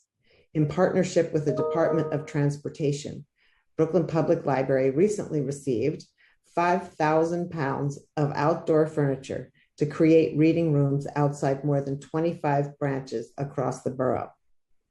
Brooklyn Public Library Outdoors is offering traditional library services right on the sidewalk, including library card sign-up and book browsing and borrowing. 10 branches will soon pilot outdoor laptop loans for patrons to use on-site, paired with our enhanced Wi-Fi. Popular outdoor programming is resuming, including Storytime and Ask a Tech, as well as voter registration and education. Our newest program, Whispering Libraries, allows patrons and passersby to listen to curated poetry, music, and oral histories. And our children's librarians have created story walks, which allow families to read children's books together outside. In addition to our vast array of outdoor and virtual offerings, I could not be more excited to report that today, all 3 library systems are expanding indoor service at 53 locations across the city. As of this morning, patrons are able to browse our shelves, sign up for library cards, use computers and printers, and catch up with their local librarians and library staff at 13 Brooklyn Public Library locations, 14 Queens Public Library locations, and 26 New York Public Library locations across Manhattan, the Bronx, and Staten Island. New York Public Library's research collections will also be accessible by appointment. Of course, we are taking every precaution to ensure the safety of our staff and our patrons, following all social distancing protocols and using time limits to ensure as many patrons as possible can take advantage of these services. We are working hard to expand indoor, in-person service at additional locations in the coming weeks. With the exception of branches under construction or being used by the city, all libraries throughout Brooklyn, Queens, and New York will be open for book browsing, computer use, and more by mid-July.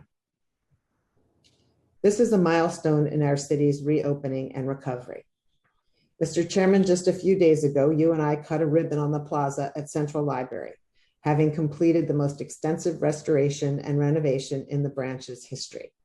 As I said then, there could not be a better time to begin welcoming people back inside the library.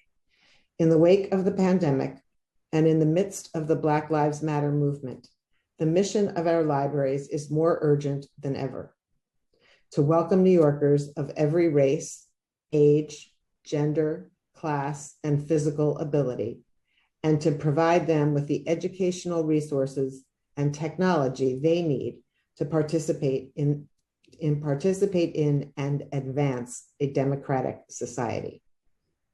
As you will hear next from my colleague, Dennis Walcott, libraries located in every neighborhood and trusted by every generation are uniquely positioned to help rebuild a more equitable, more cohesive New York. And we must have your continued support to meet that challenge. Thank you.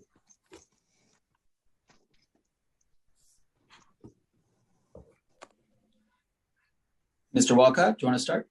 Thank you, Chair. And first, before I go into my testimony, I want to take this opportunity to thank Chairs Drum and Van Bramer for your leadership. You guys have been outstanding, as well as the entire committee and Speaker Johnson. Your support of libraries has just been over the top. It's been there for us at all points in time, and our greatest advocates, as well as helping us receive the funding that we deserve. So I just want to personally, on behalf of Linda and Tony, to say a thank you for your service. I actually wore a shirt and tie on your behalf today. That way we could stay formal. So for those who thought I'd be tieless, I thought on the occasion of this being your last hearing as respective chairs going over our budget, that you at least deserve a tie and also shoes as well, not sneakers. So just wanted to reinforce that message. So a lot of it you've heard already in our presentations, both with Chair Van Bramer visiting Astoria today and what Linda had to say. I will not repeat it. I started out my day also at a library, and I tell you, it was really exciting seeing someone sitting at a computer. I mean, you walked in and the person is there doing his work, talking to staff being anxious and nervous with our next new step in opening. And it was just a great experience. And as you can tell, I'm pumped up. I'm looking forward to, after this hearing, to go visit other libraries as well, because that's what we're here for. That's our business. That's our business of service and being part of the public. And as you heard, today we opened 53 of our neighborhood libraries across New York City. And in addition to the services, it's just a safety net for people, plain and simple. People feel comfortable. It's the community's living room. And we want to make sure we continue to provide that. But a reduction, as Linda indicated, and also the chairs indicated, will be devastating to us in serving the public in that way. A reduction of this magnitude would be devastating, with significant impact on our ability to deliver critical services. Our staffing levels are barely enough to operate all of our branches 6 days a week. If these cuts were to go through, more than 100 full-time positions potentially would be eliminated.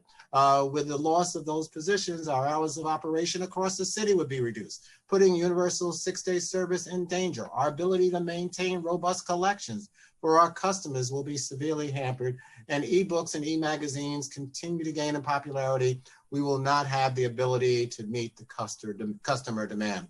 We will not be able to make critical emergency repairs to our buildings, resulting in closures and costlier capital projects.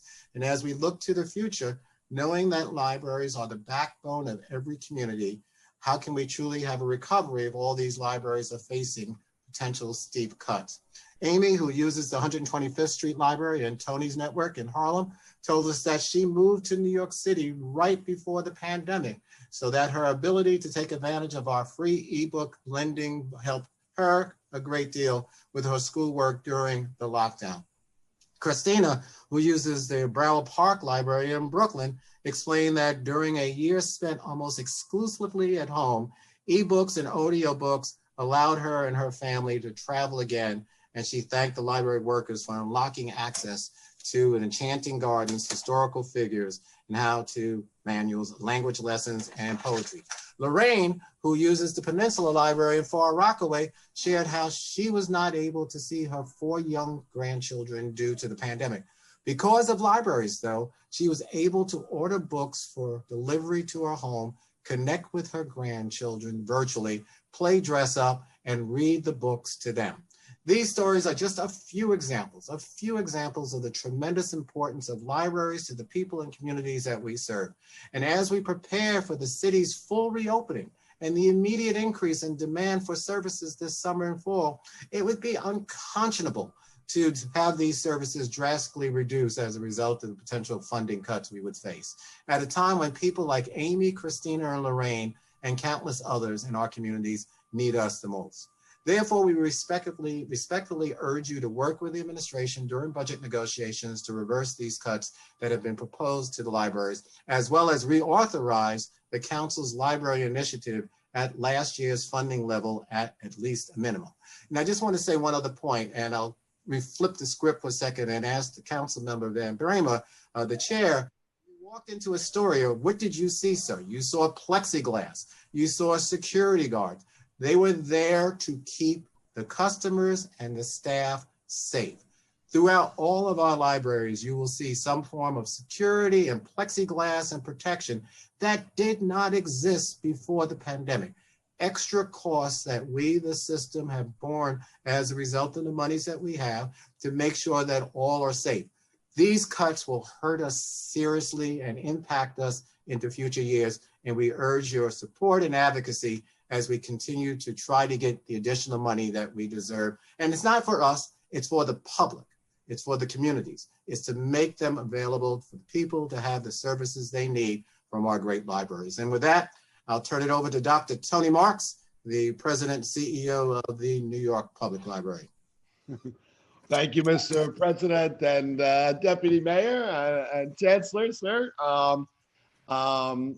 First, I just want to join in a special thanks to Danny and Jimmy, if I can be informal for a minute. I mean, really, you have done such amazing work to carry us all over the line year in, year out to make sure that libraries and education and the lifeblood of this city continues. So thank you.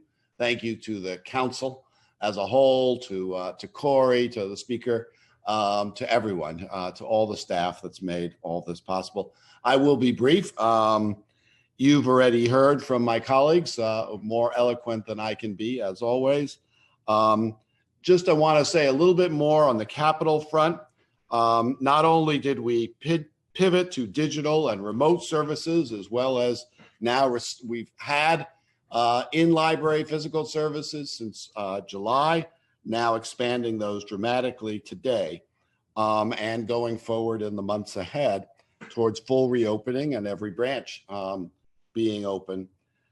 That meant that as soon as we were closed, though, we pushed to restart our projects, our capital projects, and the city ultimately has permitted us to move forward with our top priorities. Those include the renovations at Carnegie branches like Melrose, Fort Washington, 125th Street, Hunts Point, and Port Richmond. Others include the completion of New Amsterdam, Bloomingdale, Roosevelt Island earlier this year, very exciting. We are also continuing the construction of a brand new addition to our list of branches for the Charleston branch in Staten Island to be completed this year. And we plan to continue with all of our infrastructure projects because they are essential, but they are only possible because of sustained funding as part of the city's 10-year capital plan. And you've heard our disappointment that we were not in that plan again. While we greatly appreciate the $20 million in capital funding that has been allocated by the mayor in the executive budget to specific projects, we note that half of that money is eaten before we even start by the shortfalls produced by our work with DDC. So the reality is that we need respectively $426 million for NYPL, $198 million for Brooklyn, and $435 million for Queens. That's over $1 billion in new capital needs.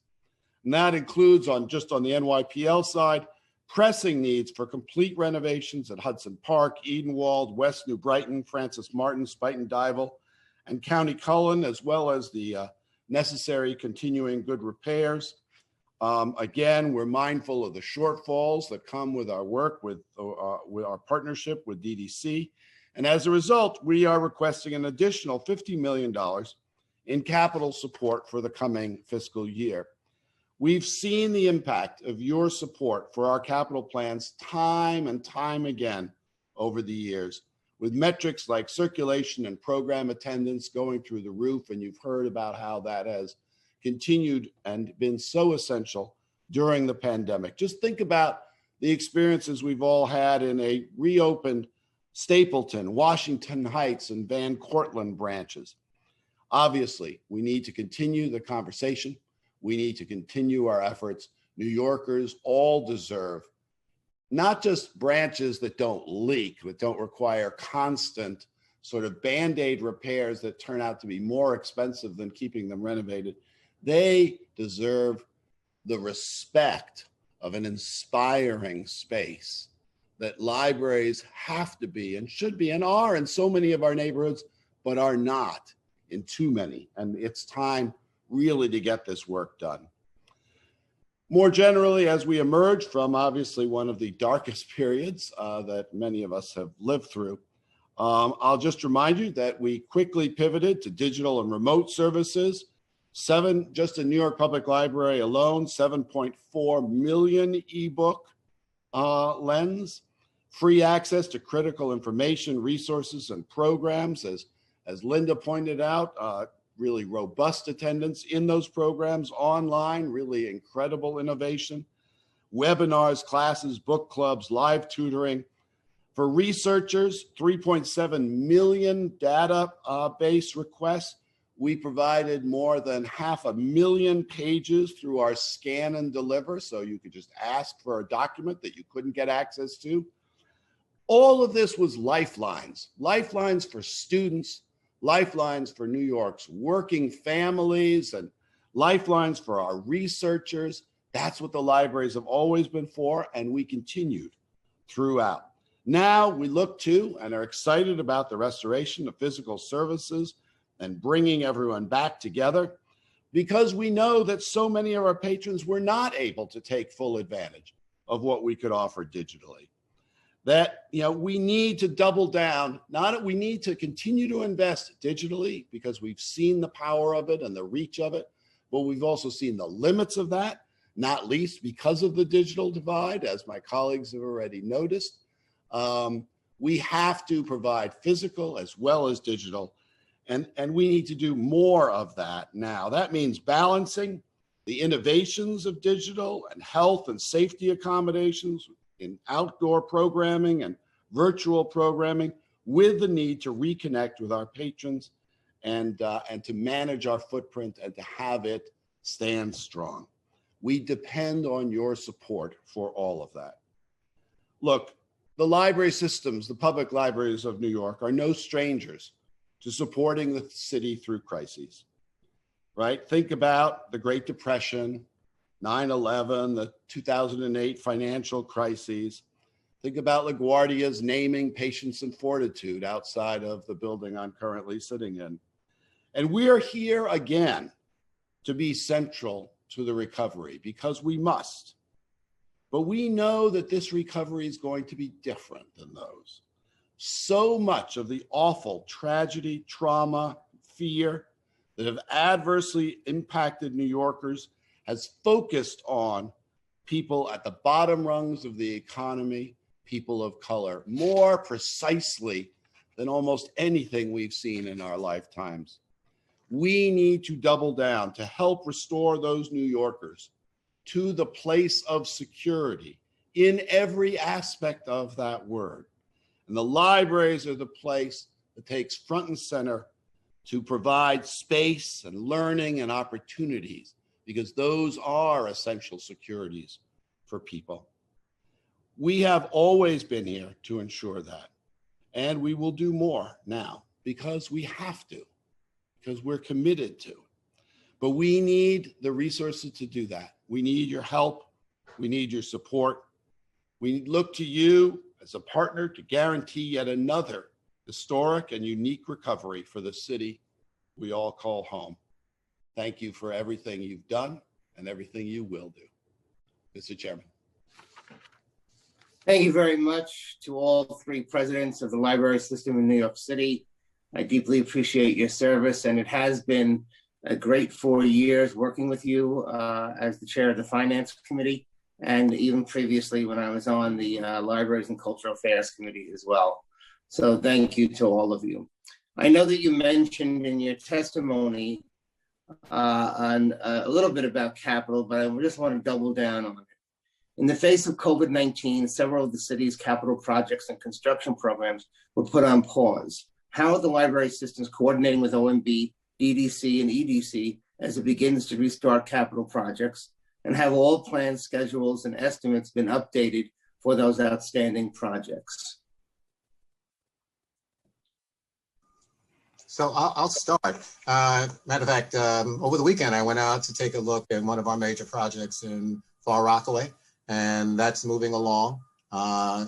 Last week, I went to Glendale, which is wrapping up its capital project, and that's moving along. We have a couple little things to take care of there. So we've been working in conjunction with DDC and OMB as far as some of the monies that are necessary, but also we've been working with them as far as moving the projects along as well. And so again, we are behind a year, and we're trying to play not catch up, but to deal with where reality is at this particular point in time, knowing that also some construction crews may be impacted who are doing the jobs as a result of COVID as well. So we've been working collectively with DDC and OMB to make sure the projects are funded, but as Tony and Linda indicated, a number of them still have shortfalls, and we have to respond to those shortfalls. And I'll defer to my colleagues. Sure, I'll step in. You know, it's been uneven. It depends project by project, the kind of progress or the impediments that we've had to deal with. In some cases, as I mentioned, we were able really to make terrific strides. The Central Library Phase 1 project, which opened on Thursday and which will be open to the public for additional service today. That actually is ahead of schedule because as the library was closed, we were able to work at a faster pace than we would have been able to if we had had people using the building during the construction. And the same thing is true for Sunset Park and for Brooklyn Heights, where we were able to resume fairly quickly after the shutdown because of the sort of the either the use in the case of both of those libraries, there's affordable housing that's connected to those projects, and therefore those projects were given the green light. There are others that were not fully enclosed that were able to proceed as well, but there are some libraries, of course, that are under construction that have not resumed and that are way behind. And of course, the shortfalls that exist on all these projects are magnified by the delays because of the scarcity of materials that have arisen during the pandemic as people are shifting the use of material for different types of projects. I'll just chime in to reiterate that, everything is back on, in process. Everything is moving as expeditiously as we can. We do have DDC shortfalls. We always do. We have more of them because we lost a year. That is a systemic problem we all have discussed over the years that continues to be an issue we hope to find better resolution on. We're proud that Bloomingdale, Roosevelt Island, New Amsterdam were able to open Bloomingdale and New Amsterdam are undergoing their renovations, and they'll be ready by midsummer. The 5 Carnegies are going ahead, and I shouldn't leave out the fact that on June 1st, we will open our largest branch after a complete gut renovation. The formerly Mid-Manhattan Library across the street at 5th Avenue and 40th Street will reopen as the really quite magnificent Niarchos Foundation Library. Okay, thank you. And did you have to roll any projects out to a later year to ensure that critical projects continue to move forward? And if so, which factors were considered in making these decisions?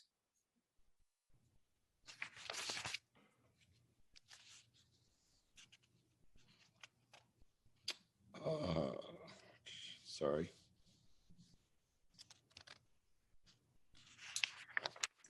I was trying to unmute and wouldn't unmute. I think Linda was having the same issue, it looked like.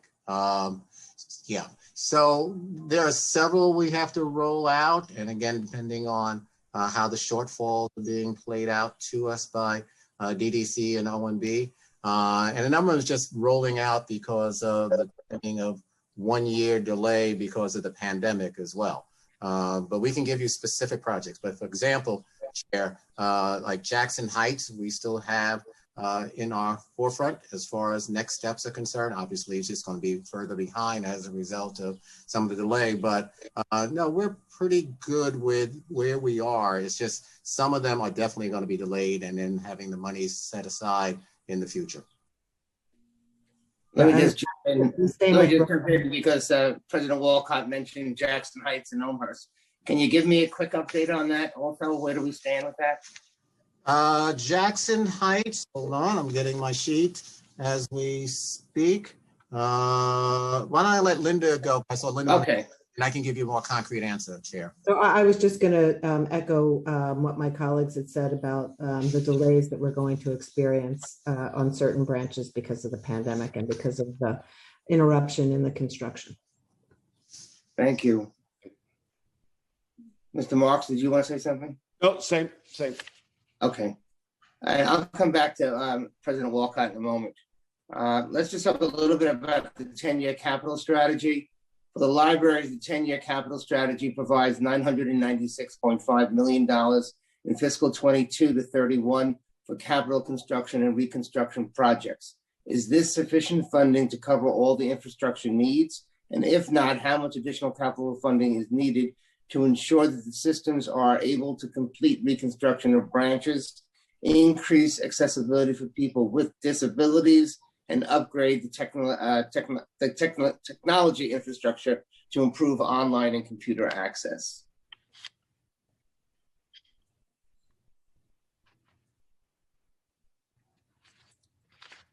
President Johnson or President Marks maybe, or if President Walcott's ready to go back to the Jackson Heights.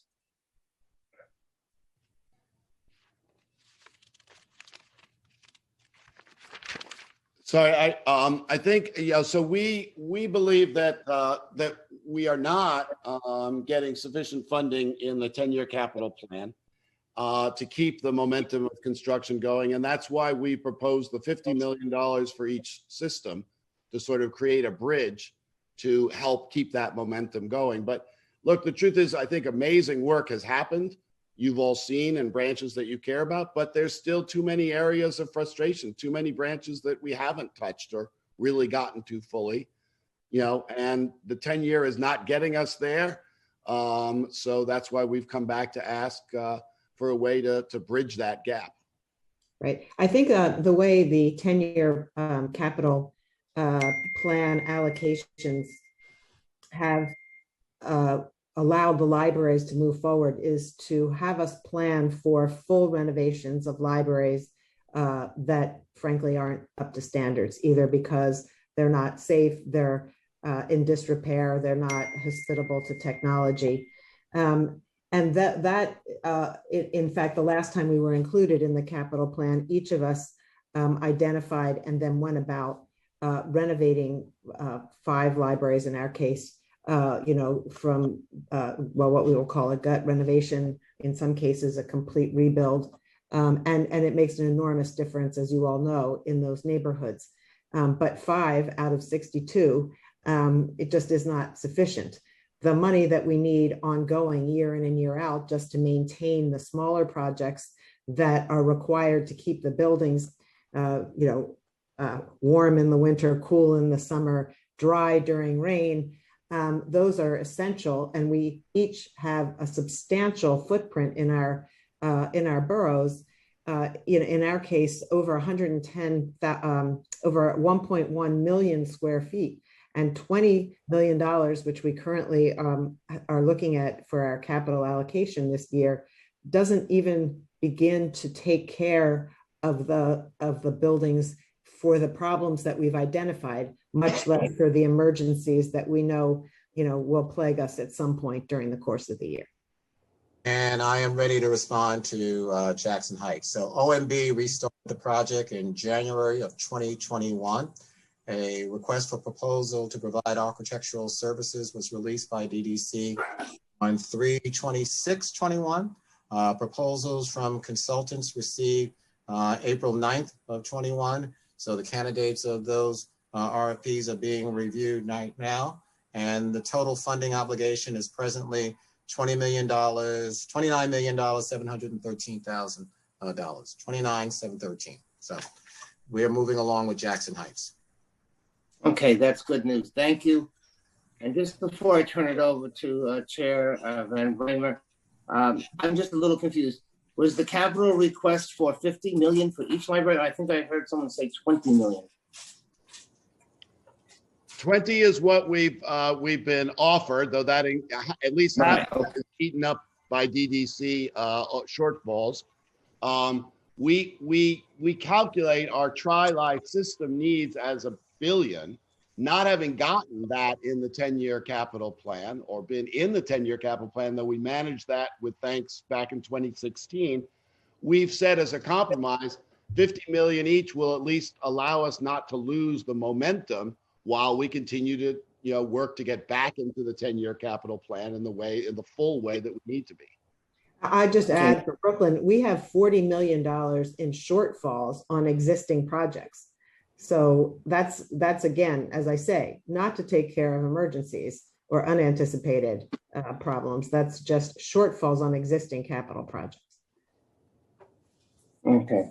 All right, thank you. Let me turn it over. Just before I turn it over to Chair Van Bramer, I want to say we've been joined by Councilmember Gennaro and I believe Fornicky was here as well. Chair Van Bramer. Thank you very much, Chair Drum, and thank you to our 3 presidents and CEOs for their gracious remarks. And thank you, Tony and Dennis, for wearing your ties in honor of the occasion of our last executive budget hearing together. Might I interrupt, yes. Mr. Chairman? I want to disclose a secret, and that is that my colleagues, the gentlemen wearing ties, were having a significant closet crisis in anticipation of the hearing today. And I can say, honestly, for the first time, that is a 180-degree switch. Well, I just want to say that Chair Drum and I had a different closet crisis in our lives, but many years ago. And no matter where you are, just get rid of the closets altogether and celebrate who you are. But I want to, but you reminded me that because I had not been focused on this, I joined the staff of the Queens Public Library in January of 1999 and immediately began work on drafting the testimony for then Director Gary Strong in what would be the preliminary budget hearing in March of 1999. And I have been at every preliminary and executive budget hearing since then, 23 straight years. So it is important. And I just want to mention, Wendell Foster was the chair of this committee in 1999, the late Reverend and Councilmember Foster. And then, of course, now State Senator Jose Serrano became the chair of the committee. And then Dominic Recchia And I have been the chair of the committee all 12 years that I've been in the council. And of course, libraries have become my life's work. So Well, regardless of where you land, Mr. Chairman, you'll have to join us next year, I think. if I'm not on a beach in Puerto Rico or something, I'll zoom in to watch the hearing. But I just want to say, look, the idea that we would cut funding for our public libraries in this budget is the definition of insanity and self-harm.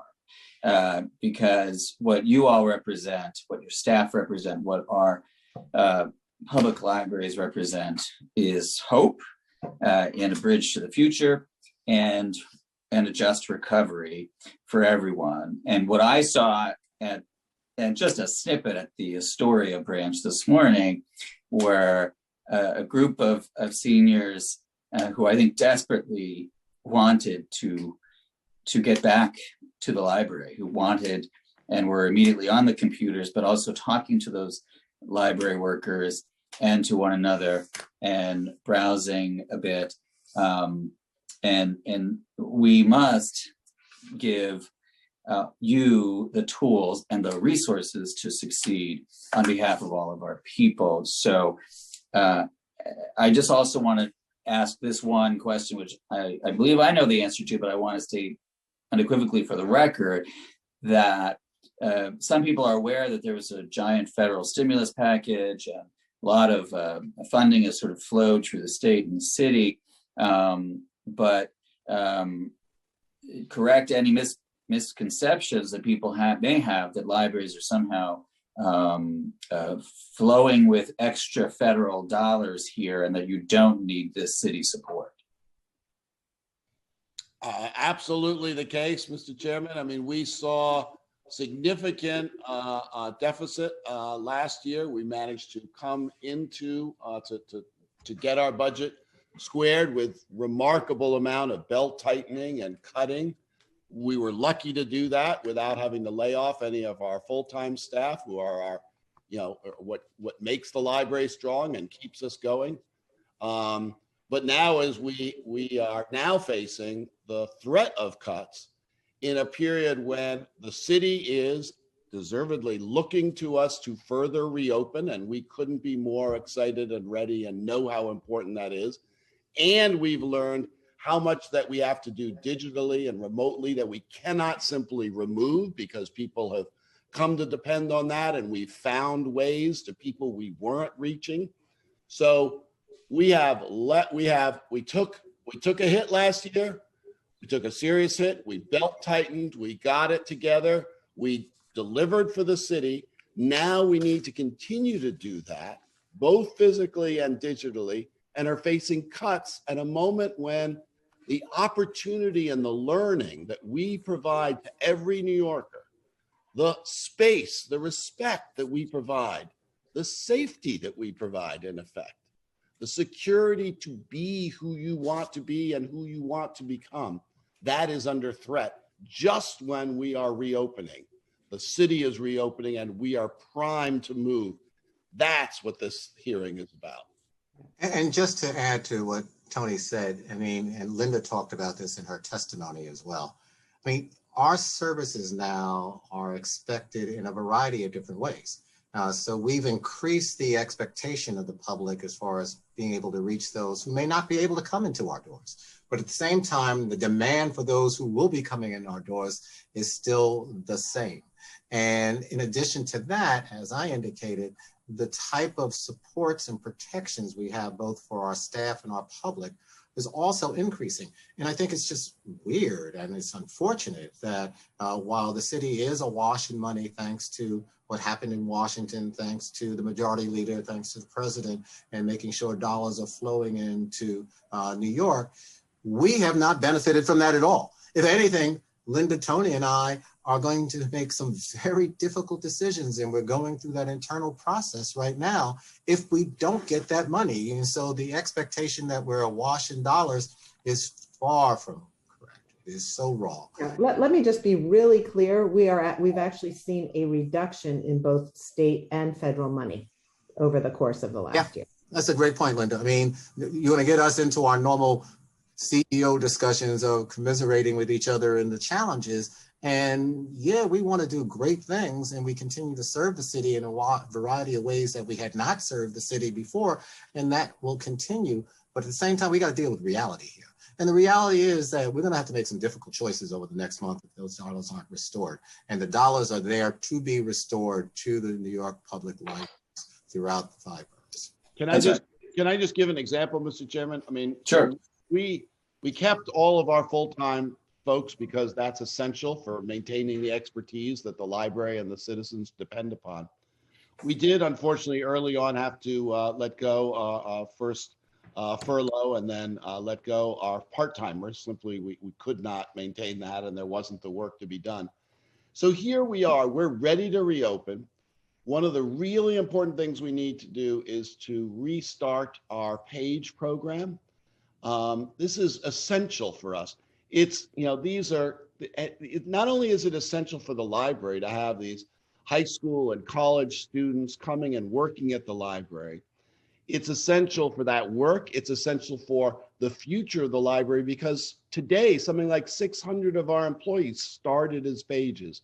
But it's even more essential because it's the quintessential pipeline program for youth to be, not only to end up working at the library, as so many have, but to be ready, prepared to go into marketing or finance or any of the other areas we can train them for.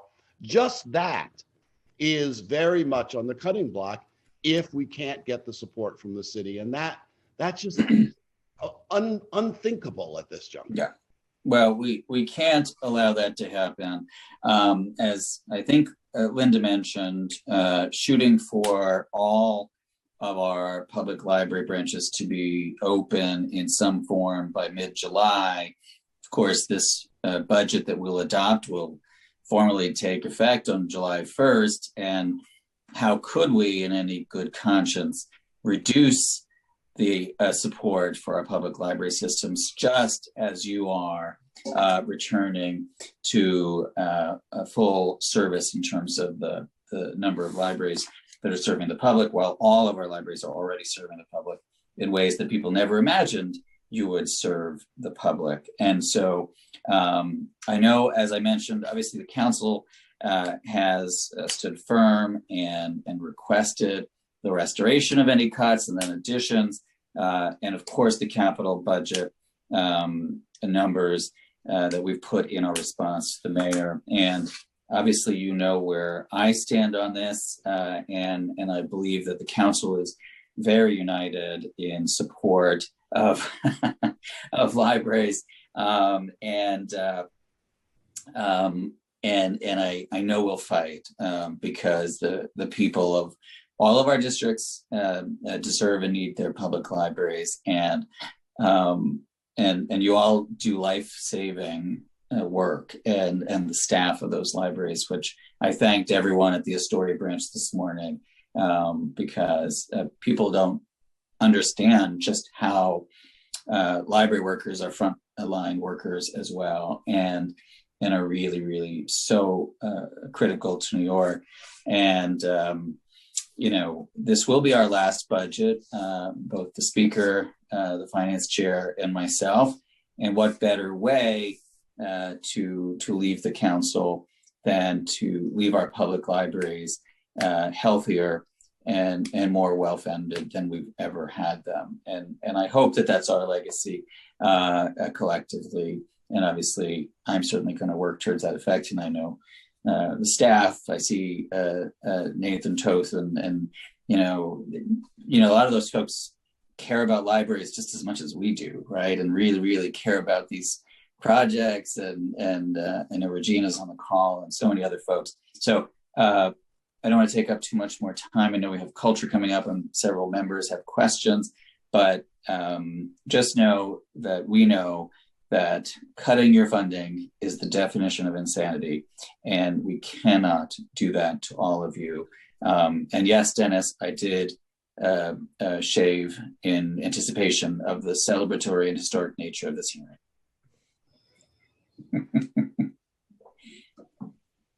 Thank you very much. And I wore my tie. You did. I did. Yes, I did. And now we're going to go to council member questions.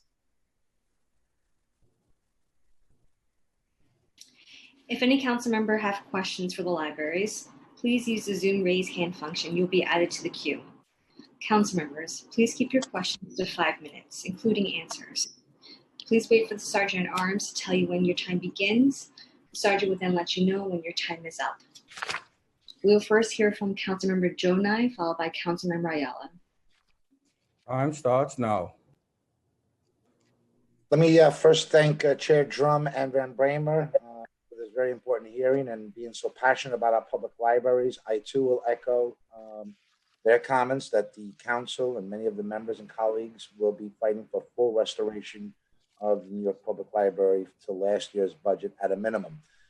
My question to President Marks, and I'm sure as soon as he heard the name, he knew what the question was going to be. And it's a three-part question. Westchester Square Library, Westchester Square Library, Westchester Square Library. Councilman, I appreciate the question. I've been looking forward to it. So let me tell you what the latest is as of, well, just the latest. So the lot separation application has been approved by the Department of Finance. DCAS is in communication with the Huntington Free Library to finalize the land ownership transaction. DDC is currently in the process of finalizing the bid documents and are projected for release this summer. DDC anticipates the contract to be awarded by the end of 2021, and they make it clear to us that this is a priority project for the city and that City Hall is coordinating with all city agencies involved to get to that schedule and that outcome. Well, thank you, President Marks. You know, we've heard this for the last few years that by the summer, and it's been one ordeal after another. So you feel confident that we will have an agreement in place that at least addresses the acquiring of the property by the summer. That is my understanding and the commitments I have gotten from City Hall. I'm going to go out to Westchester Square next week, or actually this week, I think, and just, you know, be there. And we have to make this happen. City Hall says that they're committed. It's happening. Hold their feet to the fire. When there, I would be more than happy to join you because I think we'll be celebrating our 10th anniversary on the Huntington Library. It's a decade overdue. I think it calls for at least a cup of coffee, but President Marks, whatever you can do to help assure us that there will be a priority on this library. Yes, sir. Yes, sir. It is. We are as frustrated and as embarrassed that this has dragged on way too long. Luckily, the community has its library, but it is simply not sufficient by any stretch, and it's been long overdue to get a great new library in Westchester Square. We believe that City Hall will stick to their word. Thank you. And Danny, I see we've been joined by another member, or another a member of the family. Thank you. We've also been joined by Councilmember Rosenthal, and now we'll go to other council member questions. Thanks. We will now hear from Councilmember Ayala. Time starts now. Yes, I'm sorry, and I'm using the wrong computer here, so it's my sound is not the best quality here. But I just wanted to kind of hear about any efforts that are being made in my district. I have 3 branches that have all obviously been closed because of COVID, but will continue to stay closed because there's capital work that's anticipated beyond COVID restrictions. My issue is that I don't know where what presence, the New York Public Library has in my district at this moment, and would love to hear because, I happen to represent, the Forest Congressional District. I have children who haven't had, difficulty accessing, the internet. And so I, would love to know what efforts have been made to really engage with the 8th Councilmatic District and what that looks like on your end. Give me just a minute, council member. Sorry, I know that our plan, right, as we've announced, is that half of our grab and goes starting today have browsing and computer use. In the weeks to come, we'll go to all of our grab and goes and start to move into additional branches. And our aim is to have all branches that are not under construction by, I think we've said by mid-June, by mid-July at the latest. So to have them all open for business. Obviously, particular services will cut in particular ways. But let me just, if I can, let me just come back to you with an update on the particular ones in your branches. Give me just a minute. I'm working on that. Maybe, Mr. Chairman, can we continue and I'll come back to it? If that's all right? Yes, of course.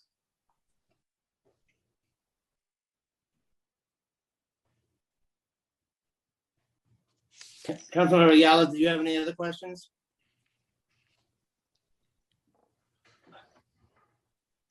So let's go to our next councilmember while he's pulling up that information.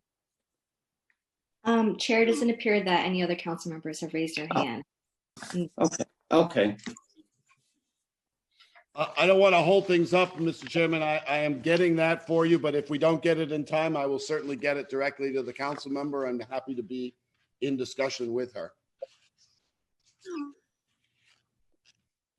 I know that 125th Street, that one is getting a complete renovation. That's one of our Carnegies. It's one of our biggest projects that we've restarted. That one is happening. Mott Haven with its renovation should open in the coming, I think, months. So opening soon. And I know that Aguilar, the construction is happening. So we are making real progress on those important renovations in your district. Please.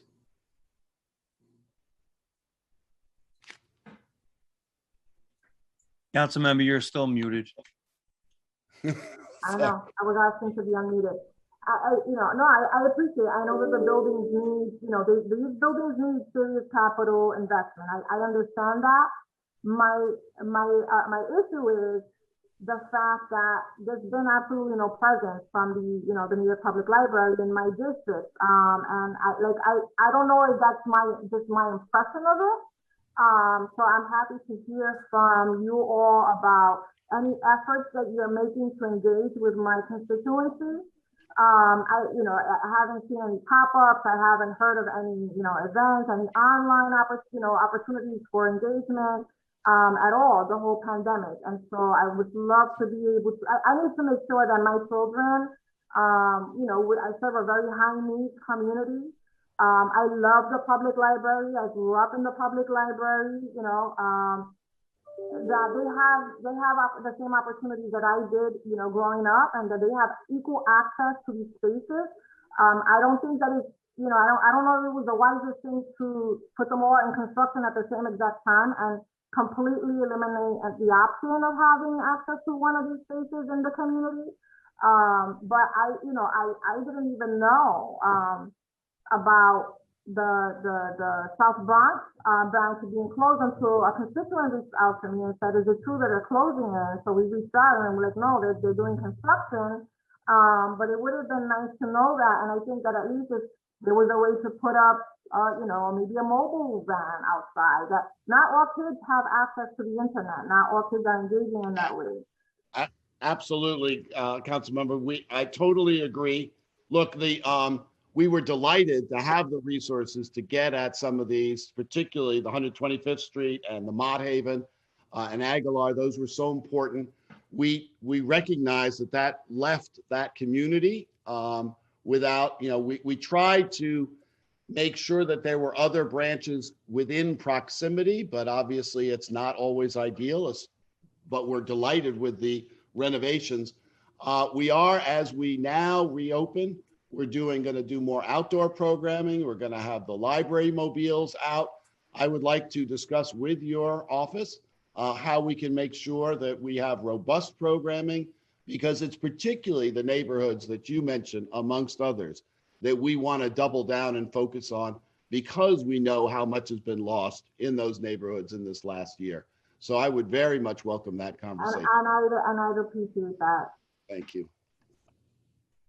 Thank you.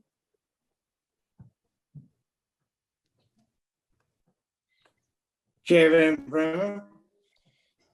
Thank you very much. I know we're wrapping up here, and just want to once again thank all of you for everything you do for our city. And this is not, of course, the last hearing that we'll all have together. My hope is that in the fall or winter, we will be able to convene again in City Hall and then truly have that last library hearing that I get to chair. And that'll be obviously a pretty emotional day for me. But so this one is important, and even more important, of course, is that we deliver a good result at budget adoption for our public libraries, and that doesn't even entertain a cut for public libraries, and instead provides you the resources that you very much need and deserve. So I'm just grateful to each of you for what you do. Happy that the closet crisis that Tony and Dennis participated in was much more short term than the one that I had in my life. But grateful to all of you and to my colleagues. So I'll pass it over to Chair Drum, I think, to finish up, or whoever's gonna gavel us out. Danny, we can't hear you. We're not going to gavel out. We're going to continue right on, but we're not going to be with our library presidents any longer. We're going to move on to DCLA. So this will conclude this portion of today's hearing. Thank you, libraries, for being here. We will now move on to the Department of Cultural Affairs. I ask my colleagues who will be joining us for the DCLA portion of the hearing to remain in this Zoom with your microphone muted until we are ready to begin. And I believe our commissioners are here. Yes, I see Commissioner Casals is here, along with members of the Department of Cultural Affairs. Good afternoon, and welcome to the City Council's third day of hearings on the Mayor's executive budget for fiscal 2022. My name is Daniel Drum, and I chair the Finance Committee. We previously heard from the three library systems, and now we will hear from the Department of Cultural Affairs. We are joined by the Committee on Cultural Affairs, Libraries, and International Intergroup Relations, chaired by my colleague, Councilmember Jimmy Van Bramer. Let me just introduce my colleagues who are here with us today. Councilmember Adams, Ayala, Moya, Jonai, and Brooks Powers are here. And in the interest of time, I will forego an opening statement, but I'd like to turn it over to Chair Van Bramer for his statement. Thank you very much, Chair Drum and Commissioner Casals. Good to see you as always. And let's get right into it. So today we're discussing the fiscal year 2022 executive expense budget for the Department of Cultural Affairs, which stands roughly at $170 million. And of course, I have to. My apologies, Chair Van Bramer. I have to swear in the witnesses before we begin. Oh, fair enough. Yeah. Before doing so, I'll just go over a few procedural items. So I want to remind everyone that everyone will be muted until you're recognized to speak, at which time you'll be unmuted by the Zoom host. If you mute yourself after you've been unmuted, you'll need to be unmuted again by the host. Please be aware that there could be a delay in muting and unmuting, so please be patient. I will now administer the affirmation to the administration witnesses. Do you affirm that your testimony will be truthful to the best of your knowledge, information, and belief? Commissioner Casals? I do. Deputy Commissioner Feinberg? I do. And Finance Director Shao? I believe you need to be unmuted.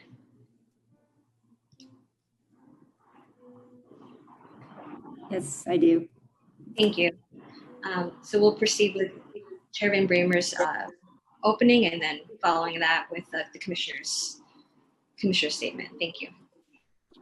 Great, thank you.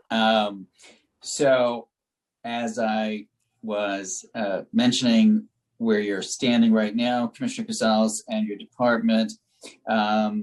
So the council also felt that the preliminary plan did not adequately fund our city's cultural organizations as they try to recover from, of course, what has been a just brutally devastating season for the arts and the cultural sector that we both represent. And the mayor has certainly been doing a lot more and speaking a lot more on this sector over the last couple of weeks. But the executive budget still did not include the one-year funding of $20.2 million that supports critical programs, including the SIGs and our Cultural Development Fund recipients. And in our budget response, the council called for that funding to be restored. It is also unfortunate, of course, to say the least, that executive budget cuts are still there for our cultural sector, including Create NYC funding, as well as other cultural funding. And at a time when we are talking about the importance of culture and the arts and artists to a recovery and a comeback for the city of New York, how in the world could we be proposing any cuts to the cultural sector? It doesn't make any sense. It's not right. And this funding needs to be restored. And in fact, of course, we should be increasing funding for culture and the arts, as all of our organizations and arts groups and museums and theater companies try and reopen fully and be the drivers of what will be a recovery for the city of New York. So we are very concerned and anxious to hear from the commissioner about that. And of course, there was another $32 million in initiative funding, including CASA and Cultural Immigrant Initiative and others that need to be restored. And of course, we'll be curious about the new federal stimulus funding, the $25 million that the mayor was pleased to announce most recently, and how this will be distributed, and in what ways will this seek to help. But of course, you can't add $25 million while cutting another $20+ million. That's actually not the way to help the cultural sector recover and lead this economic recovery.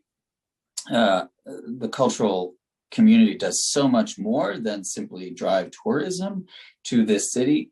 But since the mayor is certainly talking a lot about that, it's important that we put our money and resources where our mouths are and fully fund and truly fund culture and the arts.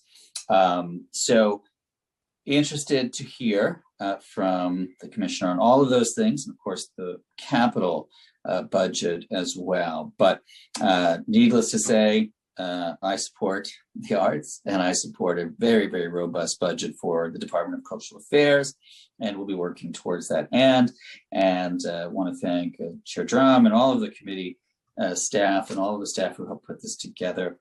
So thank you very much. And we'll turn it back, I think, to General Counsel or the council to take us through the next portion of the testimony.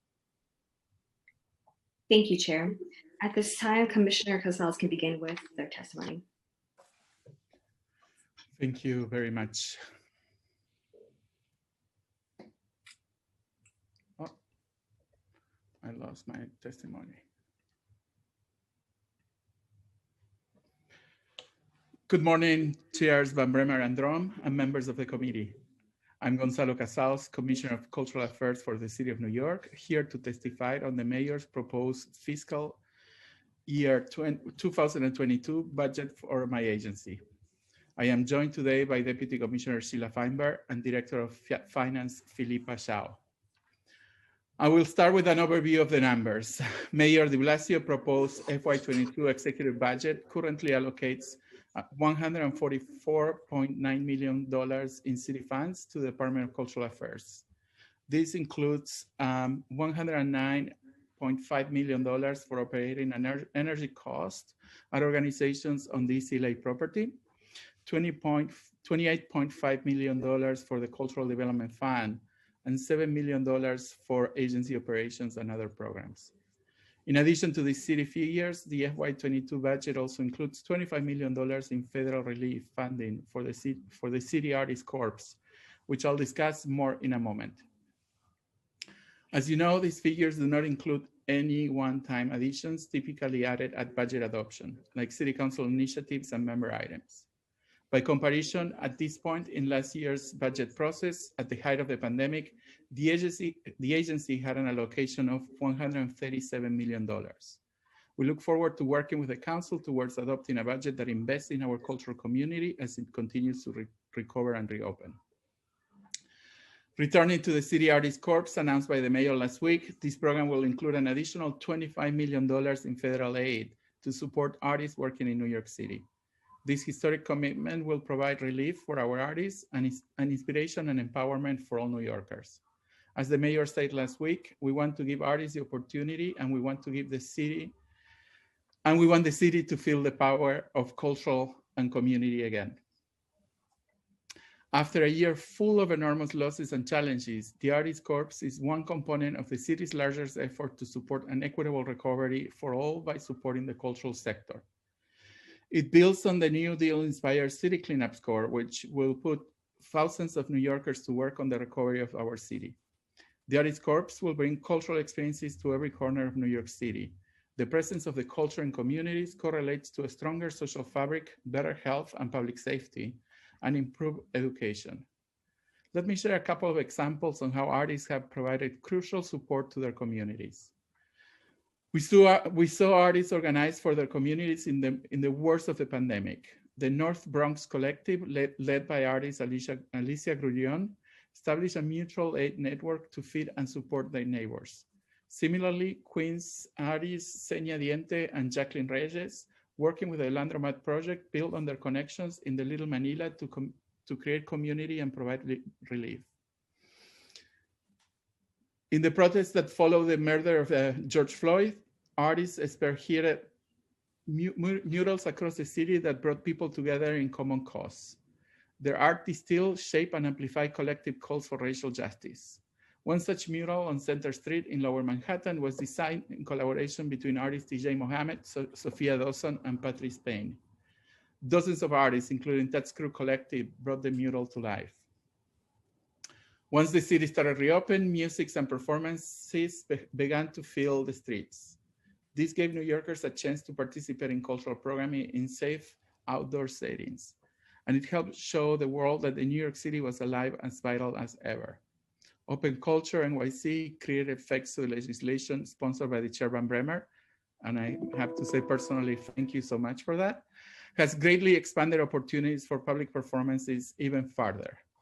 New York City Public Artists in Residency with the Commission on Human Rights, Amanda Pimbodovakia, distilled a range of powerful emotions and support into I Still Believe in Our City. This campaign was installed in bus shelters, in subways, on billboards, and was even featured on the cover of Time magazine.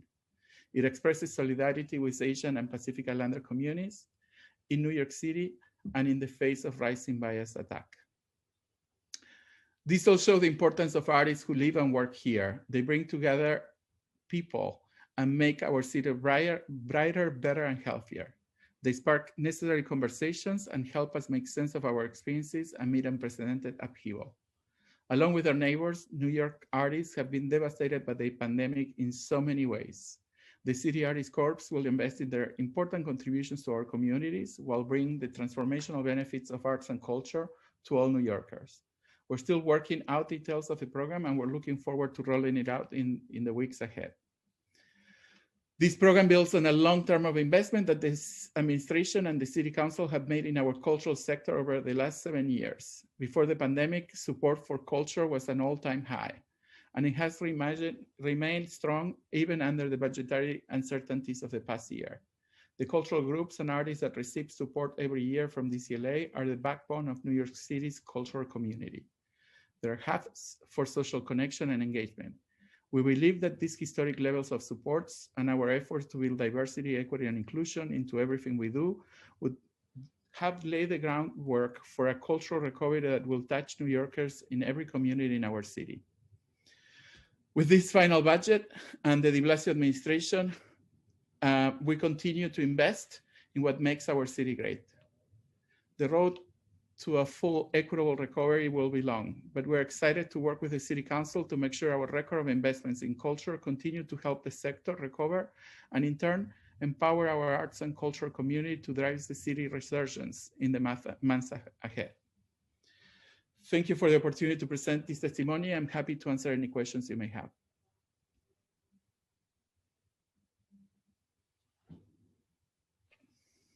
Thank you very much.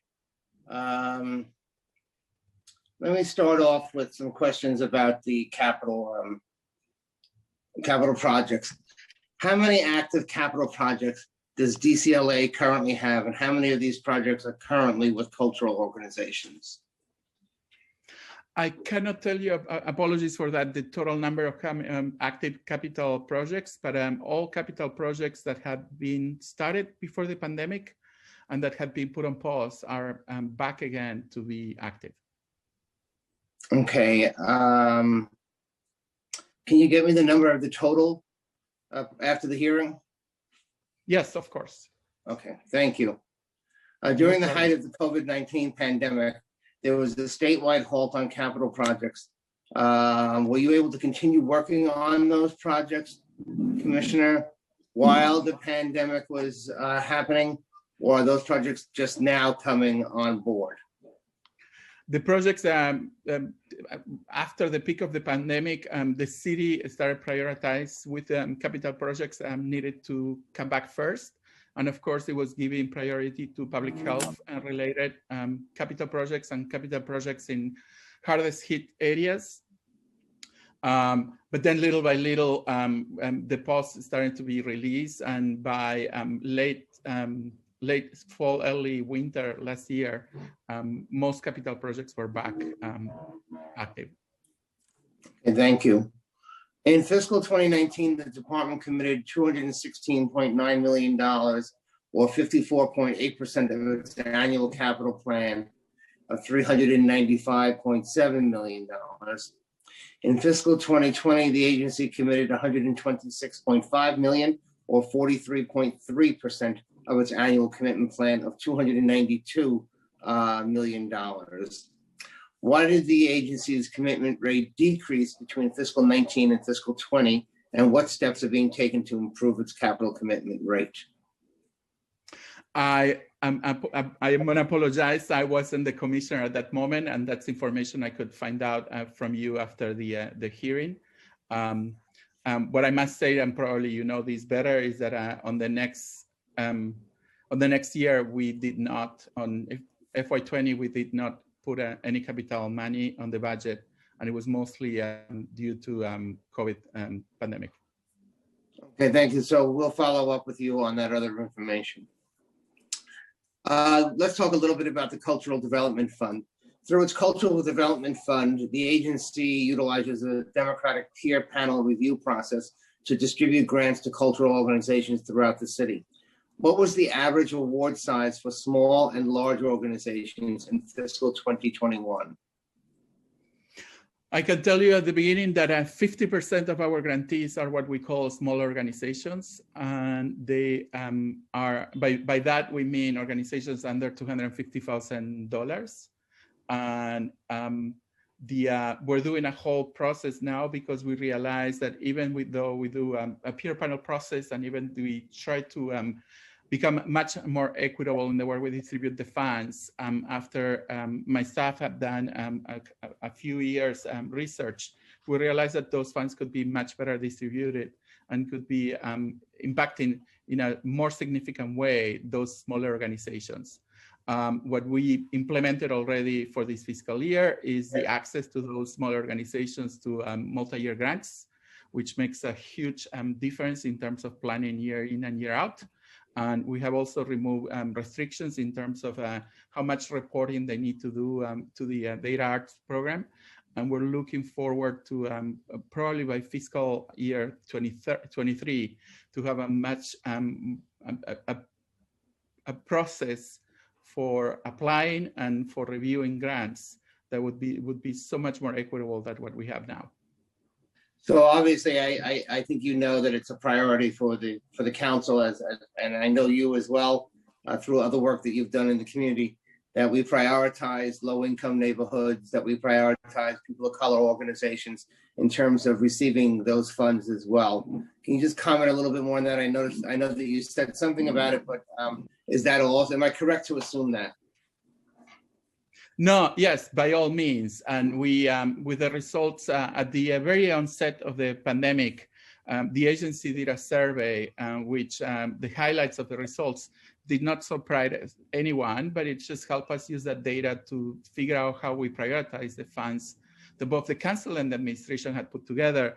And yes, small organizations that usually are organizations led and serving of by POC communities, artists, teaching artists had been the performing arts, of course, had been the hardest hit areas of our sector. And in the funding for this fiscal year, we make sure that as we distribute the funds, we prioritize those organizations. But what I was mentioning to you is the way you select panels of peers that you just mentioned, the way you train them, the amount of time that you give them in order to review those grants, all that tends to, of course, have an impact on the results of these grants. And my staff for the last 3 years has been extremely careful in reviewing the whole process, a process that everybody in the country thought that it was perfect. And really, we're finding, some of these sort of details and problems to it and getting ready to change it. Okay. Just want to say we've been joined by Councilmember Koslowitz as well. And just on the follow-up, the last question on the tier panel process, was it modified in fiscal 21? And if so, can you describe the change? Yeah, so a couple of salient changes. There are like 3 changes that were very important. One is, for the longest, there was this debate that smaller organizations should not receive a multi-year grant. And those that were proposing that is, as you receive multi-year grants, the opportunities that you have from moving from one amount to other year to year, they reduce because you get the same amount on a multi-year grant year after year. Others said that, they'd rather get a smaller amount and know that they can count on it for many years. So we finally, in a year like this, we thought it was important to give the opportunity to receive multi-year grants to all cultural organizations, including the small ones.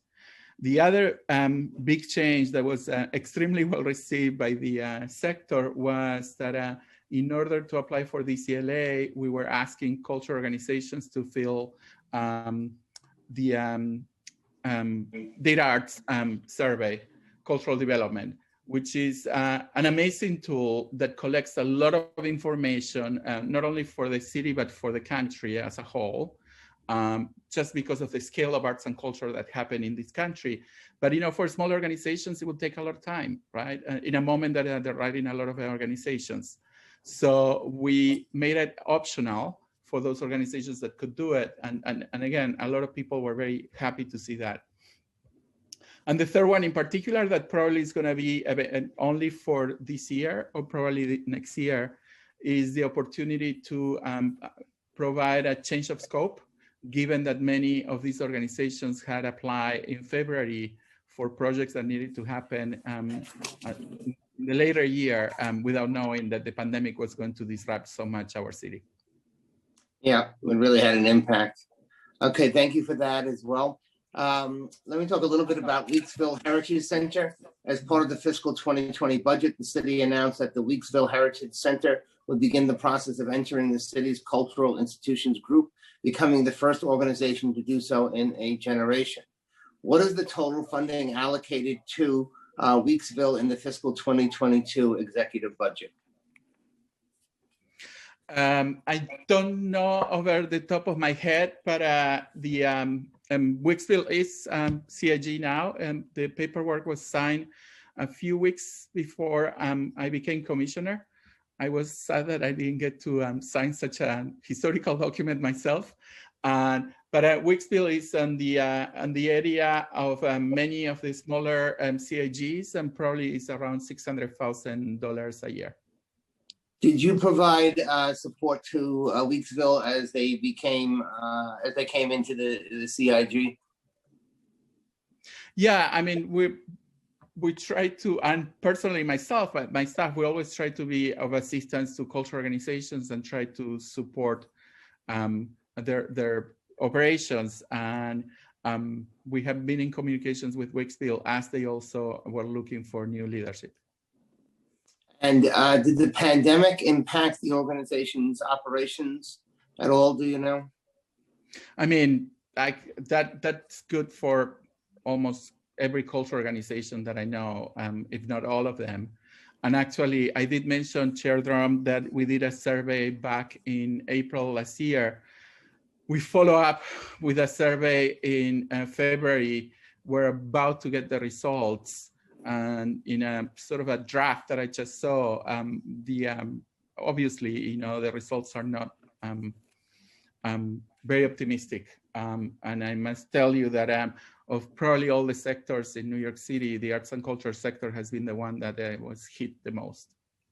Yeah, I think you joined the agency at a very difficult time, not knowing what was going to happen, and good luck with you moving forward. I really appreciate all the work that you do.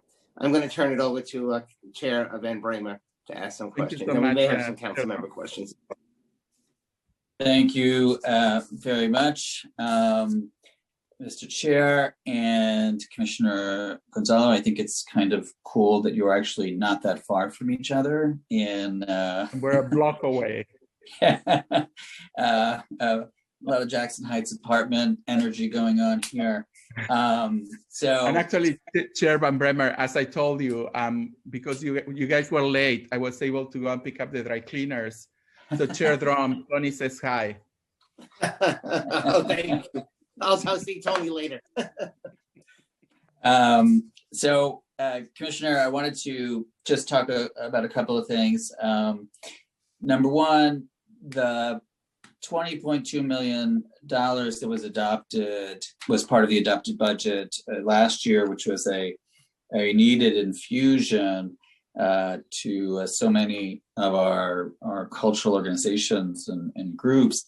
That money is not yet included in this budget and is obviously left to negotiation here in the final couple of weeks.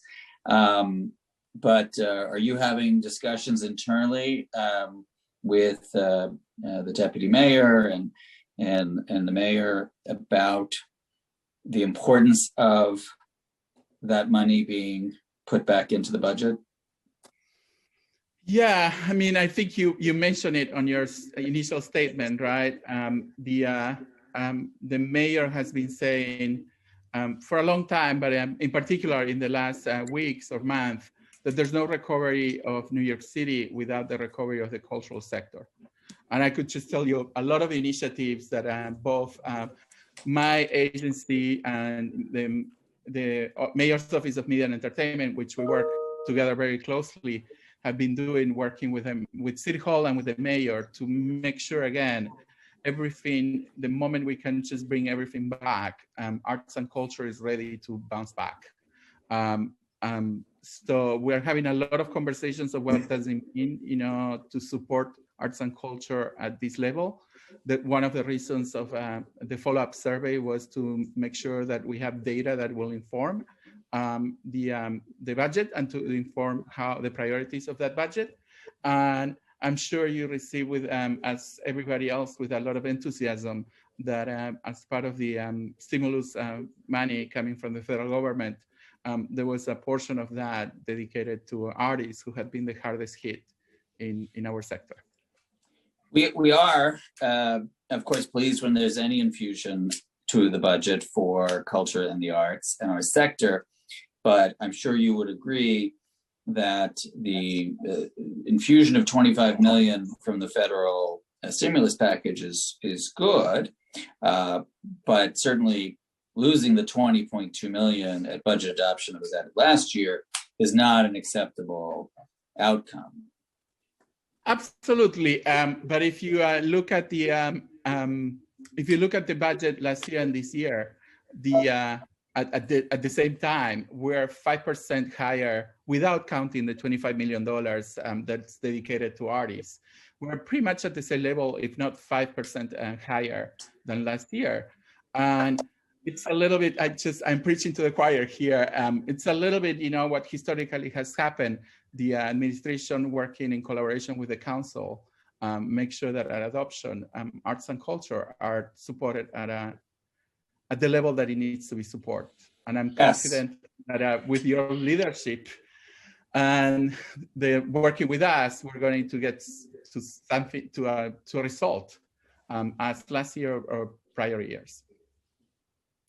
So, two things as we get to the 25 million. I hear you say that we're at a roughly 5% above where we were at this point, not including the $25 million.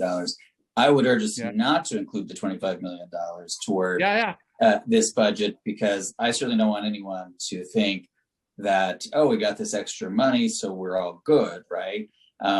We are still looking at a relatively significant deficit if that money is not restored, the 20.2 million. And absolutely, and I made sure to clarify that with the mayor and the budget director. Good, thank you, Commissioner Casals.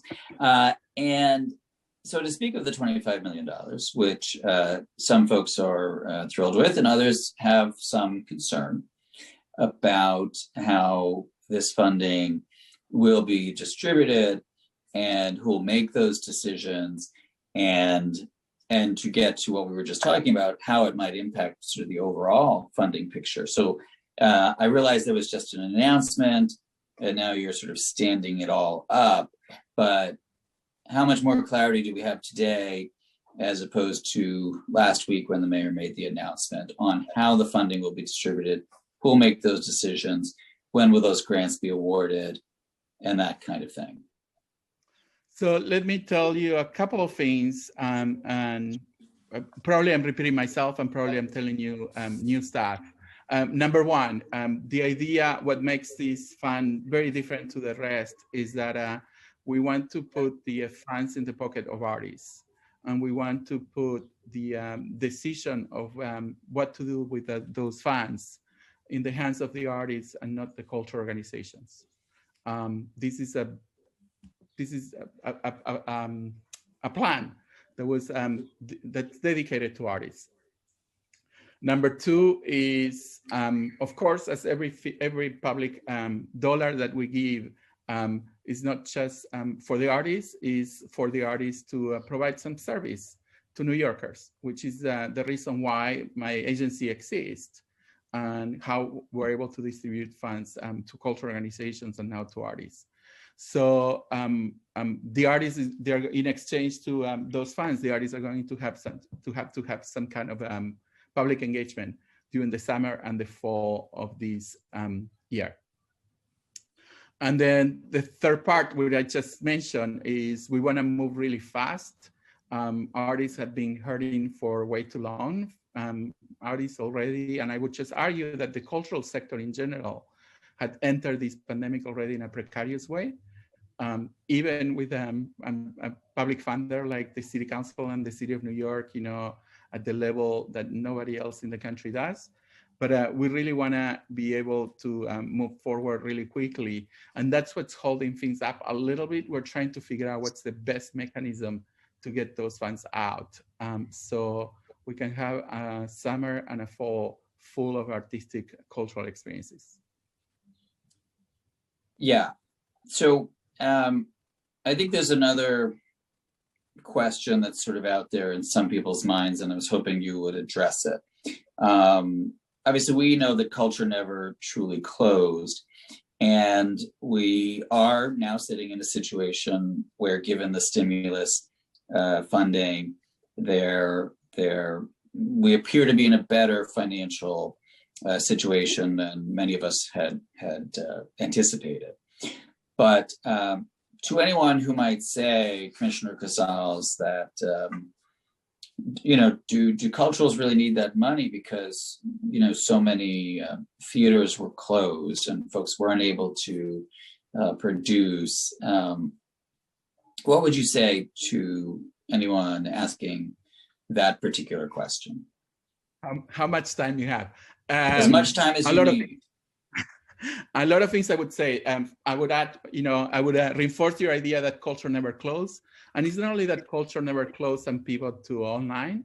Culture never closed because they expanded their missions to be an amazing civic partner with the city council, with the neighborhoods, to really provide the basic needs that New Yorkers needed at the peak of the pandemic and continue to need. Early voting sites, basic vaccination centers, as popular as the whale and Under the Whale and the Hall of Science, being lending a parking lot like the Bronx Zoo, to station ambulances that had to be brought from out of the city in order to cope with the need of the city. A lot has happened in the last year. But also, as we are seeing that corporations and real estate are deciding if New York's still viable or not for their business, culture is here and it's going to stay here forever. And culture is what defines the profile of the city of New York. And back when we did the cultural plan in 2017, 96% of New Yorkers responded that arts and culture was a priority in their lives. When a similar survey was done at the peak of the pandemic last year, that number were only to 86, 10%, 10 points.